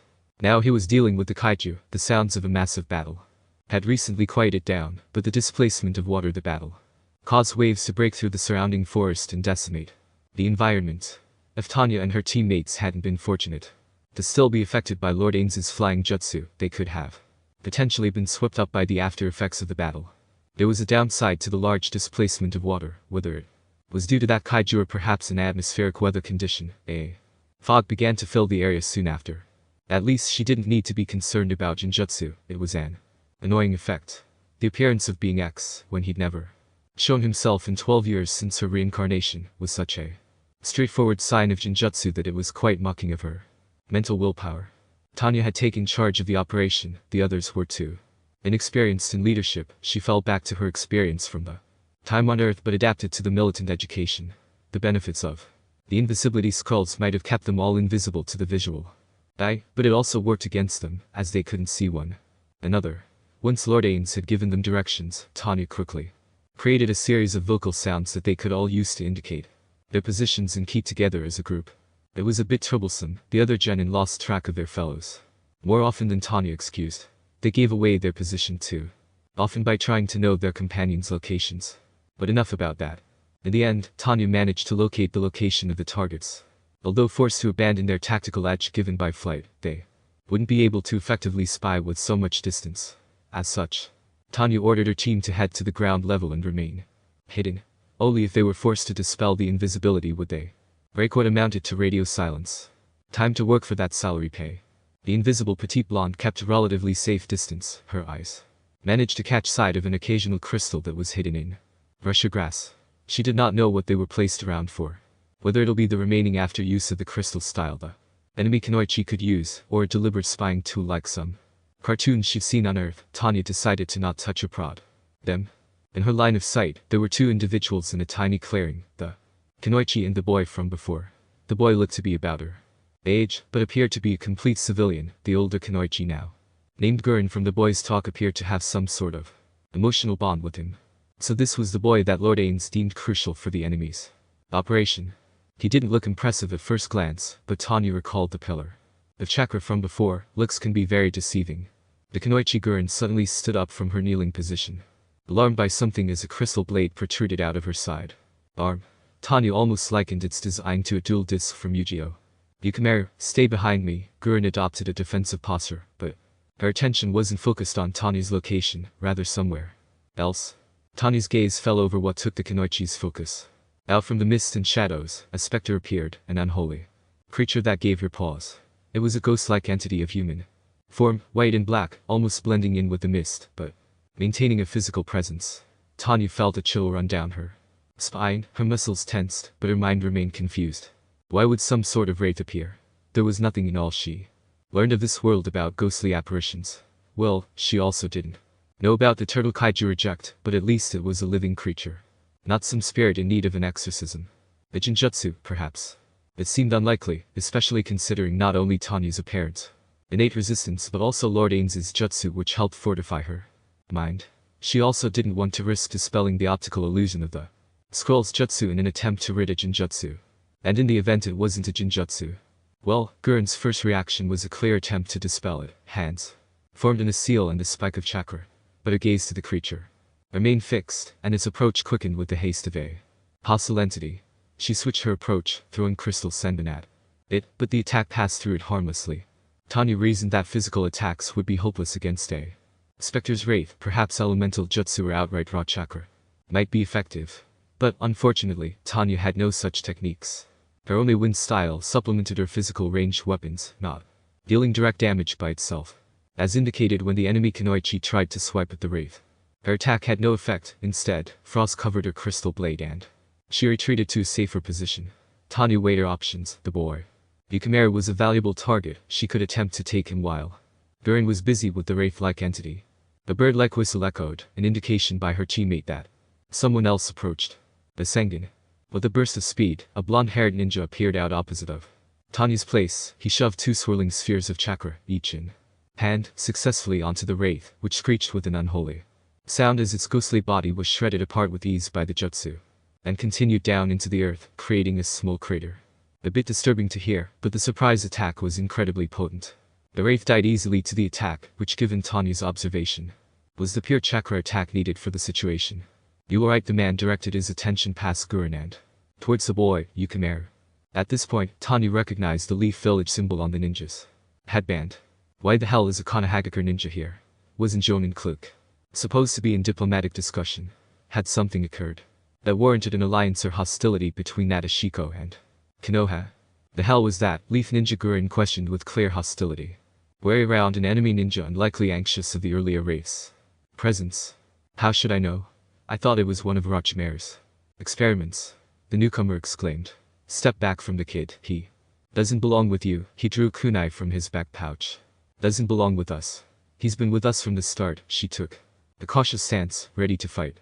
No, it's my careless words that caused that, he retorted. A battle between these two seemed sure to begin. Tanya made a whistling sound to indicate the others to retreat to their designated safe area, the camp. It wouldn't be wise to interfere with a fight like this. Unfortunately, Tanya made a beginner's mistake that she'd immediately caught on and scolded herself for. The battle-ready and anxious state of those she spied on. A sudden noise, even masked as a bird whistle, caused Gurren to throw crystal needles towards Tanya's position, which by a stroke of luck managed to scratch Tanya by the cheek and dispel the invisibility that had safeguarded her. Shit. Tanya swore as she became visible to the surprise of everyone. Nashiko. Gurren identified Tanya quickly, no doubt recalling their brief encounter from before. Then hell broke loose. The Leaf Ninja performed a single-hand seal and multiple copies of him appeared.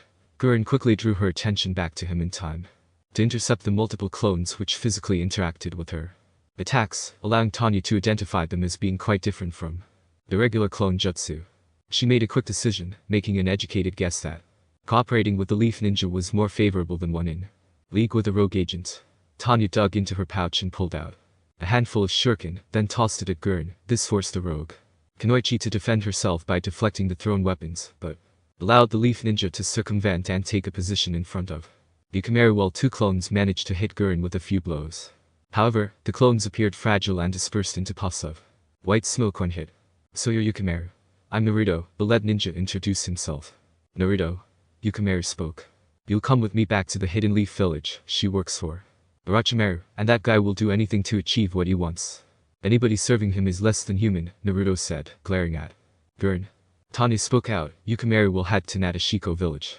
You will return to Konohagakure, risk diplomatic tensions between it.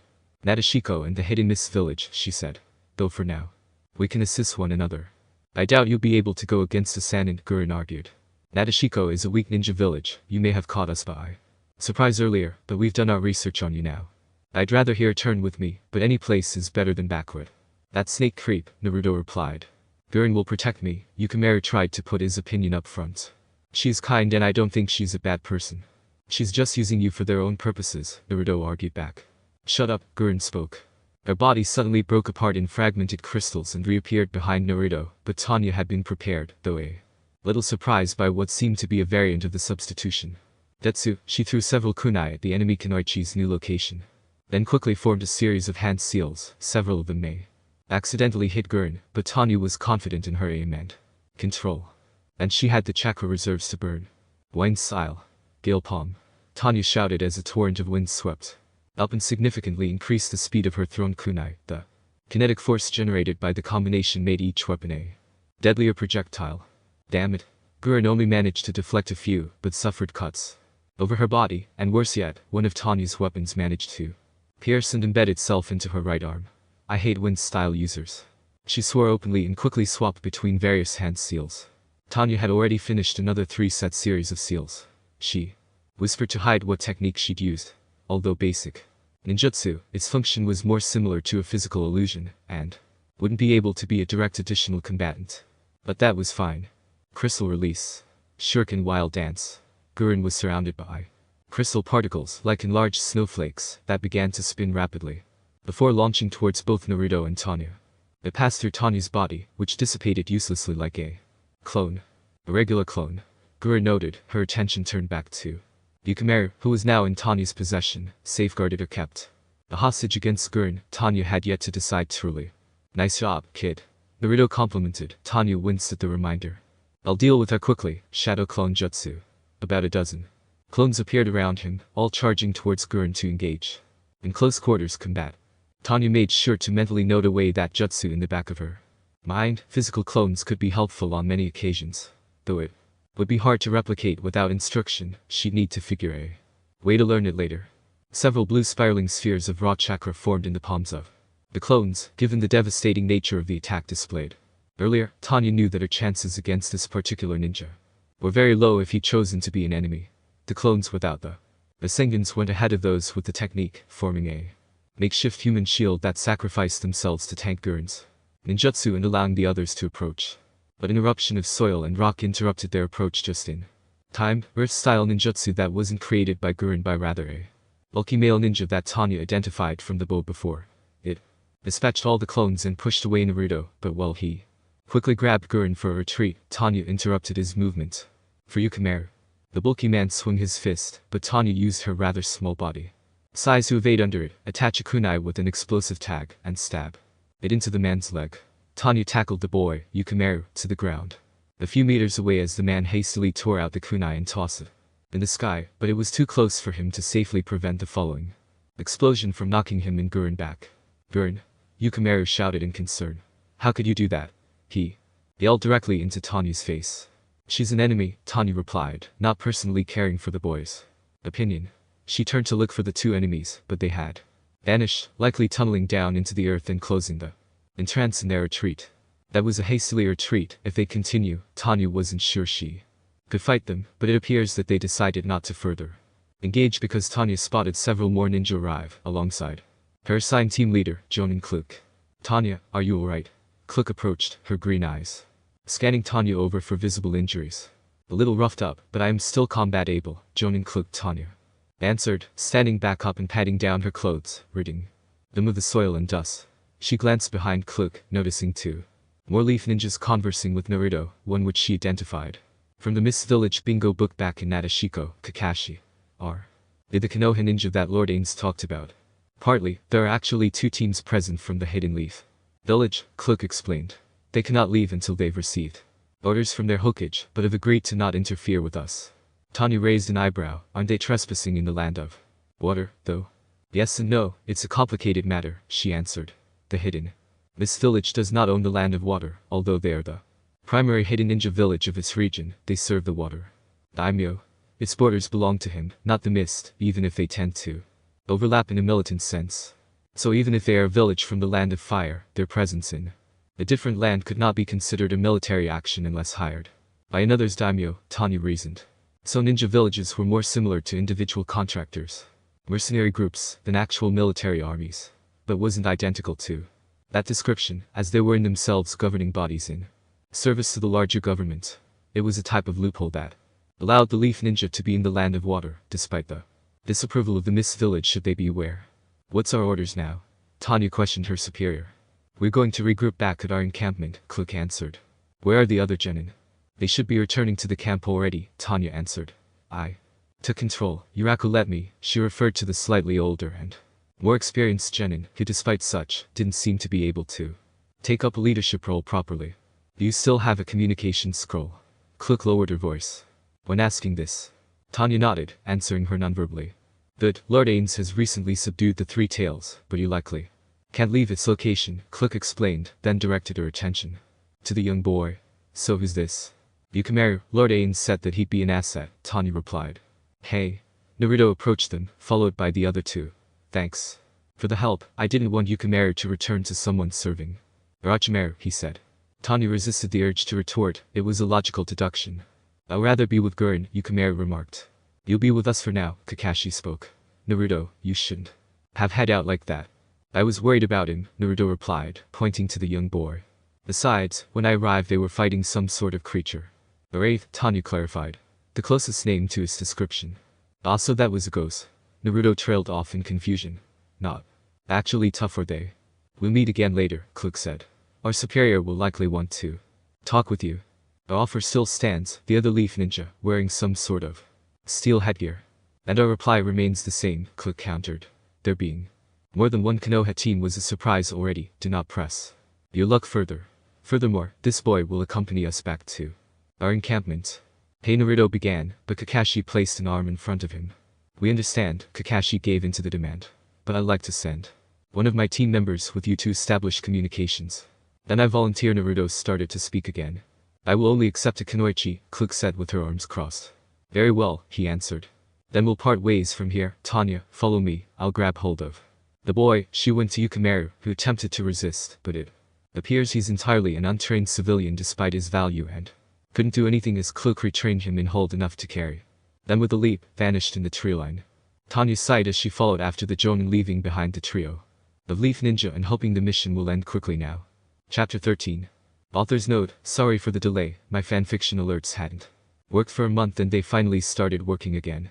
It was a bit of a downer having to manually check for reviews and PMs, and receiving no favorites and follow alerts despite the increase in the number. Here's Q&A time. No spoilers, no repeat answers. If a tail beast died to true death, will they still revive? This is an incredibly tricky question, but true death doesn't prevent resurrection altogether, rather it prevents resurrection by lower tier spells such as raise dead. When a tail beast dies, it reforms later, which could be considered enough of a technical difference to bypass true death's effect. Slashing and piercing resistance. Yes, Ainz has additional damage resistance to attacks dealing slashing or piercing damage. That's obvious, as is his bludgeoning vulnerability, which was mentioned in chapter 11. Will Ainz eventually fight? Character name or insert group here. I cannot make any promises that Ainz will come in conflict with certain characters or groups, though some may occur due to obvious situations that Ainz had done. Ainz is not an Yggdrasil, restrictions should no longer apply. Especially since this is the Naruto world instead. Ainz should be able to do XYZ. Sigh, right, I get this question a few times, so why Ainz is so restricted in what he can do now? I don't believe I came across straight about what I mean when I said I would follow LN rules. When I said this, I meant that for everything concerning Overlord in This story, it shall follow the same rules unless stated otherwise as they worked in the Overlord light novels. This means that no, Ainz can't go past level 100. No, he can't enchant or create magical items without the job class. No, he can't ignore class restrictions unless he uses spells like Perfect Warrior, which has its own drawbacks. Etc. These and more are rules in the novels and in Ainz. Yet, in spite of that, Ainz does so much. How? Because he has Nazarick to fill in for his weaknesses, provide materials, subordinates with the necessary job classes, etc. That's not to say there wouldn't be things unseen in Overlord, but this story was mostly inspired by the side story, where Ainz is alone with Kino. There's no Nazarick. But at the end of all this explanation, here's the deciding factor. Because I want to write the story this way. And there's nothing people can say otherwise to change how I do it. It's just fanfiction, after all. Now, excuse my 400 wording, I've been trying to avoid making the long but well, you can probably see. Anyway, I hope you enjoy the chapter. The Overlord of Nashiko. Chapter 13. Although Satoru Suzuki's original intentions were to locate and follow behind the genin team that he'd commanded earlier, he had a moment of inspiration following the battle with the Three Tails, with the rogue faction being a common enemy for both Nashiko and Konohagakure. There would be no arguments or political backlash if the enemy ninja were killed.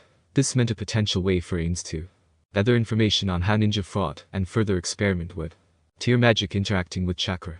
That's not to say he didn't gain some interesting tidbits with his battle against the turtle creature, but there was a difference between fighting a boss monster and a player character.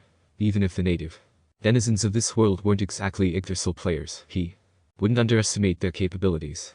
They had already shown many parallels to tier magic using chakra-powered jutsu, is to say they didn't have jutsu matching high-tier spells. Or even beyond that. But perfect unknowable, Ainz was completely invisible to all but those specifically tailored to counter such methods. Although the ninja job class would normally be one such tailored counter, the chakra ninja had not displayed any such talent as of yet. So he scouted the area unheeded by anyone, still buffed by the spell. Complete vision, which will last probably a few more minutes. Still, the forest provided plentiful cover from prying eyes. Complete vision did not provide so much an enhancement as to see through walls, which trees counted towards. White in magic. Detect life, he tried a gamble, applying the metamagic to increase its range of effect, but while he did receive multiple responses, it was indistinguishable as to what caused the response. It could be the enemy ninja, or just a forest animal. And using the spell, Perfect Unknowable dispelled, this was expected, as this was true with any buff that hit its user. If the player used any sort of spell or skill, the invisibility would be null. But considering that he willingly sought out conflict to test himself against ninja, it wouldn't be necessary. Besides, its mana cost wasn't so cheap to use. Considering it was a high-tier spell, even if he could substitute using complete invisibility instead. The creature flew out from the corner of his vision. The bat. He recognized the flying mammal, although the earth in his time lacked many such forms of animal life to extinction, that didn't mean they weren't unknown. Still, as far as he knew, they shouldn't be active at this time of day. Sure, he wasn't an expert, leave that to Will Planet for nature trivia, but what if it was a summon? Ninja summons do exist, Shizuka hinted. At that fact back in Nashiko, and animal companions were used as proven by the Hidden Leaf Ninja. He'd lose sight of it if he stood around. Ainz decided to follow it, which proved to be the correct decision, as it alongside with other bats came to conjugate around a certain area. It wasn't an open space, rather a hidden spot disguised behind large boulders and rocky terrain. He spotted a group of 4 individuals, all male humans, presumably ninja, though that remained a bit questionable for some given the odd attire. He particularly noted the man with the gas mask, whose choice to wear such an item reminded Suzuki Satoru of less than pleasant memories of his world's smog-filled atmosphere. Aside from him, there was a short-statured man with a tool attachment surrounding his arm. It appeared like a gun. Perhaps he had a job class similar to those from the Valkyrie's Downfall content update in Yggdrasil. There was also a clowner mime-faced fellow in a full-body slime suit. It was not aesthetically pleasing for Ainz, but its properties might be interesting, given the liquid malleable state the man moved it with. Lastly, some male ninja with a scarf in which the earlier bats flew down toward and perched on his arm. Death? The scarf man questioned. A figure closing in. We need to move, he said to the others. Death? Like, someone so powerful we don't stand a chance, Rinji. The dwarf-like man questioned. I don't want to stand around and find out. Let's move then. We already had trouble with the waves from that monster. The Gasmus man exclaimed. Ainz reasoned that without fly, it would be more difficult to avoid the environmental damage like the waves displaced by the three tails. Regardless, he wouldn't let these men escape so easily. He broke through the tree line, revealing himself to the group. I'm afraid that you cannot escape, all you can do is entertain me for a bit. He spoke ominously, falling back a bit to his old evil character. All playing. Their eyes met his mask and followed down to the symbolic Nashiko icon wrapped around his gauntlet. In spite of his imposing form, they strangely relaxed a bit when seeing this. A full sense of confidence. Were they expecting the Konoha ninja instead? It's just some Nashiko pawn, the scarf man said. Ha, entertain you. Sorry, but I doubt you can even last much against all four of us, the distorted voice belonging to the gas mask man replied to Ainz's earlier statement. You lot must be quite skilled then, Ainz responded. That is fortunate. I've been meaning to test my abilities against ninjas, so I appreciate your cooperation. He raised his hand towards the nearest target. He might as well make the first move. Acid arrow. The yellow magic circle formed in front, guiding the second tier spell as a bolt of highly acidic liquid conjured and shot out towards the white-haired dwarf individual. He managed to avoid it by jumping out of the way. In response to the hostile action, the others began to make multiple counterattacks. A handful of kunai was thrown at Ainz, who took such attacks without injury. The weapons uselessly pinged off his equipment. The white-haired ninja aimed his grenade launcher arm attachment at the surrounding area, which fired numerous smoke bombs and filled the space with a vision-impairing cloud. Of course, since Ainz was still under the buff of complete vision, such a vision debuff would have no effect on him. He still had a full view of all the enemy ninja. He spotted the slime suit wearing individual conjure up numerous balls of watery mucus and launch them towards Ainz's position. In his curiosity, Ainz let the attack land on him, but whether it was due to the power disparity or protection energy water still in effect, the mucus slid off him without sticking. He noticed the individual known as Rinji attempting to leave. He raised his gauntlet towards the man. Slow. Ainz used the third tier spell, then followed it up with an attack, lightning. The movements of the man slowed, but there seemed to be resistance. It did not slow down his movements to the degree he expected. Still, lightning conjured out from the tip of his gauntlets finger and pierced through the man only to have him vanish and a place with a swarm of bats that scattered. Interesting, an evasive jutsu of some sort, Ainz commented, noting Renji's position had moved appeared in another spot, but not far from his previous location. Multiple smoke clone jutsu, the voice of the gas mask wearing man called out, and multiple copies of the man appeared throughout the smoke cloud. It reminded Ainz of the shadow clone ninjutsu skill that the ninja job class had. Dispersed, the man continued. And some of the copies twisted and malformed into thick black smoke, binding smoke prison jutsu. The black smoke launched itself and tried to entangle around Ainz's limbs, but upon contact and wrapping around him for but the briefest second, it disentangled and vanished. How?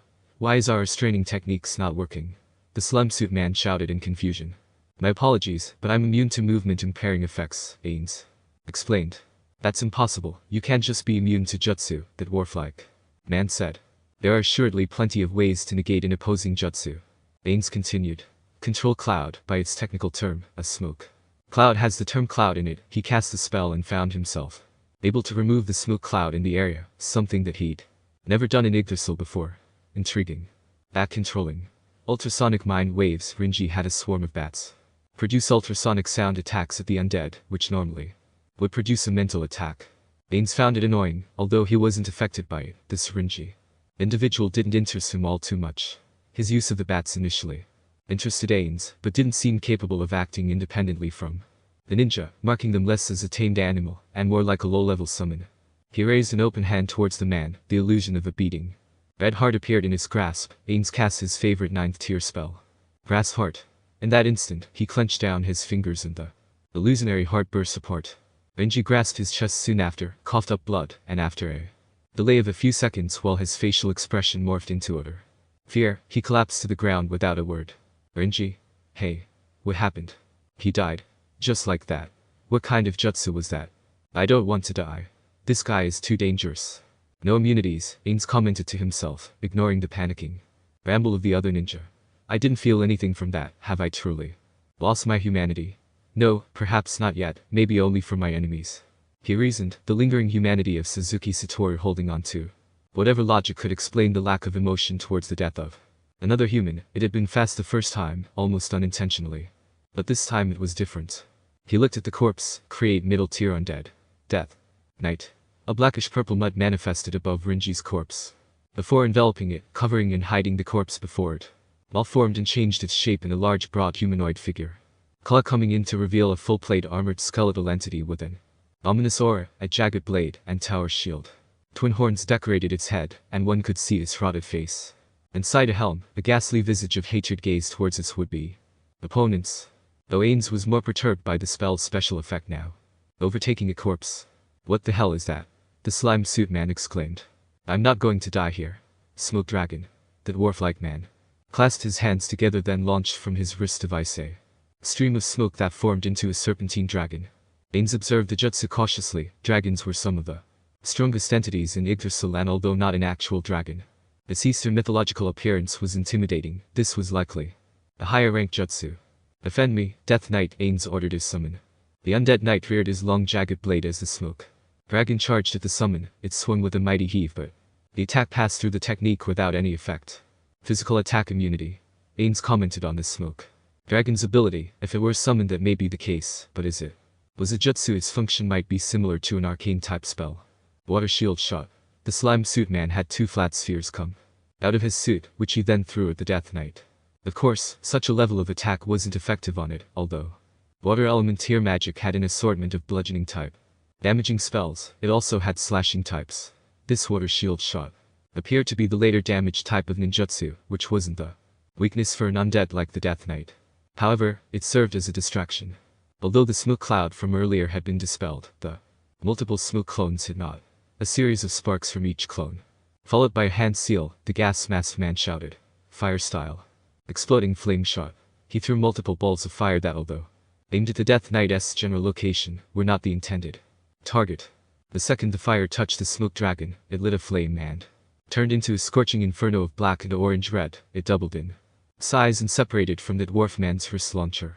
The serpentine technique went ablaze in a full-on strike against the undead knight, engulfing the entire summon in a fiery explosion. The dwarf-like man and mask-wearing man shouted, "Combination." Exploding inferno smoke dragon jutsu. The 2 jutsu combined into a higher-ranked one, Ainz exclaimed, in surprise, taken aback by the sudden increase in combat ability.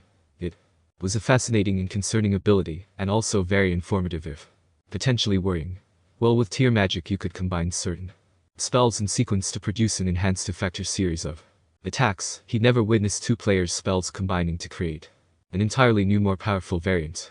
It was something Ainz took a careful mental note of, that Chakrousers can combine techniques to produce a new result. Because the Death Knight had been heavily damaged. As the black smoke cleared, it revealed the undead creature, its bones scorched and shield decimated by the explosion. But it had not died, and even if it did, the Death Knight summons had a skill which revived it back with 1 HP. Still, the fact that what could be considered low-level characters managed to damage a mid-level summon was a fact which increased Ainz's respect for the so-called chakra ninja job class, even considering the undead's double damage weakness from the fire element. However, Ainz took notice that the gas mask man was exhausted. If he had to make an assumption, the earlier series of ninjutsu had expended the man's available chakra reserves. Speaking of which, Mana Essence, Ainz said, allowing his vision to see the level of MP left. Just like with Life Essence, it seems that chakra can't be easily determined. The chakra levels of the 3 were hard to determine, although he could get a general assumption as to their remaining amount. It appeared to be partially clouded in his view. On a side note, the Death Knight didn't have chakra or mana, ridding the potential chance for his undead creations to have chakra from a ninja corpse. The dwarf man spoke, "You gotta be kidding me, it's still alive." Without the feeling of pain, the undead knight charged forward towards the 3 ninjas, who all disengaged and retreated just a bit faster than the summon's movement could catch up to them. Although they couldn't damage the Death Knight without heavy chakra costs, the undead creature couldn't catch them either with their speed. This wasn't unexpected. The Death Knight was a defensive summon. It wasn't quick even for a level 35 entity, although it was enhanced due to Ainz's necromancer class skills. The 3 ninjas were just narrowly more agile than it. Pace, Ainz cast a buff on the summoned mid-tier undead. The Death Knight's movement increased in speed. His sudden quickness surprised the evading ninja, and the jagged blade of the monster pierced through the dwarf-like man's chest and into the trunk of a tree. A burst of blood and flesh spilled across the ground as the undead proceeded to pull and penetrate the blade repeatedly into the dying man's chest cavity. "Ahielp, PCF," was all the man sputtered out in vain, as his body was reduced to an eviscerated corpse. 2 down, 2 more to go. By this point, they had forgotten any notion of fighting and tried to flee. We can't have that, Ainz said. Chase down the gas mask, I shall deal with the other. He ordered his summon, which proceeded to charge after the retreating figure with great speed. Ainz could hear the scream of fear. No, no, no, oh please AI. It seemed the unholy creation had caught up with the exhausted man quite quickly, ending with his pleading shout that went unanswered before all went silent. Ainz, on the other hand, used teleport to block the retreat of the slime suit man. Ah, please, don't kill me. The man panicked as he backed away. Elinda quickly, Ainz replied. It will be painless, death. This was an 8th tier spell that caused instant death. He briefly wondered if the man could resist the instant death effect, but that was quickly brushed aside as the individual collapsed lifeless. A mildly disappointing result, but in the end, he obtained the information he desired for this brief experiment. In spite that they were relatively low level according to Ainz's assumptions, they had done remarkably better than he anticipated. His spells also worked to his expectations, if some functioning slightly differently. A change caused from the difference in a game to a real world, likely. Let's see that slime suit. He approached the corpse. Appraisal. Magic item interesting. It wasn't anything too special, an armor piece that allowed its user to more easily float chakra through it to perform certain actions. An average ninja wouldn't be able to use it, as it was tailored to this man's specific set of abilities to change shape fluidly. But its ability to help float chakra might be useful for Nashiko village. He'd keep it to store for them to study. He discarded the body and stored the loot in his inventory. What should I do with the Death Knight? He ideally wondered about it as it returned to his side, having finished its order from before. Well, it's already damaged, and it'll draw too much trouble if it follows me. It'll vanish eventually, so I'll just let it patrol the area. He spoke to himself and ordered the undead knight to patrol the region, with the classification not to attack unless struck first. With that, Ainz was satisfied and decided to head back to the base camp. When Ainz had returned to the established base camp, he noticed a few additions to the area. Notably, 2 new individuals were present, one of which was the boy capable of using that taming ability on the tailed beast. He was impressed that the genin team he sent to spy also managed to capture and return with the intriguing boy. That was an example of an employee achieving beyond their job description and applying their own judgment to a situation for the betterment of the company. He'd have to reward them. Let it be known that Suzuki Satori will treat his employees fairly. He'll not have the working conditions and treatment like his old company did to him. However, Ainz took a glance at the other individual, a leaf Kanoichi in a red top shirt and black shorts underneath a short gray apron skirt, a weapon pouch on her right thigh. Her short hair sported a shade of bright pink, almost divided by her headband with spiky bangs. Had Klook failed to accomplish her given task? Or was there an additional variable that forced her hand? The lead Kanoichi was a new individual, not present in Ainz's earlier spying. He wouldn't fault Klook for prioritizing the life of her and her teammates if threatened with a hostile response, but failing an assignment should warrant a punishment without a good excuse. But Klook was a jonin, by definition of rank. That'll mean that she is a senior employee. She would have the experience to make critical decisions. Ainz was willing to hear her out. They noticed his arrival. He wasn't trying to hide after all. Jonin Klook, and genin team leader, step forth, he ordered, his voice oozed with authority as he tried to mimic his own superiors. Slightly, Jonin Klook expectedly stepped forward and kneeled in respect. What was a bit unexpected, however, was that Tanya, rather than Yuraku, took the representative position as the genin team leader. Ainz did recall that Tanya seemed a bit more party leader material. She was more outspoken than the others back at the lake. Well, if they trusted her with the position, then he'll go with it. Lord Ainz, they both said. Tanya, recount you and your group's actions first, he said, wanting to know how they managed to collect the boy. You can both stand. Leave the formality for later. While he understood that it was an expression of respect to their village co-leader, Ainz felt more comfortable with a more casual setting, even if this was a bit more serious toned than usual. Yes sir, Tanya said and began to recount the events. She started with the separation from Ainz, the process of spying, the appearance of the Wraith and its destruction by a lead ninja, before finishing with combat against the crystal-style user, Gurren, and the arrival of reinforcements that led to her quick action in capturing the boy named Yukimaru. Ainz was mildly impressed by Tanya's performance. For what amounted to a brand new player, she did remarkably well in an encounter that would otherwise be above her level. He'd expected newly graduated academy students to be akin to a level 1 player, but perhaps the academy served as a tutorial first. He'd need to give it a closer look when he returned to Nashiko village. Good work, you performed beyond what's expected of you and will be compensated on returning to Nashiko, he complimented the blonde girl. Thank you Lord Ainz, but I don't need a reward for my service to the village, she replied, looking up to him while kneeling.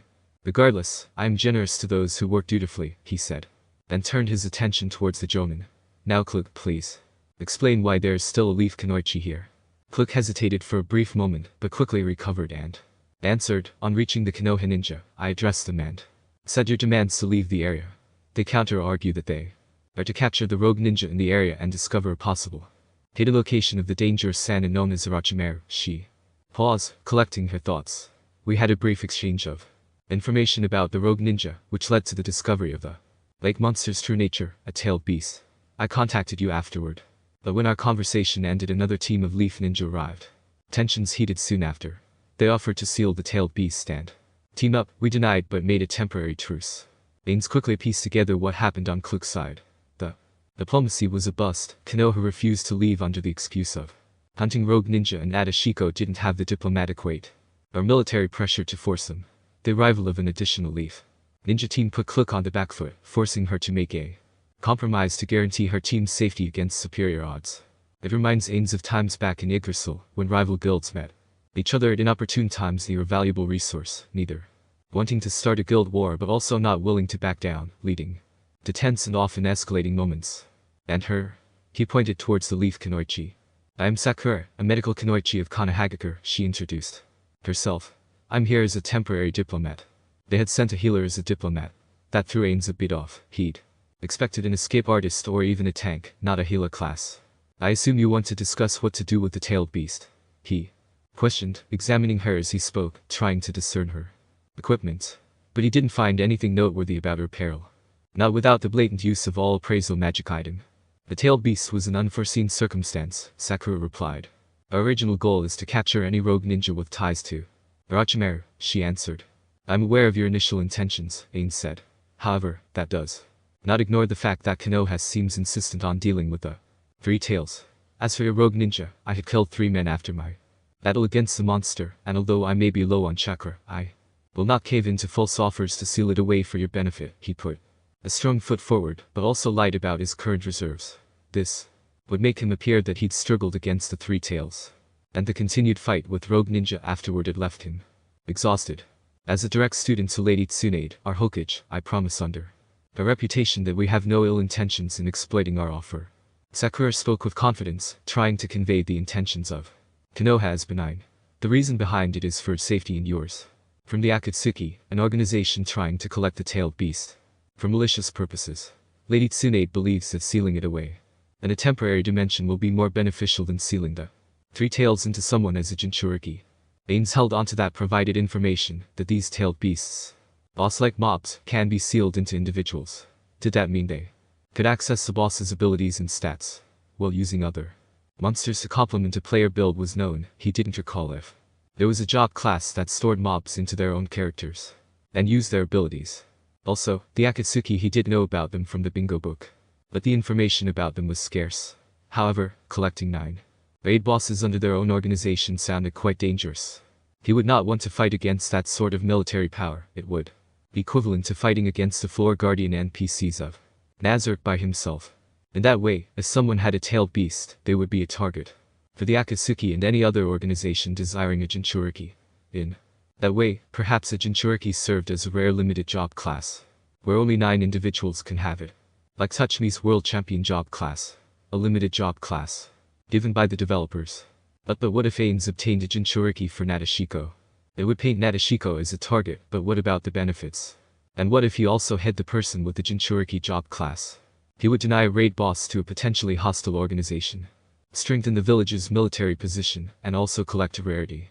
Ainz didn't deny that his collector's spirit spoke at the end there. I have to disagree. Keeping the 3 tails in a stationary location, even if sealed, would be a temporary stopgap measure, Ainz responded. Furthermore, it is within the Land of Water's jurisdiction. His primary ninja village is Kurigakure. I cannot have foreign ninja dealing with a manner that goes beyond chasing rogue ninja. Sakura took a step forward. With all due respect, Orochimaru and the Akatsuki are not to be underestimated. We have the experience and knowledge to deal with the situation. Silence. Ainz shouted and felt annoyed by the constant back and forth between Konoha and Nashiko. Twice now we have warned you to return to the land of fire, and twice have you disregarded it. Do not believe yourselves so above other ninja villages to ignore their warnings. Those around him suddenly felt rooted in their spots, a feeling of dirty ooze from Ainz's gown. His seemingly angered tone showed his displeasure in an aura of authority and despair. Sakura attempted to gather back up her courage but found it difficult in the face of his powerful figure. Still, she did manage it. We do not wish there to be conflict. Sakura managed to speak in reply. Ainz continued, neither do we, and in light of that, I will offer you one final chance. The rogue ninja you chase, Kabuto, has left the region. The others, save for the crystal and earth users, had been dealt with. The three tails is subdued and ours to deal with. You do not have any other suitable reason to be here. Take your teams of Leaf Ninja and leave. Why yes, Lord Ainz, very well, we will leave. I hope our disagreements do not sully the relationship between our two villages. Sakura stuttered a bit, but finally conceded. He realized he had activated Despair War level 1 at some point, and hastily ended it. The surrounding Kunoichi eased immediately. He took note that both the Leaf Kunoichi and Kluk hadn't been as affected as the Genin, but were certainly uneased by the aura when it was on. This was likely because they had resisted level 1's effects, but were still greatly unnerved by his presence. I will not reject if Lady Hokage wishes to send a correspondence to Nashiko, he replied, calmed down a bit from his earlier annoyance. Sakura nodded. Thank you, we shall leave the area then. Yumu, see that you do. With that, the Leaf member hastily left the camp, leaving Ainz alone with the Nashiko Kunoichi. He sighed, feeling mentally exhausted by the diplomatic talk, but also accomplished by his success in finally getting Konoha to leave without bloodshed between them. Lord Ainz, forgive my doubt, Jonin Kluk spoke. But how do we deal with the tailed beast? Nashiko doesn't have any seal masters to my knowledge. That is accurate, Ainz admitted. He'd never heard of the village having anyone with that skill set either. But I happen to have a unique method. Well, we can't seal it away traditionally, and the child Yukimura was it. The boy was hiding behind a tree but nodded immediately upon being called for, his eyes fearful of the masked leader.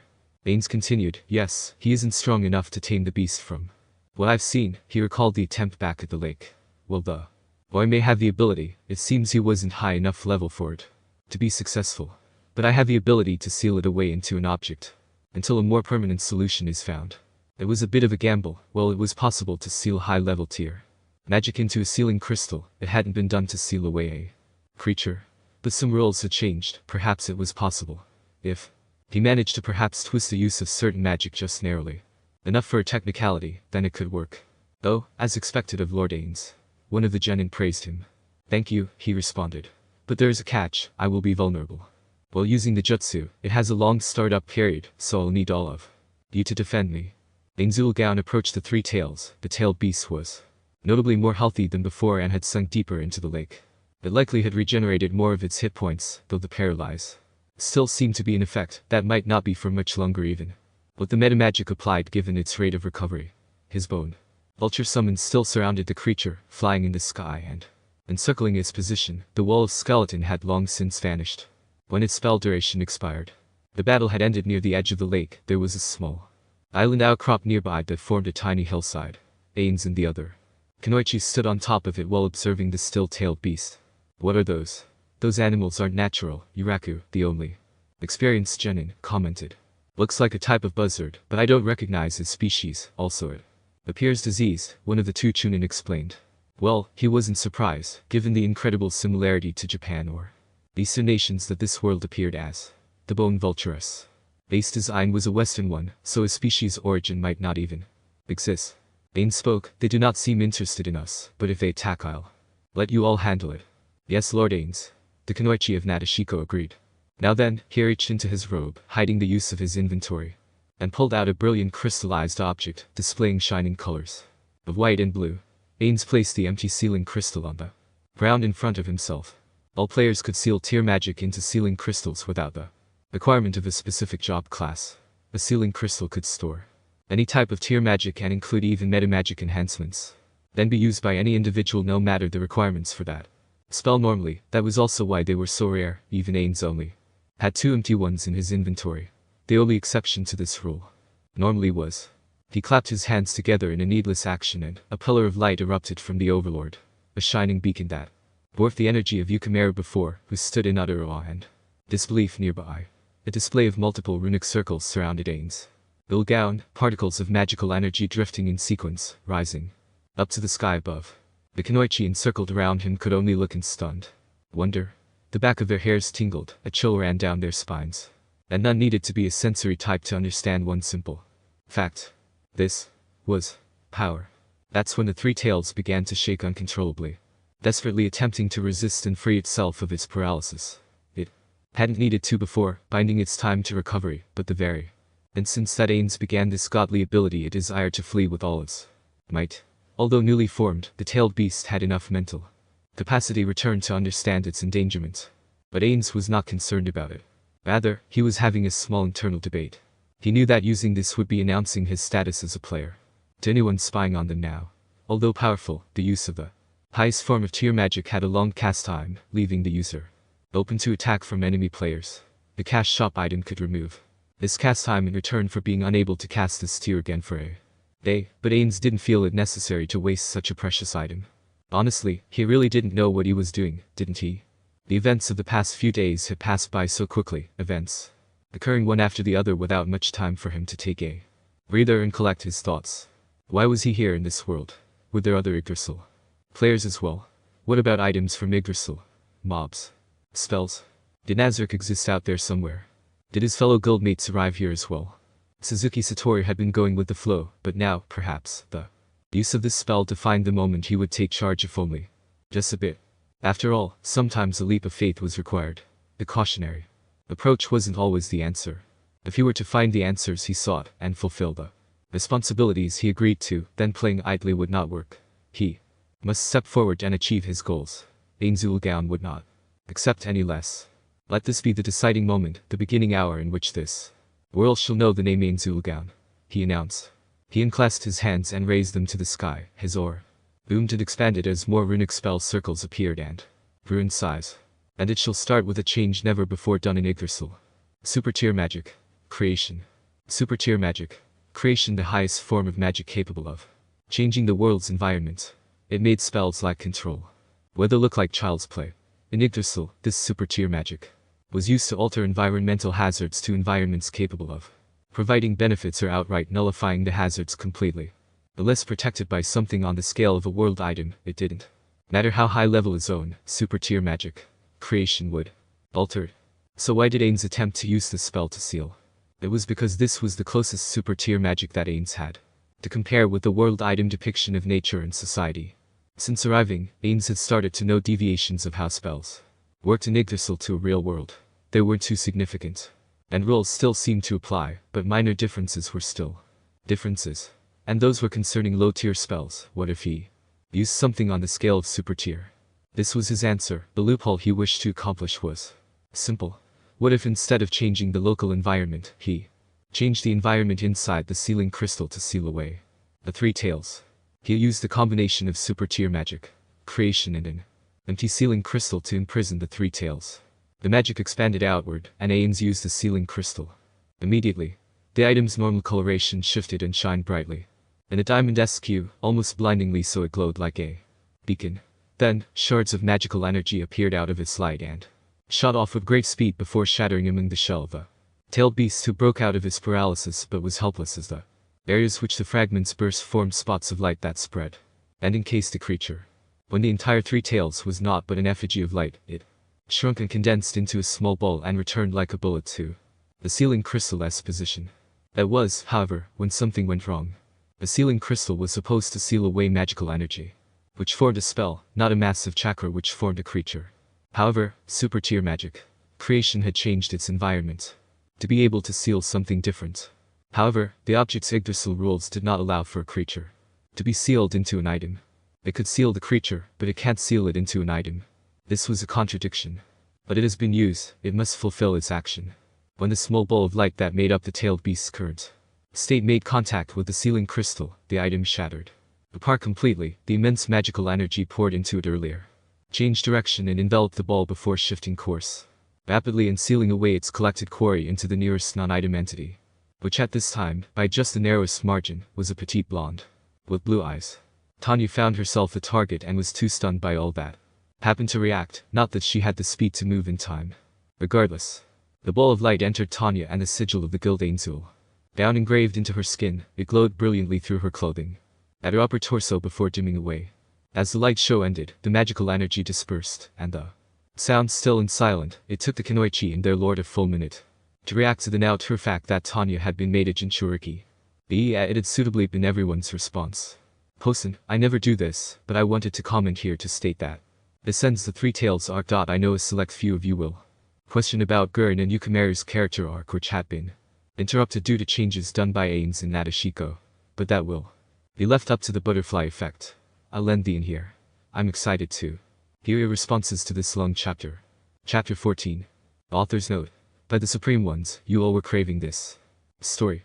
The reception from the last chapter was immense. I almost felt overwhelmed by the positively received. Thanks, everyone. Anyway, the Three Tails arc served as the prelude of the story, establishing Nashiko, Ainz's authority in it, introducing Ainz to the general atmosphere of the world, the diplomatic ties with local and foreign powers, and creating the first instances of the butterfly effect. This story shall be separated into multiple arcs. Each arc has a primary theme. The Three Tails arc, for example, was an identical name to the Anim's title for that arc, and served to indicate the current placement of the timeline in which the story begins. It also is the first and last time we have an arc with a similar name to the show. Remember, Overlord is not a shonen like Naruto is. So if you're here for a shonen-like experience, I'm afraid this isn't the power of friendship you're looking for. Alright, here's the Q&A. Remember, I don't offer spoilers. Did Ainz lose the sealing crystal? Yes, the item had been consumed for the lack of a better term. Can Ainz create mineral veins with super tier magic creation? No, he cannot, otherwise, he would have done so in the New World. Instead, he went out of his way to locate mining locations or deals. Like with the Dwarf Kingdom. The super tier magic creation having different limits. Can it create life? No, it cannot create life. Although it did behave differently, there are still set Yggdrasil rules. Despite its namesake, it can only change an environment, not add an environment. Can Ainz implant body parts into himself such as the Sharingan? Such implantations are surgical procedures of biological material into a living biological body. Since Ainz is an undead overload, a type of advanced skeleton, he is incompatible. He doesn't have the nervous system or flesh for those parts to fuse with. Why has Ainz gone through the marriage farce and be with Nashiko instead of Kurigakure and become the Mizukage? Personal preference, but I was finding the constant protag starts by being involved with one of the great villages trope to be boring and restrained. I wanted to be more original, less restricted by canon material, and I always had a soft spot for the small dog becoming the big dog.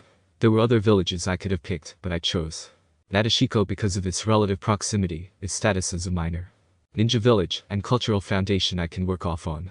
The Overlord of Nashiko. Skewed Diplomacy Arc. Chapter 14. Satoru Suzuki sat on the balcony of his and Shizuka's house, overlooking the vast majority of Nashiko village from an elevated area. As the house of the village leader, it was also one of the tallest buildings, able to peek over the defensive walls of the main hill and bordered the bridge separating it from the residential hill. This allowed him to glance downward and observe both populations of hills and their daily ongoings, a rather peaceful sight accompanied by the gentle breeze that blew down from the surrounding mountains, creating a pleasant scent. It was a relaxing sensation that Ainz indulged in while his mind reviewed the past days, occurrences and the village's current state. It had been 2 days since the incident at the lake. The mission's purpose itself had been a failure, although some information in the geographical survey had been gained. The region had not been fully explored due to circumstances outside the assigned group's control. Not to mention, the diplomatic tension between Konohagakure and Nashiko had risen. There's also now established conflict between Nashiko and the rogue ninja Orochimaru, and his village hidden in the sound. This was not including the Three Tails now secretly sealed within one of the Nashiko Kunoichis, an accident on Ainz's part caused by miscalculating the changes in such an experimental use of super tier magic. Although failure of a mission, upon return to Nashiko village the Kunoichi were all given full pay due to unforeseen hazardous situations. It was a dent in the village's finances, with no clear view of return income, but such were the risks in a gamble.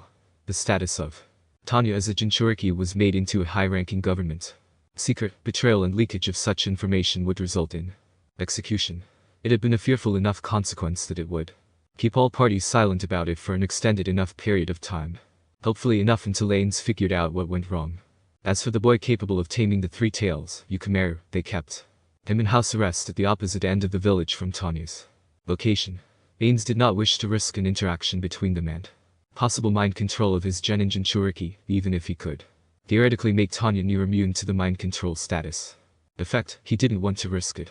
Still, although he was put on house arrest, he was given a civilian caretaker to ease his slow introduction and eventual integration into the village. However, the most pressing issue lay in relations with a foreign ninja village. His legally married wife, Shizuka, initially kept her cool in the report, with all the kunoichi present in her office.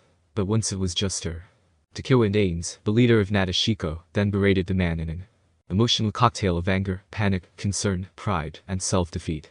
Although they'd yet to hear anything from the village hidden in the leaves, or the village hidden in the mist, it seemed Shizuka did not have a good assumption of an eventual communication with the former.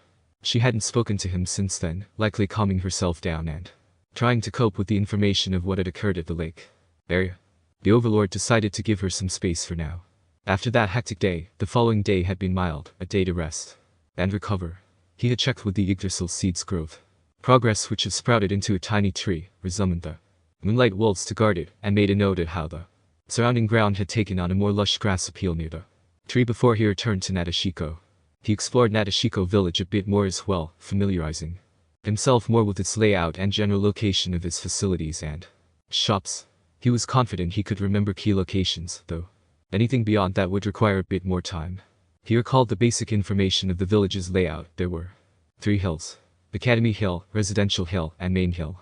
Mostly self-explanatory. Academy Hill held educational facilities, but also communication, hospital, and more middle-class residential buildings. It was somewhat underdeveloped, having notable space to construct new facilities.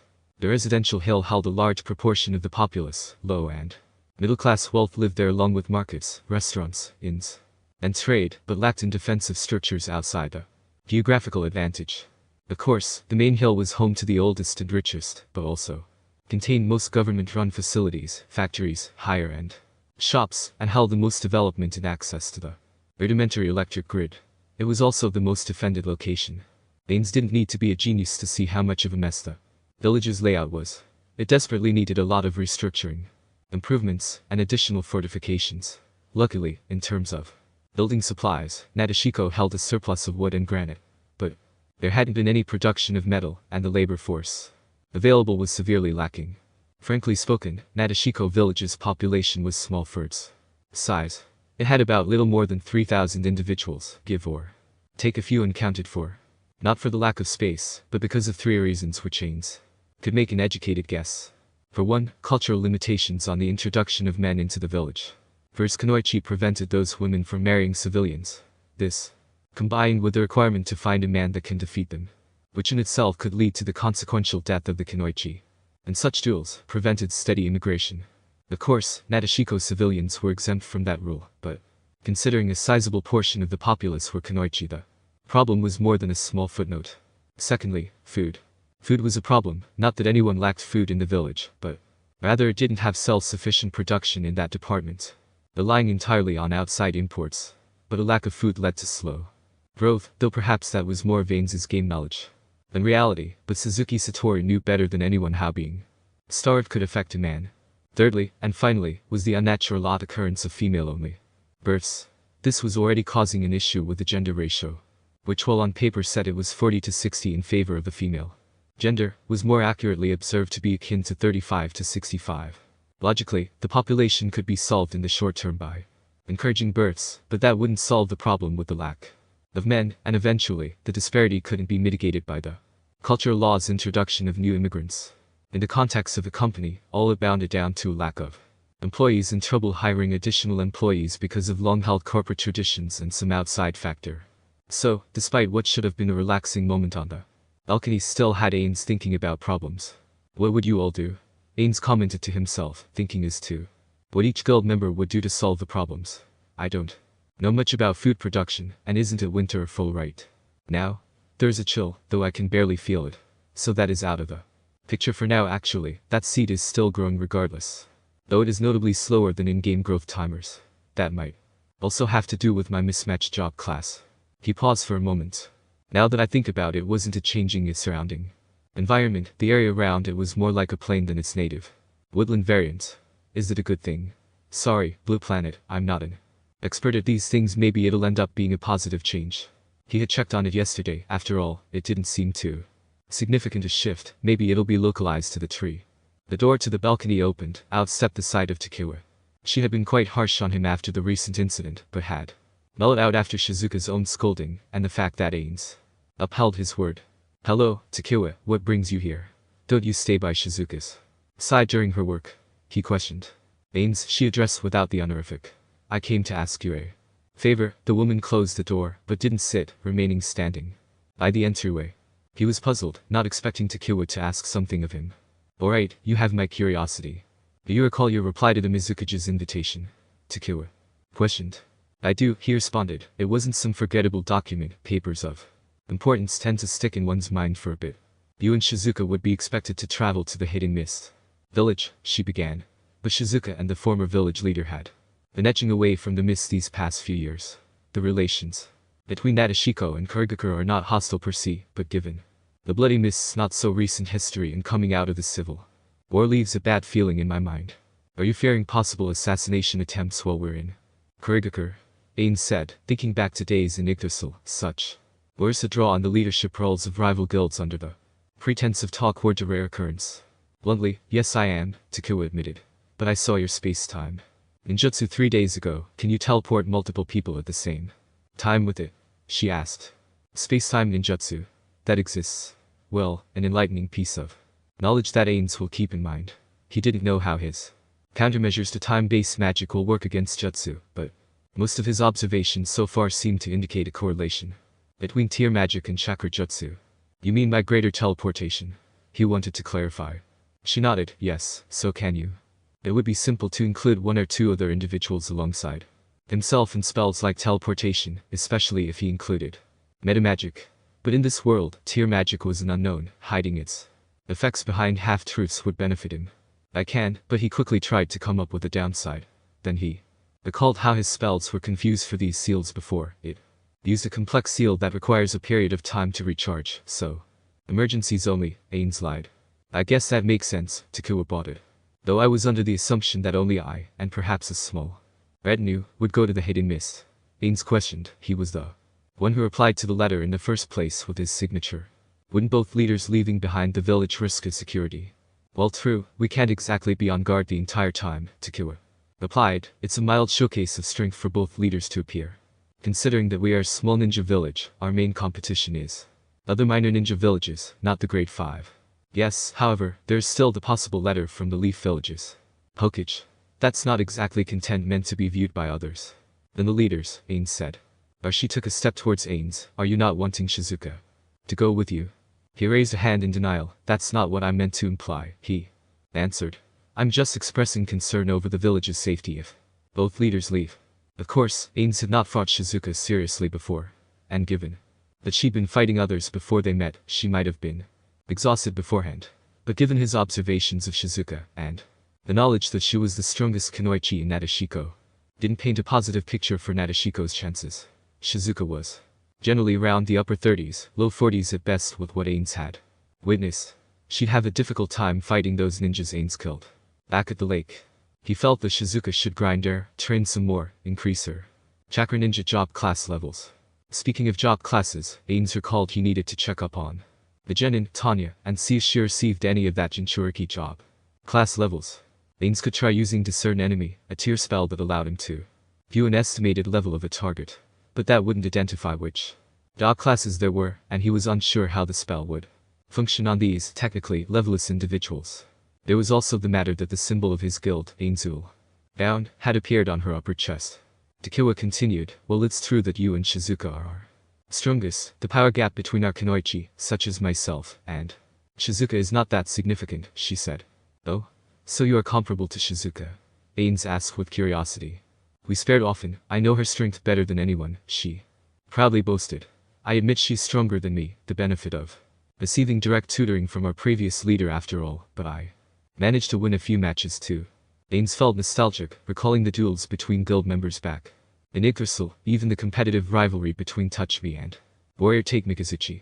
Care to tell that story? I'm interested in how your sparring sessions went, Ainz asked, waving his hand directed to a chair across from him. Takewa pondered for a bit, but relented. Sure, I got some free time. She sat and began to recount her and Shizuka's time together. Unexpectedly, Tanya was quite happy to find the hazard pay to be quite generous despite her logical mind knowing the village's not so secure financial state. In fact, Tanya had quietly figured out over the last 2 days that she'd been the only kunoichi to receive hazard pay, in addition to the mission payment, which in that itself was given, despite what was by technicality a failure. Of course, the first matter of business that Tanya went about with her newfound paycheck was restocking her weapons and tools pouch.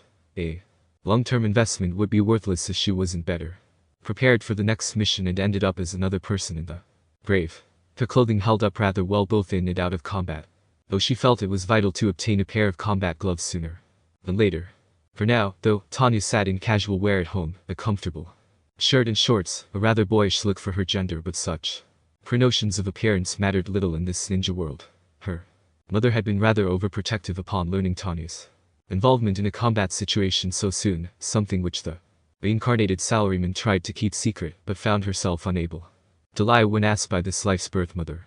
Luckily, Tanya reassured her that such excursions out of Nashiko were not allowed for her for an extended period, though this was not solely because of her graduate status and brief vacation, but because of the circumstance that happened towards the end of the mission. Tanya was not comfortable with the fact that a kaiju now lay sealed in her body. It had been quite a terrifying thought that haunted her the prior 2 days, lingering in her mind like a knife to her throat.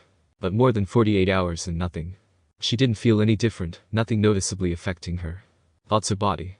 Well, aside from the symbol now engraved like a bolded tattoo on her chest, which was visibly seen when laid bare. Of course, it wasn't anything that can be shown easily, quite inappropriate to show it when considering her gender. But Tanya didn't deny its constant reminder when she bathed. Lady Shizuka had informed her that the chief medical nin will now be her personal doctor due to Tanya's newfound status as a Jinchuriki. Lord Ainz will be responsible for checking the status of the seal, as both the one responsible and the only seal master in the village. Jinchuriki, the meaning of the word left a bad taste in Tanya's mouth. It was probably the fault of being X, that bastard had been quiet her entire life so far, but the moment she had her first mission outside the safety of the village it went to shit. Also, was there a reason why Lord Ainz's actions he did were spoken like a magic spell? The audible sound of someone knocking on the door drew Tanya out of her thoughts. As a small apartment, it was easily heard even in Tanya's private room. She left and opened the front door. Hello, Tanya. An older girl with brown hair tied in twin tails with a red ribbon greeted Tanya enthusiastically. She recognized this person as Nina, her new team member. Tanya hadn't the opportunity to really know her team members. The hectic nature of the mission had prevented any casual pleasantries. Afternoon, Tanya returned the greeting. She glanced briefly behind Nina, but didn't see anyone else, then returned her attention to the girl.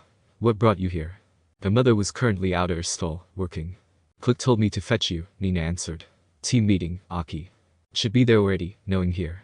Tanya would have appreciated a forward notice, but nothing to be done about it. Alright, let me switch to my gear. No need for that, you can go with what you're wearing, Nina said. No training or missions right now. I still feel more comfortable in my working attire, my kunoichi equipment, Tanya corrected herself. Just give me a few minutes. Sure, let me know when you're done. Nina took a relaxed position against the door. Thanks, Tanya said and retreated to the privacy of her room. Tanya hadn't really interacted with her teammates before, except their Jonin leader, but Nina's bubbly personality grated slightly on her nerves.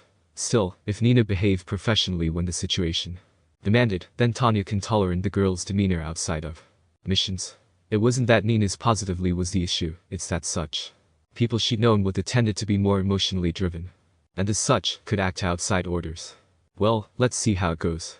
The leader of Nashiko, Shizuka Gown, a family name that she had to grow accustomed to, scratched her head absently while partly leaning forward on her desk over paperwork that ceaselessly continued to pile up every day. Nashiko wasn't even a large village. Shizuka rarely had to be stuck in the office doing paperwork. But ever since Ainz arrived it had been a tidal wave of work. If that hadn't been head-inducing enough, the complications that arose due to her aforementioned husband's actions made her seriously consider becoming an alcoholic. Just how a simple geological survey goes horribly wrong only to suffer no casualties, avoid conflict with the Hidden Leaf, uphold allegiance with the Mist Village, defeat rogue shinobi belonging to the legendary Snake Sanin, and also make a Jinchuriki of the three tails for Mei Nadeshiko Kunoichi while keeping that information secret. And that only included what happened on the mission, never mind what occurred in the village prior and afterward. He's already won over the Kunoichi that were present. How long until he controls the rest under Shizuka's command? Ainz was terrifyingly lucky or outright monstrously intelligent. She couldn't help but assume the latter, could only thank whatever deity watching that Ainz was on their side. Despite the migraine that Shizuka suffered, most of Ainz's actions had a positive effect. The political ramifications with Konohagakure were still an unknown situation, and the upcoming diplomatic discussions with Kurigakure, courtesy of Ainz accepting the invitation on Shizuka's behalf, was only days away. Shizuka hoped that the current Mizukage was a tolerant and understanding lady. The head of the Hidden Mist had been the leader of the rebellion against that very same village during the days of its bloody history. Lady Shizuka. The Kunoichi rushed into her office. We have an emergency, the woman shouted. The village leader sat upright immediately. What is it? There's a sizable group of refugees outside Nadeshiko's entrance. They're begging for asylum from what they claim to be a monster of death having destroyed their home village, the Kunoichi explained. We don't have an exact count, but there could well be over 100 people. The monster of death? Shizuka questioned, puzzled by the title. Nadeshiko doesn't have anywhere to place them. Set up a refugee encampment outside the village. I'll order some Chunin and Genin to patrol and help. As you command, Lady Shizuka. The Kunoichi responded and left the office. Nadeshiko village hadn't the prepared infrastructure to deal with a mass influx of people, a couple dozen perhaps, but not a group over 100 or more all at once. It wasn't that they didn't have the space to build more boats on the hills, just not the time or money to waste on building beyond the expected population growth and immigration. Still, a monster of death. What did that imply? The crazed rogue ninja. A summon of some description. She needed more information, also. Which village on the peninsula was destroyed? Nadeshiko was the only fortified place able to defend itself without external aid. Every other town or small village on the peninsula was purely civilian. And, while technically Nadeshiko wasn't under strict obligation to defend the land of water's civilians, that was supposed to be Kurigakure's responsibility. It was, however, expected to help. Shizuka bit her lip, then stood up. She wanted to check the situation herself. The paperwork could wait. The leader of Nadeshiko stepped out of her office and hastily walked down the hall, passing by the occasional Kunoichi or administrative civilian frantically working out. She noted that Takewa wasn't nearby. Her friend that's usually there to assist her had been absent today. As she exited the building, Shizuka concentrated her chakra and leaped high to the rooftops, jumping from building to building, then down at the interconnecting bridge between the highest and lowest hills. Already approaching the area, there was quite the commotion, centered in the area belonging to the vast majority of Nadeshiko's population, mostly at the entryway point into the village. Then she noticed him. His apparel and size were impossible to point out of the gathered crowd. Ainz, Shizuka shouted. Ainz turned his attention away from whatever conversation he was in when his name was called. She didn't recognize the individual he had spoken to, so the person was likely one of the refugees. Ah, Shizuka, Ainz replied, his tone sounding like he'd expected her arrival. I was just conversing with the leader of the refugees. I have reassured him that we'll help his group. I assume you've already been informed of the situation. She paused for a bit, her mind racing to figure out as to how quickly Ainz had reacted to the situation. No, stop, it wasn't the time to make assumptions as to Ainz's thoughts and actions. Ahem, she cleared her throat and adopted a more professional behavior. Yes, I have already ordered the formation of a temporary refugee camp outside Nadeshiko's entrance. Ainz nodded and turned back to the male spokesperson for the refugees. As Lady Shizuka said, temporary housing will be put up until we find a more permanent solution. As for the Death K and the Death Monster, rest easy, that capable Kunoichi will deal with it. Shizuka raised a brow. Did Ainz know the true nature of this so-called monster of death? Excuse us, Shizuka said to the man. She noticed Takewa nearby. She's my assistant, she'll answer your questions for now. She directed the man to her friend before walking up to Ainz and then dragging him to a more isolated place. She took a deep breath, then said, we can't. What do you mean? Ainz questioned. We can't make each and every refugee into Nadeshiko's citizens, she said. Never mind the cultural law conflicts, we don't have the food reserves for such a sudden boom in population. I'm aware of Nadeshiko's lack of food surplus, Ainz replied. But I'm working on a solution. I don't see many solutions to that problem that doesn't require more from the village's finances, Shizuka admitted.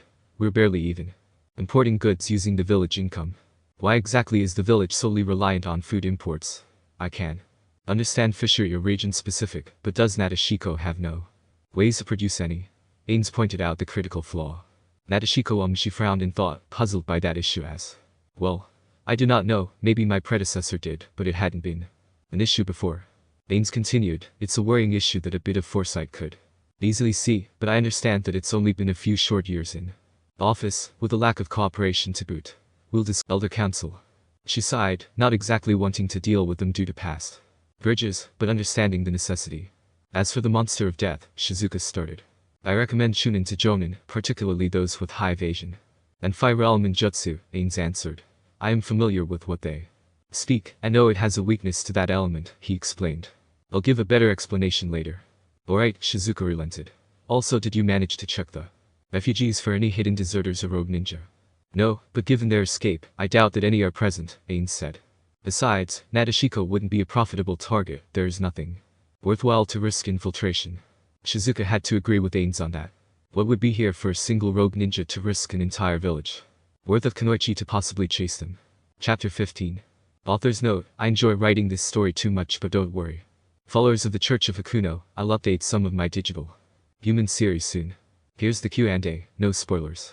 Did anyone see the display of super tier magic outside of Nashiko's kunoichi? Possibly, but from a far distance, the pillar of magic from super tier magic looks very similar to the chakra pillar caused by Yukimaru. Maybe that people could have confused the two. I won't offer any spoilers of if they did see it or not. Can Kamui be prevented by tier magic that blocks teleportation? To an extent, something like dimensional lock blocks soul teleportation within its area of effect. So, by that logic, Kamui can't be used to leave. As for intangibility, that's a different matter. I do not consider chakra to be the same as wild magic, so platinum's exception doesn't apply. Can Ainz inscribe his spells into chakra seals? No. Are mana and chakra the same considering Ainz resisted a restraining jutsu? No, they are not. Also, Ainz resisted the restraining jutsu due to his equipment. He has a ring that nullifies all movement impairing effects. This would include methods outside of spells, such as skills or abilities from warrior or thief type classes, in which does not use mana. Being X. No spoilers. Azido Tensei summons count as undead or puppets. Can Ainz take control? Undead, and maybe the overlord of Nashiko. Skewed diplomacy arc. Chapter 15.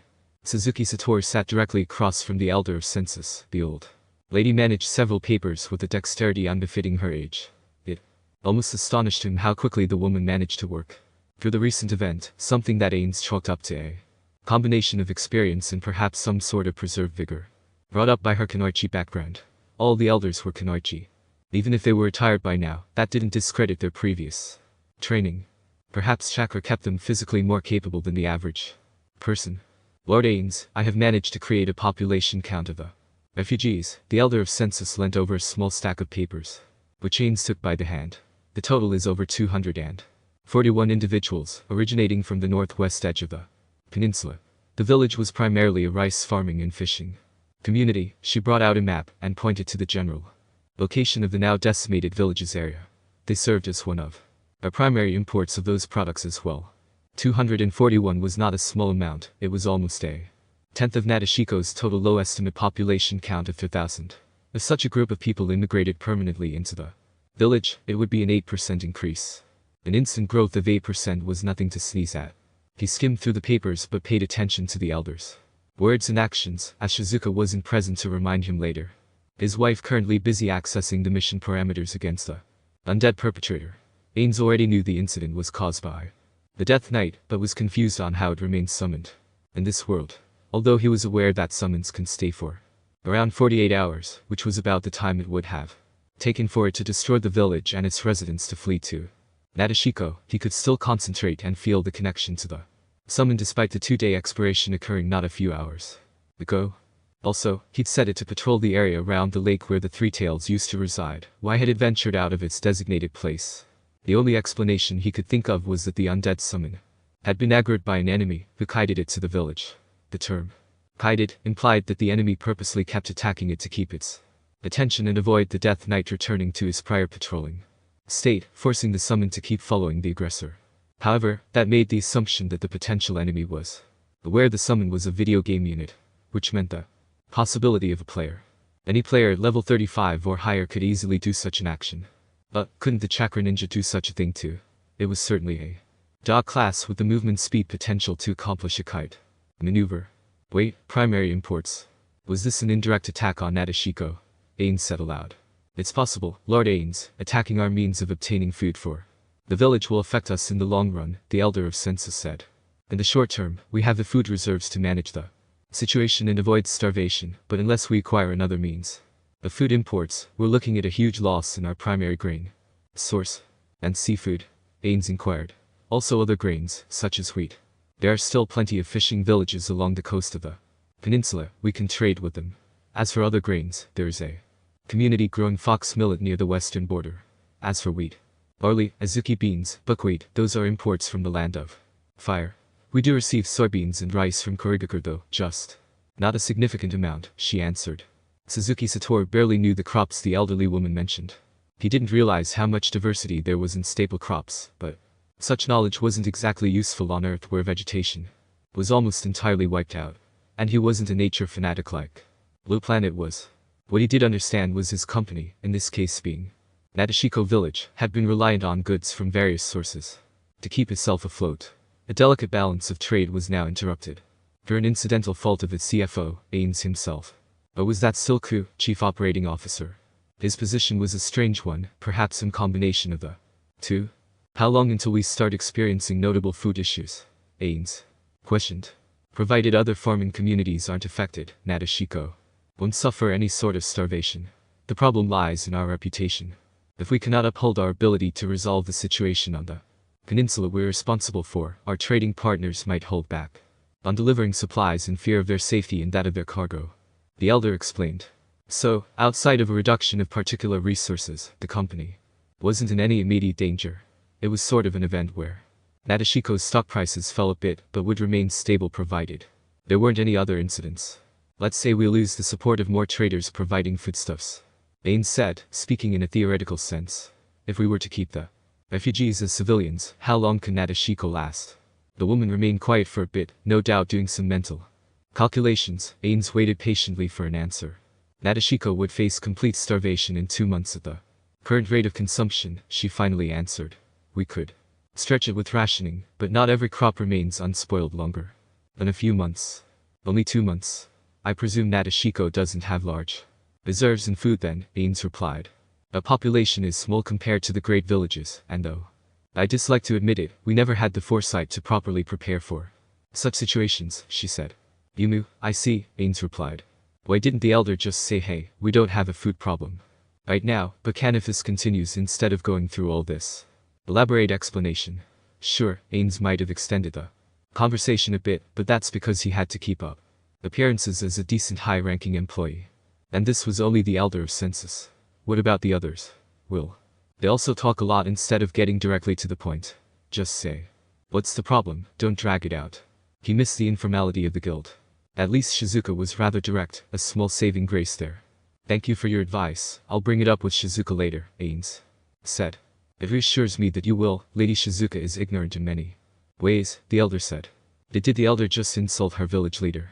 He knew that they had a shaky relationship, but Ainz didn't expect such open disrespect. Behind Shizuka's back. Sure, his wife had fought against the village culture with her previous lover, but that was years ago, and Shizuka still had followed the village traditions afterward. Why was it such a big deal to create conflict between the leader and the elder council? It all sounded like a needless grudge. Also, everyone was ignorant of something, and in the few days that he'd seen and conversed with Shizuka, the woman did her job quite well in his opinion. In fact, considering that Shizuka had been doing as well as she had, and while in conflict with her own council, there's a solid chance that the ill-preparedness and mismanagement of Nashiko village weren't because of its leader, rather, its political conflict with the council. Ainz kept this thought to himself, but made a mental note to investigate what else the elder council had inadvertently or purposely done to Nashiko. Well, there didn't seem to be any indication of what Ainz knew of political corruption. That didn't mean personal bias hadn't affected the village's well-being. Then again, his own perspective of political corruption was influenced by Earth's mega-corporate complete control over the governments, which may be considered overkill on this world's version of it. Then I'll be on my way, Ainz said his goodbye and left the room. He Couldn't help but sigh, even if he lacked the ability to breathe. What a major headache. It was strange, he couldn't even physically have headaches, yet. Some phantom illusion of the sensation crept its way to his mind.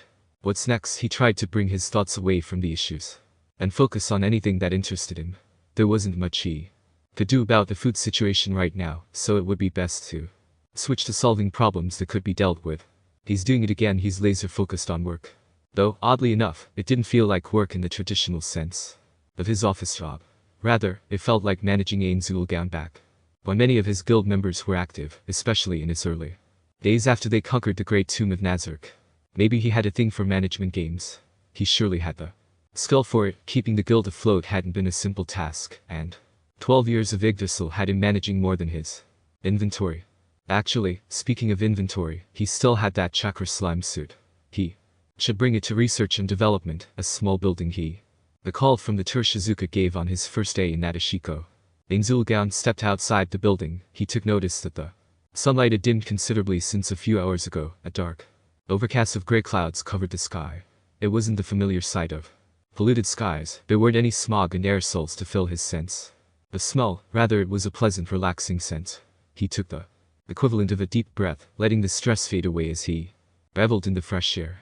Then droplets of water started to fall from the skies, not the acid rain that tormented any under its cloud cover, but a gentle spray like a cold shower, coating the buildings, plants, and people in a wet blanket. He let the natural rain soak his attire. It was far from discomfort, rather a huge relief that carried with it a longing sensation. It was the first time Suzuki Satoru ever experienced natural rain outside Yggdrasil. He dearly wished his friends could be here to see and feel it too. Somebody bumped into him. He hadn't noticed them until the woman ran right into Ainz by accident. "Oh, pardon me," Ainz began to apologize. "I was blocking the way," he said as he looked down at the figure, drenched in the rain. He didn't recognize her. Her light blue hair was tied back in a ponytail, and it was rather spiky at the back. She didn't wear any sort of identifiable uniform from Nashiko, rather a green dress with a red turtleneck and fluffy white collar. Neither could Ainz couldn't spot any sort of headband. So, either Kunoichi off-duty or civilian. "And no, it's my fault. My haste made me slip due to the rain," the woman replied, her hand rubbing her forehead before black eyes looked up to see Ainz. "I'll be ah." She jumped back up and leaped back a considerable distance, indicating her Kunoichi training and writing off any civilian tag. Still, what an odd reaction. Ainz knew he had looks of awe or respect before, but never a surprised retreat to his appearance. Well, everyone acts differently. "You shouldn't run in the rain, it's quite dangerous," Ainz stated. "Never know when you could get hurt, like now." The woman sputtered out indiscernible muttering. "I assume, given your previous direction of movement, your haste is directed toward the third hill." "What luck, I'm also about to head in that direction," Ainz said. "Since you're Kunoichi, how about you accompany me and we can talk while we walk?" He wanted to ask about items capable of using chakra, considering that people presumed he knew sealing thanks to misunderstandings, and also the slime suit he had looted before. It was best to gain some sort of common knowledge on the topic before he put himself into a deeper hole. "I'm Ainz, but please, call me Ainz," he introduced himself in a friendly manner. "Gigurin," she answered hesitantly. It sounded a little familiar for some reason, but Ainz couldn't recall. "A pleasure, walk with me," he said as he began walking towards the Academy Hill, making sure to match his speed with the woman who initially walked slowly but hastened when he glanced back at her. "Tell me, Gurn, what do you know about items with chakra?" What do you mean?" she asked. Was he not clear enough? "I mean, items capable of controlling the flow of chakra," he began. "Objects that enhance the potency of jutsu, or uniforms that help mold the energy without the need for hand seals. Unlike with tier magic's magical energy, which was used as is when casting spells, a vast majority of ninjutsu and jinjutsu required the formation of hand seals to help shape and mold chakra into the desired effect. It was likened to requiring to put in a set of instructions for a computer before it could do something. Hand seals functioned as the code, chakra served as the processing power. However, if a ninja could equip an item that lessened the required code or came with a predetermined set of instructions, frankly, came hand seal mimicry or preloaded with jutsu, then wouldn't that greatly enhance their fighting ability? It was possible. His conversation with Takiwa indicated that space-time ninjutsu could be stored in seals, which he considered an equivalent to Yggdrasil's scrolls or sealing crystal. "I'm aware of a few items," Gurren answered. "The explosive tags for instance are inscribed with special ink that when infused with chakra or lit a flame explode."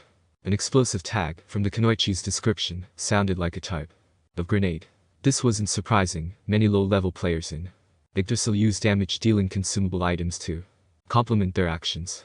That's not to say mid or high-level players didn't use them, but comparable items at such levels were more difficult to find to craft. Yes, that is one instance of chakra used for an item, Ainz rolled with the given knowledge. But I came across a rogue ninja with an interesting suit that helped shape his body using chakra. However, it was specialized to him, but I hope to research and develop new technology for Nashiko, he explained. That's it. I see that explains that, she replied. Yumu, it's quite simple when you look at it, Ainz nodded to himself. But internally he was questioning whether or not he'd already lost the Kunoichi's attention. She seemed so anxious, as if hurrying to get away from him. Is he boring her? Did he lose her interest so quickly? Quick, think of something to catch it. As they approached the bridge connecting the main and academy hills, he noticed that Gurn's eyes seemed to pan around, looking for something, but avoiding his form. Am I unnerving you? He asked. No. She hastily shouted. I'll follow. I won't run. As he thought, she was desiring to get away from him. He stopped his movements just before they crossed and turned towards her. Then if I may ask, what were you looking for? He questioned, hoping to gain some sort of understanding and ease her tension. She instead collapsed to her knees in front of him, bowing down in a dogza. What did he do? Did it terrify her that much? It was a simple question. Please spare me. I'm only searching for Yukimaru. I have no intentions of harming anything in Nashiko and deeply apologize for the previous conflict against the village. She begged an apology. Even if you decide not to spare me, at least let me see him. There is something I must tell him. Eh? Yukimaru. Ah, that was the boy with the taming ability they'd obtained back at the lake. Wait, so this woman was tied to the child in some way? His mother? Sibling? No, she mentioned prior conflict with Nashiko's Kunoichi, which if Ainz recalled, he never did locate that crystal user while he was there. If this woman was the same crystal user rogue Kunoichi from before, why the hell did she come to Nashiko? And from the looks of it, without any backup. That was like waltzing straight into an enemy guild base. It was such a ludicrous idea, almost utter insanity unless you had a world item to back it up, and even then nobody would be dumb enough to head straight in, practically asking to be picketed and their items taken. A suppressive dampener calmed his emotions back down. No, wait, this was a great opportunity to gain some outside intelligence. Though, as a rogue ninja belonging to an enemy faction, she'd likely not be so willing to spill out information, even if threatened. Although she seemed willing to relent somewhat, it was best to just. He raised a hand towards her. Charm species. It was a 4th tier spell, as it suggests. Charm species placed a target under a charm. This particular variant was a stronger one that influenced all species and not just the caster's own. The charm would make the target believe the caster is their friend, but it can be resisted by certain means.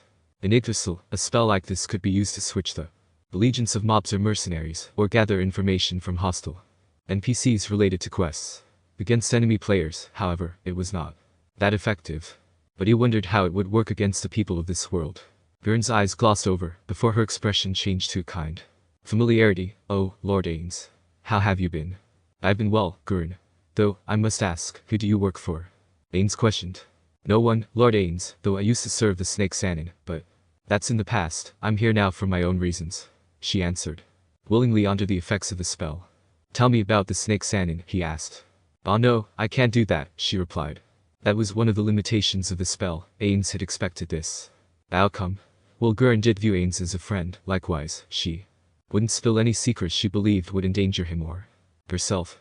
But the reluctance to speak about the Snake Sanin was information in itself. It told Ainz that Gurn believed her chances to be better in risking infiltration of Nashiko than spilling secrets of their previous allegiance. So you believe the Snake Sanin to be stronger than me?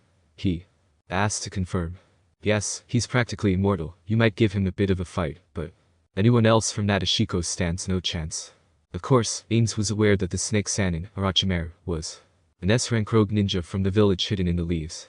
As someone from one of the Great Five, he would be stronger than an average Kunoichi from Nashiko, but considering the danger level in the bingo book, he might be comparable to the cage, which meant possibly comparable to a high-level player. Also, immortal.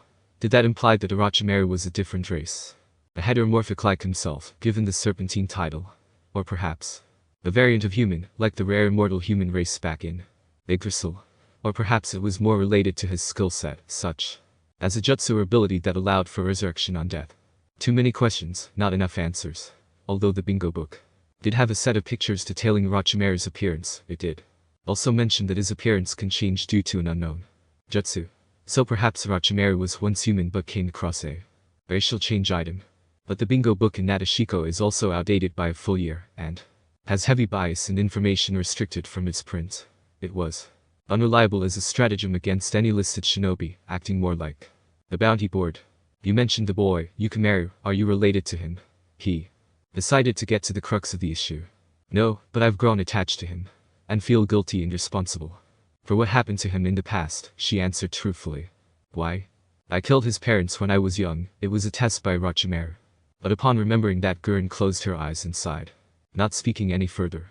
Ainz couldn't feel any sympathy for her, but now recalled the boy's attachment to this person. He had been vocal about it at the camp, and on the return trip to Nashiko. That child had a unique taming ability. Ainz could use Gurren as a motivator to get Yukimaru's cooperation. Of course, Ainz had no plans of forcing Yukimaru. He'd not be able to face his friend Yamaiko if he mistreated children under his protection. Not that she'd approve of the child soldier mindset of the ninja world, but that was still outside his control to change. Hold on a minute, if Gurren was a rogue ninja back from the lake, did you aggro the Death Knight to another town, then to mingle in with the refugees? He questioned. Death Knight? No, I didn't do anything, just lucked out with the group, she admitted. So she wasn't the culprit for that. Gurren grasped her head and started mumbling to herself. Ainz took it as an indication that she was beginning to resist the spell's effects. He had gotten quite a few answers, and unless he tried a higher tier spell, wouldn't be able to gain anything substantial. Ainz didn't want to risk using higher tier spells for mind control, at least well in the public view of Nashiko. He had already risked showing off other types of tier magic. There would be only so much Shizuka could cover for him. Besides, Ainz knew that mind control would place much suspicion on him, and he didn't desire anyone in Nashiko to fear him. The 4th tier charm spell could be passed off as a type of Jinjutsu, at least, that's how he assumed Jinjutsu could work. The books were not too clear on the possibilities of Jinjutsu beyond illusions and mental effects. Well, he'll capture Gurren for now. It wouldn't be wise to leave a rogue ninja wandering in the village. Maybe she'll join the village. He had the bait, just needed a good hook and line. What? No, he's not a comrade, Gurren seemed to now recover from the status affliction of charm species, which was quicker than he thought would occur. Did chakra give passive resistance to particular status effects? Or was Gurren high enough of a level to not be affected as long by a 4th tier spell? He raised another hand to use another spell, and 4 Kunoichi jumped in, kneeling before him. Where did they come from? His surprised emotion dulled back down. No, wait, they were always following him. He'd known about it this entire time, but they were just so much weaker, a lower level than him, that they barely registered. Ainz hadn't been as actively observant as normal because he was relaxed. Nashiko was already friendly territory in his mind. Lord Ainz, we're here at your sign, one of the female Kunoichi said. A sign? They didn't appear earlier. Did they mistake his other arm movements for a sign? Yumu, arrest this woman. She's a rogue Kunoichi, but has agreed to cooperate. So treat her fairly for now, he ordered. Gurren glanced up, then around, but resigned herself to being arrested. I cannot face you, I'll go. As you command, Lord Ainz. It had been an incredibly hectic day for Nashiko's leader, Shizuka. Gown. If dealing with the aftermath of the refugees wasn't enough, having to work with members of the Elder Council certainly gave her a major headache. Fortunately, they were more tolerable today and could work alongside her when it came down to it. After that, it was organizing the refugees' temporary residence, gathering information that led to their current situation, then meeting with numerous residents of the lowest hell for a number of things. That didn't include trying to think of a suitable response team based on Ainz's suggestions for whatever entity had destroyed the village in the first place. Then Ainz did something again. He managed to immediately locate and imprison a rogue ninja that infiltrated Nashiko village without so much a fight breaking out and causing any collateral damage. It just kept happening. These events just kept happening with him around. So, when the night hours arrived and Shizuka finally managed to meet up with Ainz back at their house, she slammed the door and walked straight up to the large figure that was Ainz Ulgaon. Ainz Shizuka trailed off, her glare directed at the man who sat on a comfortable chair while reading a book. He lifted up his head, his odd masked expression now looking at her. Ah, Shizuka, how? Ainz, what the hell? Shizuka blew her casket, bottled up emotions erupted into her shouting. Ainz was taken aback by her sudden increase in volume. He said there wouldn't be any rogue ninja, and not a few hours Later, I heard word that we had one imprisoned in containment. And you just happened to waltz right into her and disable her with a fuss. In my defense, I said I doubted there would be any, not that there wouldn't, he replied in a strictly logical tone. And the rogue Kunoichi was, well, she was entirely cooperative, there was no danger to Nashiko. Shizuka rubbed his head, trying to calm herself a bit down. What Ainz had mentioned was correct. He never did say there wouldn't be any, only that it was unlikely. Still, Shizuka continued, desiring to obtain some answers for once. I can barely wrap my head around how you've been doing things. You can fly, create a fully furnished tower with a jutsu, hold scrolls with cost-free usable jutsu, use face-time ninjutsu to teleport, have objects which defy anything I knew about, defeat and seal away a tailed beasts with little to no damage to yourself by yourself. She started listing off. Ainz leaned back against his chair. I haven't exactly been secret with those. Not to mention, you completely overturned the Elder Council's political weight, have the civilians' complete trust in you, can speak diplomatically in a way that made even Konohagaka retreat. Convince my Kunoichi to follow you without hesitation, and have knowledge on whatever the hell destroyed the coast village. Hey, wait, that's a bit. And you seem to be perfectly fine with the literal environmental transformation occurring nearby with those wolves, which you also tamed. Shizuka finally stopped her rant and took in several deep breaths. It might have been immature of her to do that, but it sure felt good to finally relieve the stress. Ainz remained silent. After a full 2 minutes, Shizuka recovered enough to break the previous tension. Sorry, she apologized firstmost. I know everyone has their secrets, but I'm just so confused that it affected my emotions. No, it's fine, I can understand your feelings, he replied. To answer most of your concerns, you can liken my abilities as a type of bloodline limit. Although I may have implied it to be a type of ceiling, it isn't actually that, he answered. Shizuka nodded. She knew that bloodline limits can be incredibly odd and fascinating, but was also aware they can be a double-edged sword. What does your bloodline limit do exactly? I can't do jutsu, it's all an act, he spoke honestly. Huh? But you did. I can imitate jutsu, but not exactly, Ainz replied. It's an entirely new bloodline limit, I call it tier magic. Like something out of a book, Shizuka said. Sorta, think of it as a different method of using chakra that isn't bound to the same rules as yours but likewise has its own rules. Now, as for the items, I found them all in ruins, so can't answer you on those. Does that satisfy your curiosity, Shizuka? She sighed, a bit. I imagine it must have been extremely difficult to learn. That might explain your intelligence, she trailed off. Yumu, it took many years, Ainz said. I'll explain more in the future, I hope you understand. Shizuka still had other things she mentioned in her rant that remained unanswered, but understood it couldn't be exactly explained all in one conversation. I'll accept learning this, but we are husband and wife, even if only done so for cultural reasons. At the very least we shouldn't keep too many secrets from each other. Shizuka did not deny keeping secrets, after all, she was the leader of the Kunoichi village, it was practically in the job description. Takewa came over this morning, Ainz changed the subject, but she let it pass. She mentioned we both have to attend the meeting with the Mizukage. Shizuka sat on a chair across from Ainz. I never met the Mizukage, but have exchanged letters. She seems like a woman that wants to right the wrongs of the Hidden Mist village, but I remain skeptical. It is still 2 days away, which means we need to leave by tomorrow, Ainz said, knowing they'll need to get there by boat.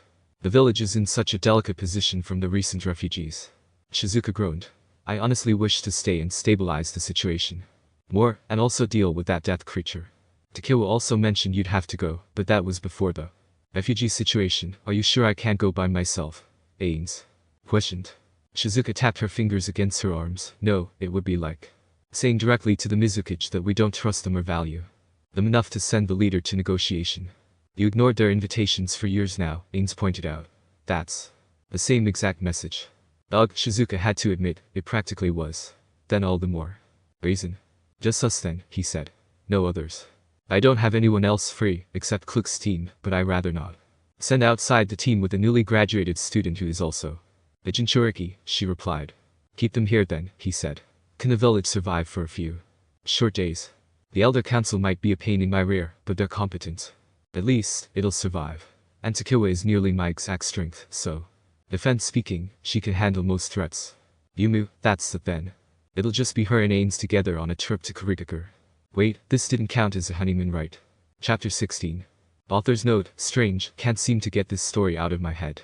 And it's not just cause of overlord, rather I just really am feeling for the writing setting of something similar to Warring States Japan. Here's this chapter's Q&A, no spoilers. Why or how did the Death Knight attack the coastal farming village? Was it just Ainz's luck? To answer the latter, yes, Ainz just got lucky. But as described in the previous chapter, it was also a potential risk for the village. It is still unknown why Death Knight attacked the village. What about the robotic puppeteer, Kikuyo? He was also in the anime filler episode of Nashiko. Ainz's intervention has caused a major deviation in Nashiko's future. Kikuyo hadn't met Shizuka yet at this point in time, and will no longer have any reason to pursue Shizuka even if he meets her now. Why don't you use Hanzo? I answered this in a prior chapter, but Hanzo's are a mercenary. Summon. To summon a mercenary, you require both Yggdrasil, gold and the mercenary book for the entity. Both are finite resources. For Ainz, even more so without the bulk that is Nazarik's collection. For the sake of the story, I decided he would not have Hanzo mercenary books on hand, as it's unknown if he had any in his inventory in the Overlord side story. Use magic to turn Nashiko's surroundings into farmland. He doesn't have druid spells, and I can't picture him using super tier magic for such a reason.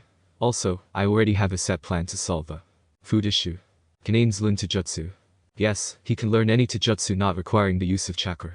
As for whether he will or not, that's to be decided. The Overlord of Nashiko. Skewed Diplomacy Arc. Chapter 16. In the morning thereafter, Shizuka Gaon had prepared her necessities for the trip to the Hidden Mist village, and also assigned a suitable team to deal with the menace behind the coastal village. Crisis then finally set out with Ainz Gaon.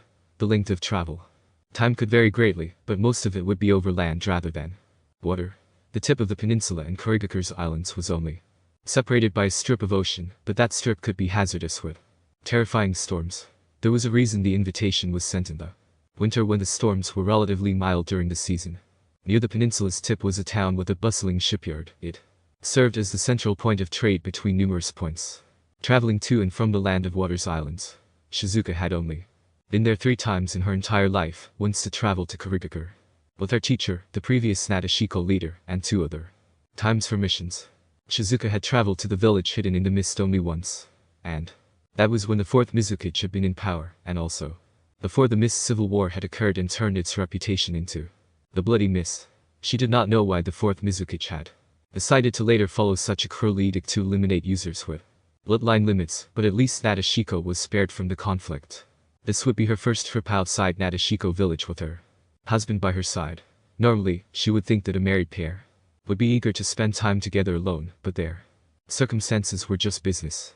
Shizuka couldn't imagine loving Ainz in the same way she'd seen civilians or read in books, and she imagined it was a similar case with many of Nashiko's Kunoichi. Due to that cultural law, why should such a law chain down Kunoichi from experiencing love? Not that there wasn't any love among those married through the law. She'd seen some examples, besides the ones the elders tried to shove down her throat. It had been 2 hours since Ainz and Shizuka left the safety of Nashiko's hills. A mostly quiet journey with the occasional small talk, but otherwise an atmosphere of awkwardness existed between them, while alone and without the backdrop of responsibilities to the village. Though, thinking back on the village did raise a few questions. Ainz, Shizuka addressed her husband, breaking through the silence between them. What did you do to the rogue Kunoichi while I was doing preparations this morning? His gauntlet rubbed the chin of his mask. I placed several safety measures around her cell, he answered. I was aware of her primarily earth element based jutsu, so I made them with that in mind. Wouldn't that prevent Takiwa from using her own jutsu within the confines of the cell? She asked, curious as to how he created such measures but trusting his knowledge. Yes, but I took into account that the majority of Nashiko Kunoichi have mainly the wind element as their focus, he said. Takiwa should have the combat experience to work around it. True, Takiwa was a jonin, and while earth style was her chakra nature, that didn't mean her friend was unable to use ninjutsu of other elements. And as Ainz factly stated, Nashiko's Kunoichi heavily sided with the wind chakra nature, followed by fire and water, but on the low count of earth and lightning. It was a strange occurrence that it heavily favored wind, despite the vast majority of immigrants coming from either the land of water or land of fire. Alright, I agree with that, Shizuka replied. Out of curiosity, what else did you do in the morning? Let's see, I returned some library books, talked with the elder of foreign affairs about Nashiko's contracts with Kurigakure, and paid Tanya's compensation with an item, Ainz recounted. Compensation, wait, an item? You gave a graduated genin one of those strange items? She asked. Was it like what you gave me? Shizuka inquired, brandishing the wedding ring on her finger while also revealing her awareness of its additional benefits beyond symbolic jewelry.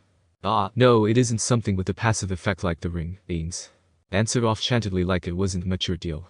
It's a necklace that can replicate the fly spell for the user without cost. She requested me to teach her, but I compromised with that instead. She remembered that Ainz had done it before in front of her when they first met. That's a rare ability, and you had an item that replicated it. Your spell, or the jutsu. The spell, I'm unfamiliar with its jutsu variant, he admitted. So you just handed over a clan item? Ainz looked at her. Well, I don't have a clan in the same sense that I know from the 5 great ninja nations. I had a guild who had abilities like mine. His tone of voice changed a note. Shizuka could feel the affection he had for the guild. She was curious about this guild. The wife of Ainz could barely recall. It's mentioned back at the village entrance a few days ago. Tell me about it. That tripped Ainz up a bit. His normally almost regal walk staggered a bit. Sorry. The guild, Shizuka said. What kind of guild was it? Ah, so that's what you meant, he said. Yumu, I'll happily speak about it. Ainz's tone shifted, sounding rather joyful in contrast to his deep voice. It wasn't the typical kind of guild you would think about. To an average newly graduated genin, most would fervently argue their opinion that D-ranked missions were boring and needless grunt work that should be left to civilians rather than trained kunoichi. After all, they had succeeded in joining their village's military and had expected it to be a glamorous adventure, though not unaware of the dangers they naively believed they were capable enough to be fine. Tanya hadn't thought that way since the start, and her first live mission outside the village had been a disaster for a fresh genin to experience. Of course, Tanya had the advantage of maturity to discipline her mind and had not been fooled by the propaganda created for the standard academy student as to the kunoichi life. She had little choice. A kunoichi was expected of her talents and the best career choice with her limited connections, coupled with what she learned of world history. It was more for her own well-being. Tanya had planned to quickly rise to the rank of chunin and choose an administrative position within Nashiko, away from the dangers outside the village while still in a position with decent pay. That had all quickly flushed down the drain when she unwillingly became a Jinchuriki. The records Nashiko had on hand for a Jinchuriki were incredibly sparse, but massive powerful creatures such as tailed beasts did not exist without creating a notable mark on history. Though the origin of these kaiju was unclear, due likely in part to Nashiko's limited subject material, the village did have some information about such chakra beasts, but nothing useful that wasn't filled with superstition or biased stories. After meeting with her assigned team members, they had started doing a few traditional D-rank missions. Normally, these would serve to build foundation skills for genin, but Tanya quickly wrapped them up with ingrained professionalism and little complaint about the missions. They were, in a way, like home chores for the village as a whole. While they could be accomplished by civilians, they would easily be finished by genin all the same at a quicker pace. Their teamwork was deemed acceptable. When in concern for the mission, Tanya had high marks. But for team cohesion outside the job, rather, friendship as it were, while Tanya had experience with dealing with other team members back on Earth, it had been a purely work environment. The team members presented to her here, except for their jonin leader, wanted more to make friends than keep it a strictly business relationship. They still acted like genin despite their status as shunin, which Tanys believed was less the case of personality and more just general experience. But Tanya kept her thoughts to herself. On the field, they might be more fitting to their rank, but within Nashiko, it was home territory. There wasn't any requirement to be professional while here, and rank missions were accomplished in or surrounding Nashiko village. A brief exposure to them at the lake did depict a change of attitude when the situation called for it, so Tanya couldn't complain. However, like at the academy, Tanya had better relationships with adults. She struggled with those closest to her age, the curse of a reincarnated soul. Such was the case here. Nina, a young kunoichi with twin tails for her hairstyle, was an upbeat, positive teenager, only a year older than her. Also known as the hardest person for 12-year-old Tanya to deal with. Hey Tanya. Tanya. Nina repeated her name with a loud tone. What, Nina? Tanya replied, refusing to so much as turn her head toward the girl and away from the book in her hands. A book a little too large for her small appendages to hold in only one. I saw Lord Ainz give you that necklace, she pointed enthusiastically to the necklace around Tanya's neck, a simple black string that held up an ornamental stone in the shape of a bird's wing. What does it mean? It's hazard pay, Tanya responded. It had been the result of a compromise from Lord Ainz. He couldn't teach her what she desired, but settled for an item that replicated the effect. Tanya presumed it Misty hollow, as she couldn't spot any recognizable ceiling script on its exterior. You asked for a necklace for hazard pay? Nina questioned. That's adorable. Tanya's eye twitched. It has a function tied to it, not just a jewelry piece. When she had equipped it a few hours later, Tanya just knew how it operated. It didn't require practice, it didn't require chakra. And it broke Tanya's understanding of this world's magic system. With terminology befitting actual magic.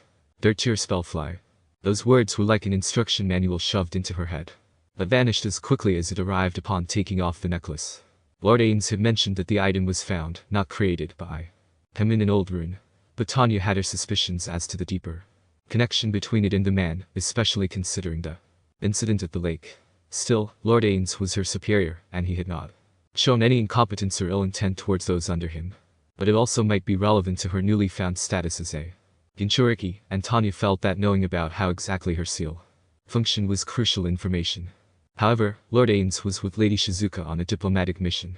To Kurigakure, Tanya will have to wait. It does something. Nina's voice shouted with excitement. Hey, Aki. Tanya wants to show us something. I did not say anything like that, Tanya voiced her complaint. Aki walked up to them. They had already finished the D-ranked mission assigned to them, so the team was basically on a lunch break. Compared to Nina, Aki was mature for her age and was far more tolerable an individual for Tanya to be around, to a point that Tanya didn't mind the girl's presence. Even her clothing choice was more functional than fashionable, except for the sewn purple flower at the right chest. But Tanya could recognize her mother's work. Aki had been a customer, and her wearing that in public was a free advertisement for Tanya's mother's embroidery. What are you going to show? Aki asked. Tanya sighed, but relented. She needed to try out the item. Regardless, just you two act like my second man. I appreciate your feelings, but I'm not going to marry you, no matter how cute you are, Nina interrupted. That's not what I meant, just watch me in case something goes wrong. Tanya responded by correcting the misunderstanding quickly. Sure, Aki replied, short and concise. She was someone that didn't speak much unless conversed with directly or a subject that greatly interested her. Tanya audibly sighed, then simply activated the necklace with a thought. It required no use of an external trigger or spoken word. Upon use, the decorative stone glowed a dim sky blue hue, and her body was enveloped by a similar light before returning to normal. The stone remained glowing. The reincarnated salaryman felt gravity's weight lift off her body. No, that wasn't accurate. Gravity still had its effect on her. Rather, it was more similar to say that gravity didn't push her down further than the level she desired. She floated 3 meters off the ground, sticking to a vertical alignment to understand how it worked before attempting any sort of multi-directional movements. It was impressive, and the combat advantages that control over her elevation would give were incredible. But it seems the practice was unneeded. It was surprisingly simple to control. Actually, she could easily fly. It was the same as when Lord Ainz's applied effect on her a few days ago. Tanya had believed it would function differently, like operating an old appliance not quite as user-friendly as modern counterparts. But that wasn't the case. Wow. How high can you go? Nina asked excitedly. At least 50 meters, maybe more. Tanya recalled how high they were back at the lake. I have yet to test out its maximum height. I don't believe we have equipment for high altitudes, Aki pointed out. Although the ninja world lacked the technology for flight, that didn't mean they were unaware of its dangers. Mountaineers climbed to the peaks, where the dangers of the elevation threatened even those using chakra. True, Tanya admitted. While Nashiko village was surrounded by mountains, none of them reached such dangerous heights to pose serious problems. But I remain doubtful of needing to be that high. The world stopped. Tanya's eyes widened. She glanced around. Everything had stilled, come to a complete halt. The breeze had stopped. Nina and Aki had frozen in place, completely unaware of anything around them. Even the leaves blown off the trees remained stuck in the air. No sound, except for Tanya's own breath. Unlike those around her, Tanya could still move in the world frozen in time. Her first action was to disrupt her chakra, to rid herself of a possible genjutsu, but that action did not work, which left either two possible scenarios: that the genjutsu was too powerful for her to dispel by herself, or this is no illusion. Oh? Well, if it isn't being X. Tanya spoke towards the direction of the voice, a bird of prey perched on a tree branch nearby. Indeed, the entity who forcefully reincarnated Tanya into this world, the self-proclaimed god, but she knew his flaws from their first meeting. It's been 12 years of silence. Are you disappointed? Hardly. I am patient, and the trails have yet to come your way. He answered. That implied that more troublesome situations like the lake could Occur, well, I appreciate the time to acclimate to this world. I still rather not talk to you. I was content in observing you, only applying a minimal touch to test your faith. But it seems something wishes to interfere. It seems not everyone agrees with your unhealthy obsession. Tanya said, taking note of being X words. If something or someone was interfering, then the enemy of your enemy is your friend. Then perhaps I should take a more active role, a gentle push. I see that you have been placed into the role of a Jinchuriki. Next, we meet, I shall magic. I see another deity of some sort. He sounded like he was speaking to something else, but Tanya made sure to keep it in mind for later. Tanya managed to grasp a kunai from her weapon pouch. I'll rather keep to my own decisions, my status is of my own choices. Whatever you offer will be rejected. She threw the tool, it flew unheeded by the time anomaly and struck the possessed avian. Though his head had been severed, the lingering voice of being X continued one last time. In time, my faith will grace your lips. Can you continue as you were with such a role? He questioned. The world continued. Everything moved, the breeze brushed along Tanya's body, the bird's body collapsed to the ground, and a variety of sounds graced her ears once more. Never before had Tanya felt relieved from a break of complete silence. Aki's voice replied to Tanya's earlier words, maybe, most combat would be on the ground. It is rare for a jutsu to have long-range capabilities. Yes, you're right, Tanya said, lowering her body back to the ground. The necklace's illumination faded away as it deactivated, gravity taking full control once more. She crossed her arms, deep in thought. Just what exactly, or who exactly, was helping her? It seemed that being X did not know about their becoming a Jinchuriki until now, and had mentioned magic. There was only one individual that was with her at the time of that event, and coupled with his uses of terms that Tanya would note from a fantasy game. Did Lord Ainz somehow hinder being X? The puzzle pieces were starting to align, but Lord Ainz wasn't someone easily approachable by a kunoichi of her rank. Unless in some way related to her Jinchuriki status, she would have to wait before being able to inquire about things to her superior. Still, Tanya chuckled, another fault that being X never admits, serves him right. Suzuki Satori observed the setting sun dimming over the horizon of the vast ocean, tinted in the beautiful hues of an orange glaze. It was a breathtaking sight. The salty sea scent filled his sense of smell, enveloping him with a fresh sensation that tempted him to breathe in deep despite his lack of lungs. He wasn't even on the boat yet, just arriving at the docks after a long journey alongside Shizuka. He dearly wished he could share this moment with his guildmates. It was truly a precious memory gem. The world he originated from had been a polluted mess from the greed of megacorporations, like the toxic air. The ocean was a sludge pool of dark greenish colors with the smell of trash coating its surface. In contrast, the ocean of this world was a heavenly jewel. You enjoyed the ocean? Shizuka's voice said from behind. I enjoy its sights and scent, Ainz replied. Though I have never personally sailed over it before.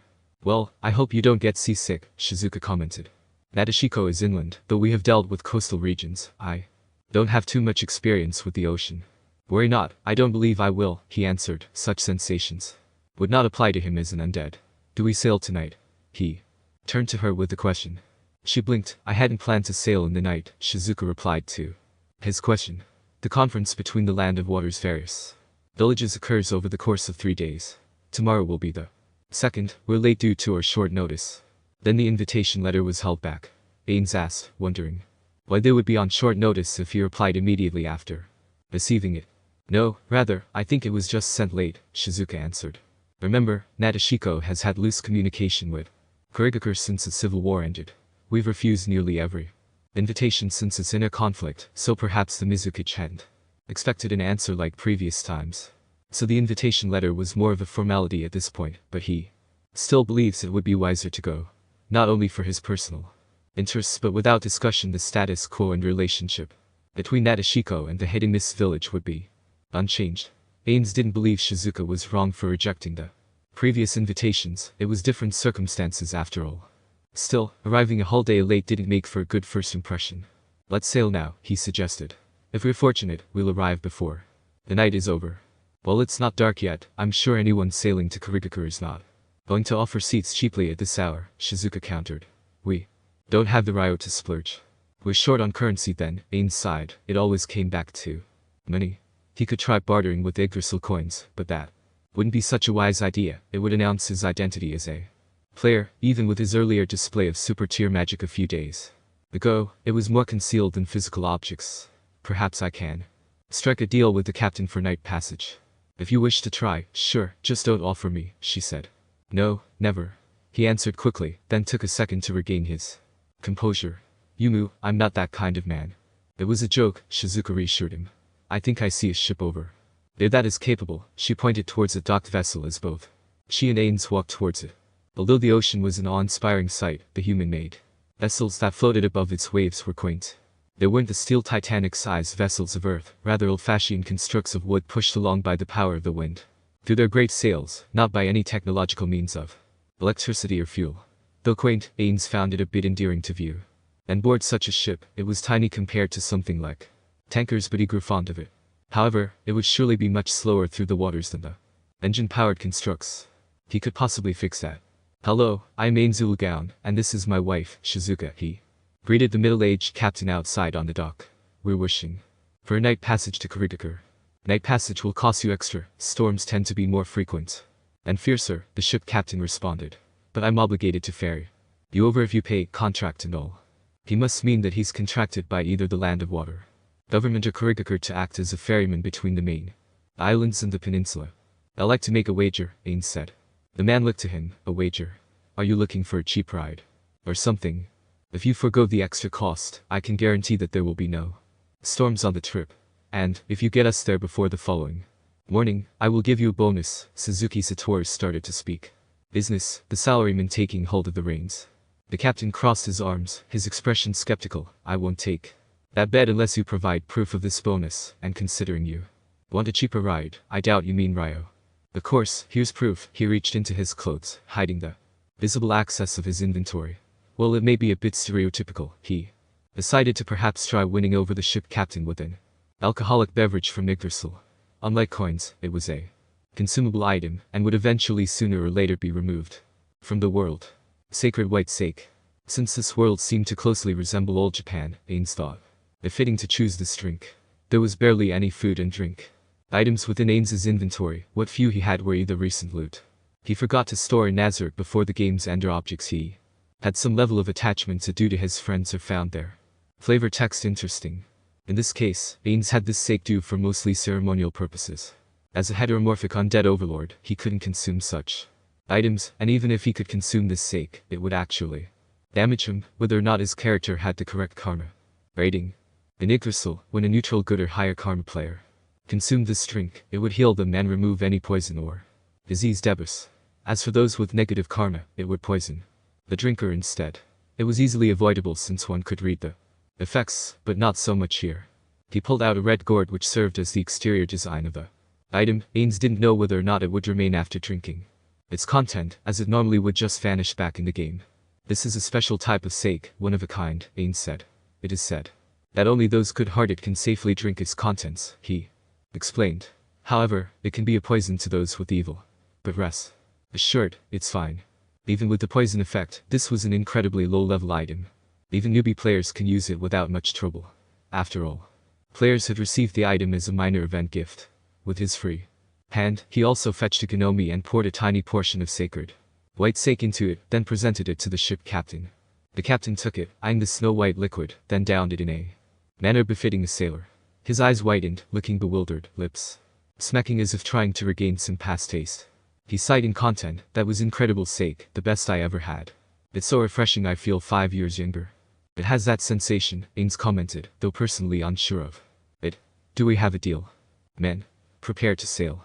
The captain shouted, then gratefully handed back the gnome.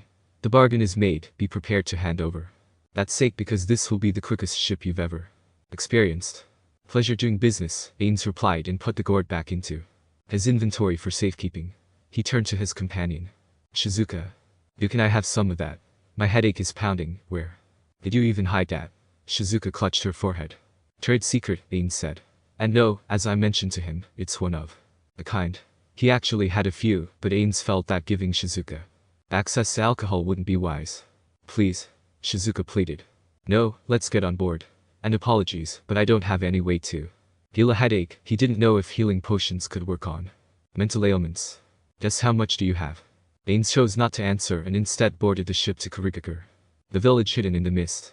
Elsewhere, at a coastal area bordering the Land of Water Peninsula and the Land of Fire, a now empty village, desolate of any living creature had a large zombie-like knight trudging along its road on a constant, endless patrol to and from the village's eastern and western ends. His steps were heavy, the battle damage from its first encounter when summoned hadn't been restored, yet the burnt bones only added to its menacing look. It suddenly halted its movements, then turned sharply, brandishing its sword and tower shield towards a newly arrived opponent. It was a young white-skinned man in a white long-sleeved shirt, a purple rope wrapped around his waist that secures a blue cloth covering dark blue pants. His shirt was open in the middle, revealing his bare chest. Black spiky hair waved ever slightly on the breeze, a sheath blade attached to the rope's back. He unsheathed the sword. The Death Knight charged recklessly towards its newfound opponent. A pair of crimson-red eyes with 3 tomos surrounding a black pupil greeted in kind. The sound of 1,000 birds filled the air. Chapter 17. Author's note: here we are, finally. Ainz arrives at Kurigakure. You people really want Sasuke to become injured in some way. Anyway, I noticed that some of you are now taking note of connections between events chapters apart. Good on you. It is all intentional. There's never something happening without some reason behind it. Aside from comedy. On another note, life has been kicking me down, which stopped me from writing anything for a long while. My dog died, I got dreadfully sick for nearly a whole month, and a slew of other ill problems that this all came in at once destroyed my motivation. I was fully prepared to write my digital human series until all that happened really put me down. But I'm recovering now, standing back up, just need to catch up on things I let pile up due to all that. So if this chapter is less quality than usual, apologies for that. Now no spoilers, the Q&A from the previous chapter's reviews. Will Ainz attend the Cage Summit? The Cage Summit has yet to be called. Remember, it was called by the wreckage because Killer Bee was attacked by Sasuke and the Akatsuki. This hasn't happened, and even if he did, Nashiko isn't considered a great enough village to be part of the Cage Summit as of now. How about Ainz summoning doppelgangers and them taking the shapes of his ninja friend? Firstly, doppelgangers can only take the shape of those they see or have stored in their lists of transformations, neither of which is possible for newly summoned doppelgangers to take the form of the Supreme Ones. Pandora's actor was an exception to the rule, because Ainz created him like that. Secondly, it is possible for Ainz to make some permanent summons, both with his undead skill on corpses or through mercenary books in his inventory. Ainz learning the 8 gates.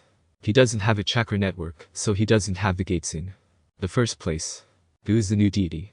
It seems I wasn't clear about this, but it was intentionally vague. All I can say without spoilers is that there is no new deity. So don't worry about some made-up god appearing. Is the tower that Ainz summoned still around? Yes. Ainz versus being X. I do not debate about such matches or the difference in their power scaling, but I will say that being X is not and will never be the center focus or outright cause of problems that our characters will face. So, think of him as more of a background antagonist, while formidable is not the main issue or incredibly important story point. Why is Sasuke there at the ruined village where the Death Knight is? All shall be revealed in time. Shouldn't those killed by a Death Knight turn into square zombie? Yes, in fact, you bring up a good point I forgot earlier. Let's just say Ainz didn't care for that in chapter 13 and ignored it. As for the village occurrence, they and regular zombies might appear. Does Tanya have tear magic? No, Tanya does not have access to tear magic, though she can still use items that have tear magic. The Overlord of Nashiko. Skewed Diplomacy Arc. Chapter 17. A team of Kunoichi approached the designated mission area. They had been hand-selected by Nashiko's leader, Lady Shizuka, to deal with the immediate threat to their village's safety and that of the peninsula. Their target, according to the available information gathered by Lord Ainz, was a type of zombie creature created by some unknown experiment of a rogue ninja. It was assumed to be caused by Orochimaru, whose sound ninja had fought with Nashiko's own a few days ago. The zombie wasn't an unknown terminology in the ninja world. There were quite a few techniques that utilized the use of corpses, some based on puppetry, others the pinnacle of Earth's style. The sun had set, the sky coated in dark hues, but the moon illuminated the region. The Kunoichi had arrived at the village only to come across a peculiar sight, an ongoing battle between a foreign ninja and a monstrous creature, and not only that but what were presumed to be the villagers who hadn't escaped and became refugees had turned into zombies of a more traditional knowledge. They had to make the decision, should they aid this unknown ninja, or wait in the shadows and observe the situation more. The choice lay with the team leader. But a decision was made for them. What zombies who weren't engaged with the ninja had sensed the living and made their way towards the group. Sure, they were slow, even with the running pace. They couldn't compare to Kunoichi of their rank, and wouldn't catch a genin. But to a civilian, they would be dangerous. We're moving in, the team leader said. Avoid fighting with the unknown ninja and focus on the mission objective. Eliminate the zombies. They are infesting the place, another Kunoichi said. Should we go with scorched earth tactics? No, but don't be shy about using fire-style ninjutsu, she replied. And Unker started performing hand seals, her chest expanded. Before she leaned back then forward quickly and exhaling, fire. Style. Fire dragon bomb. A spew of flame engulfed the zombies charging at the team. They kept a loose formation, taking care not to separate from their fellow members in case of a tight situation. At first, it didn't seem like the zombies posed much of a threat, but the Kunoichi took notice of a peculiarity that some of these undead required more effort than most. It was these, which used weapons, that the Kunoichi decided to focus fire their ninjutsu to eliminate them post-haste. In the meantime, the unknown ninja had disengaged from the perpetrator undead monster. He had also taken to switching from lightning style to fire style, which had more notable effectiveness. On it, the Nashiko Kunoichi made their way towards their primary target. Although the zombies were a threat, they were no match to an experienced group. The ninja who disengaged earlier spotted them, his eyes narrowed, searching for an indication of their village. Once he spotted the symbol of Nashiko, his expression shifted to a slight puzzlement. He clearly expected some other village but didn't express any hostile intentions towards them. We're Kunoichi belonging to Nashiko village, the leader said on. Approach, our target is the abomination in front of you. I see, he replied. It has destroyed this village and killed innocents, she continued. Are you willing to aid us temporarily? What's in it for me? He asked, eyes gleaming with red orbs, black. Tom was representing the iconic bloodline limit of the Uchiha clan. The Sharingan. I would say the thanks of the people, but I understand a fellow ninja wouldn't accept free work, the leading Kunoichi replied. What do you desire? I'm searching for someone, but I and a companion require a place to stay for an indeterminate amount of time, he said. I do not see any indication or recognize you from the bingo book that would certify you as a rogue ninja. So I accept this deal. Very well, I'll help you deal with this. True to this word, the ship sailing Ainz and Shizuka encountered no storms or harsh weather, though whether that was due to luck or the overlord silently casting control weather is anyone's guess. Furthermore, the wind had been on their side and greatly accelerated the ship's speed, cutting down their arrival time to the land of water's primary islands. Of course, it was the dead of night, but they had docked at Kurigaku's outer port before midnight, breaking a record if any existed. The outer port was the only shipyard and docking area on the entire island. As such, was the only way to enter Hidden Mist's home island in a legal manner. Perhaps in some future, Kurigaku would have grown to and around the port and be easily seen from a distance. But such wasn't the case now. Although the shipyard was developed and had a few warehouses, the village hidden in the mist itself was not until further into the island. Ainz and Shizuka would need to take the road and make their way through a mountain tunnel passageway before finally arriving at Kurigaku. This is exactly what they did. After fulfilling his end of the deal with the captain, Ainz Ulgaon and Shizuka walked the dirt road through a misty forest and to the entranceway of the tunnel dug through a mountain. It was gated, but they had diplomatic clearance. Like its namesake, a hazy mist hung in the air as they cleared the tunnel and entered the village. It was visible even under the night sky, making it difficult to see further than their surroundings. Though an application of see-through could fix this simply enough, Ainz decided not to use the spell, instead reserving his full observation of the village for the morning hours. He could tell, however, that most of the buildings were constructed out of a mixture of stone and wood, professionally cut and likely incredibly insulating from the humid temperate. They were escorted by Kunoichi belonging to the village, where they were brought to and granted an entire floor to a high-end hotel. He could feel the eyes on him. His appearance was unique, and the mask of envy didn't help in easing suspicions. Still, the sensation of being watched faded away when they entered their private room. Though the building itself was likely still under observation, whether it was done due to protecting them as diplomats or potential threats remained unclear. We really made it here so late at night as well, Shizuka remarked as she glanced out the window. Still, they didn't expect our arrival. Perhaps, but they did have people on standby for the occasion, so while unexpected, they weren't unprepared, Ainz replied, remembering times back in his old world when visiting business owners from overseas would come at inopportune times. She turned to him. Do you believe they view us as a threat? A threat? Unlikely. We were invited. They are just cautious, he said. Get some sleep, we'll be fine. He can't sleep anyway, so it wasn't like they could surprise him. Shizuka shifted a bit. Will you be in another room? Yes, the entire floor is reserved for us, he answered. It wasn't like they slept together in Nashiko anyway. Their relationship didn't have that level of connection. It also allowed him to avoid Shizuka during the night hours. She was unaware of his Undead nature and its untiring benefit. Well, benefit is a loose term. I'm uncomfortable with being by my lonesome while in the bloody. Miss, yes, I'm aware they're trying to venture away from that reputable name, but it hasn't been that long. I see your point. So she was wary. Not unsurprising, they could be considered in the territory of a different guild. Not an enemy one, but not exactly friendly, more akin to an acquaintance. Or perhaps it was closer to visiting your direct competitor. No, rather, Kurigakure could be seen as the parent company while Nashiko was the child. Yeah, that had to be it. It was much easier for Suzuki Satoru to understand in the context of companies than national politics that honestly went over his head. I'll stick around then, he offered. He wasn't only going to catch up on more reading about the world and chakra from the books borrowed from the Nashiko library, though this time more about the history of the villages. Though, he was aware that these books were limited in their information, as these were likely international copies. I appreciate it, Shizuka thanked. Good night. You too, he replied and watched her head to the bedroom of their multi-room residence.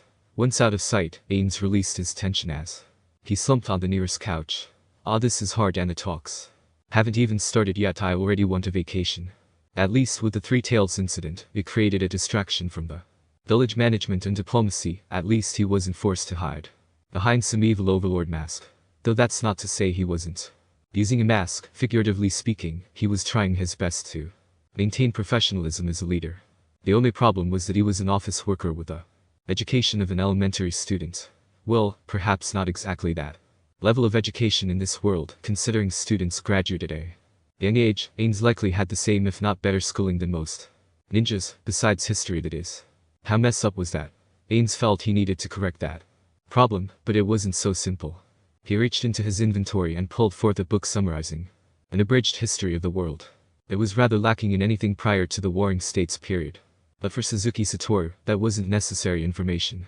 He just needed to know history to the point he could understand present-day context, not to the significance of a historian. More specifically, anything tied to Konohagakure and Kurigakure, which were the two hidden villages connected to Nashiko in some form or another. Though, if you were honest, it was rather concerning that 3 separate world wars occurred in the span of 100 years since the formation of the first ninja village, Konohagakure. As it similarly mirrored its own history, it painted a grim picture to Suzuki Satoru that Nashiko could be easily wiped off the map like many villages briefly mentioned in the book. And there were not an insignificant amount of villages. Well, the book did focus on the Great Five influence on history. It did not ignore other factors entirely, though there was definitely much left out, and Ainz figured many other destroyed ninja villages were left unsaid due to the author's own bias, lack of information, or simply pressure from the publisher. He would have appreciated more information about the cage of each village, but the book was outdated by more than 5 years. It stated that the 3rd Hokage should run the Hidden League, but he was aware that there was the 5th Hokage right now. A bit of trivia he got from Shizuka Ainz sighed audibly as he closed the book. He got a general gist of it. Warring States period, the formation of the villages, the Great Ninja Wars, and the current world maps regions in various lands. Still, it was immensely lacking in finer details, such as exactly why the wars occurred, the general power scale of how chakra was used, and how these tailed beasts worked into any of it beyond a passing mention in the first Great War's beginning. He really wanted to check out the Hidden Mists library, but it had only been 2 hours since he started reading. Should he risk going out late at night? Unlike Nashiko, Kurigakure was one of the 5 great shinobi nations. It would be logical to assume its standard of ninja would be higher, and with a larger population pool, likely to have exceptional cases. Ainz was unsure of how strong the Mizukichi was, so he was currently under the assumption that they were at least above level 60, and able to bypass his passives in some way. Still, even higher level players can find it difficult to bypass certain spells, such as Perfect Unknowable, and he was confident in his ability to escape should the situation call for it. But it wouldn't be a smart move to just leave Shizuka by herself. He's bored. Very bored. The answers to many questions about the world lay dangling right in front of him, but he's forced to wait.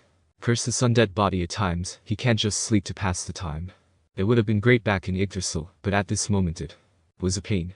Maybe a bit of time. No, don't think about it, he spoke aloud to himself. Just find a distraction for now. He'll try reading some other books, not all of them were related to the ninja world after all. For example, a self-help book about trade. It would still be boring, but at least it'll pass time. But he needed to learn these things. Ainz sighed. When will daylight come faster? In the morning lights of the following day, the leader of Nashiko village couldn't deny the anxious feeling in her gut. Shizuka admittedly had a wonderful sleep and even a good breakfast, though. Apparently, Ainz had been awake beforehand and had already eaten. Regardless, Shizuka mentally prepared herself with meeting with the 5th Mizukage and undoubtedly other leaders of smaller ninja villages inside the Land of Water's domain, or perhaps clan heads. The Land of Water was mostly an island chain, besides Nashiko's peninsula, which remained the only area belonging to the land that was directly connected to the main continent. As such, some clans made small islands entirely their own property instead of living on the same island as Kurigakure. Shizuka double-checked her appearance in the mirror, wishing to make a decent expression of herself to the Mizukage and other important figures. Once satisfied, she left the bathroom and greeted Ainz at the door leading out of the room.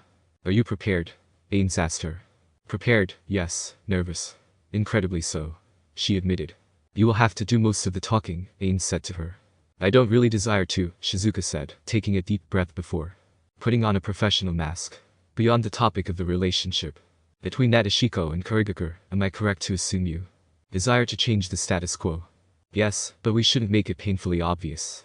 Nashiko needs the capability to accept higher paying missions without the hidden mistaking the contracts for themselves. This will require reevaluating and discussing the current terms and conditions between us," he answered. She frowned, knowing full well how this could go south. That could easily imply our independence from them and act as a statement as a rival village within the Land of Water. "We still have today and tomorrow before this diplomatic meeting ends," Ainz began. "Let's figure out what the Mizukage wants first. Then create a compromise to satisfy each our goals. I want to say that Nashiko is fine in its current position," Shizuka responded, eyes glancing away. "Well, that is true, there is no room for growth if things remain the same as they are," Ainz admitted. "If we remain the same, we will be swept away, but the outside world, from what history speaks, plenty of villages were wiped out by following that stagnate line of thought." He brought up a solid point backed by historical evidence. Nashiko was one of many ninja villages not belonging to the Great Five. It could be wiped off the face of the earth without so much as a mention in history books and some upcoming Fourth Great Ninja War. Of course, Ainz was an equalizer in the situation, an individual capable of defeating the Three Tails wasn't someone taken lightly. But Ainz was just one man, and without him, the Kunoichi of Nashiko couldn't put up a war effort against any of the major hidden villages. That's not to say Nashiko couldn't survive. Their cultural custom in Kunoichi marrying only stronger ninja has slowly been strengthening the overall quality of Kunoichi, but they severely lack quantity as a consequence. And while quality can hold its own, it's a quantity that was needed for a war effort. One could look towards the various bloodline limit clans in the Land of Water during the Hidden Mist's purging. These were quality ninjas and Kunoichi with powerful bloodline limits, yet many of them were hunted down and exterminated. Despite that, they simply didn't have the numbers to compete and survive against the Hidden Mist village. Obviously, Nashiko wasn't a clan, still, the comparison still remained. Not to mention, if Shizuka was to change the deeply rooted laws of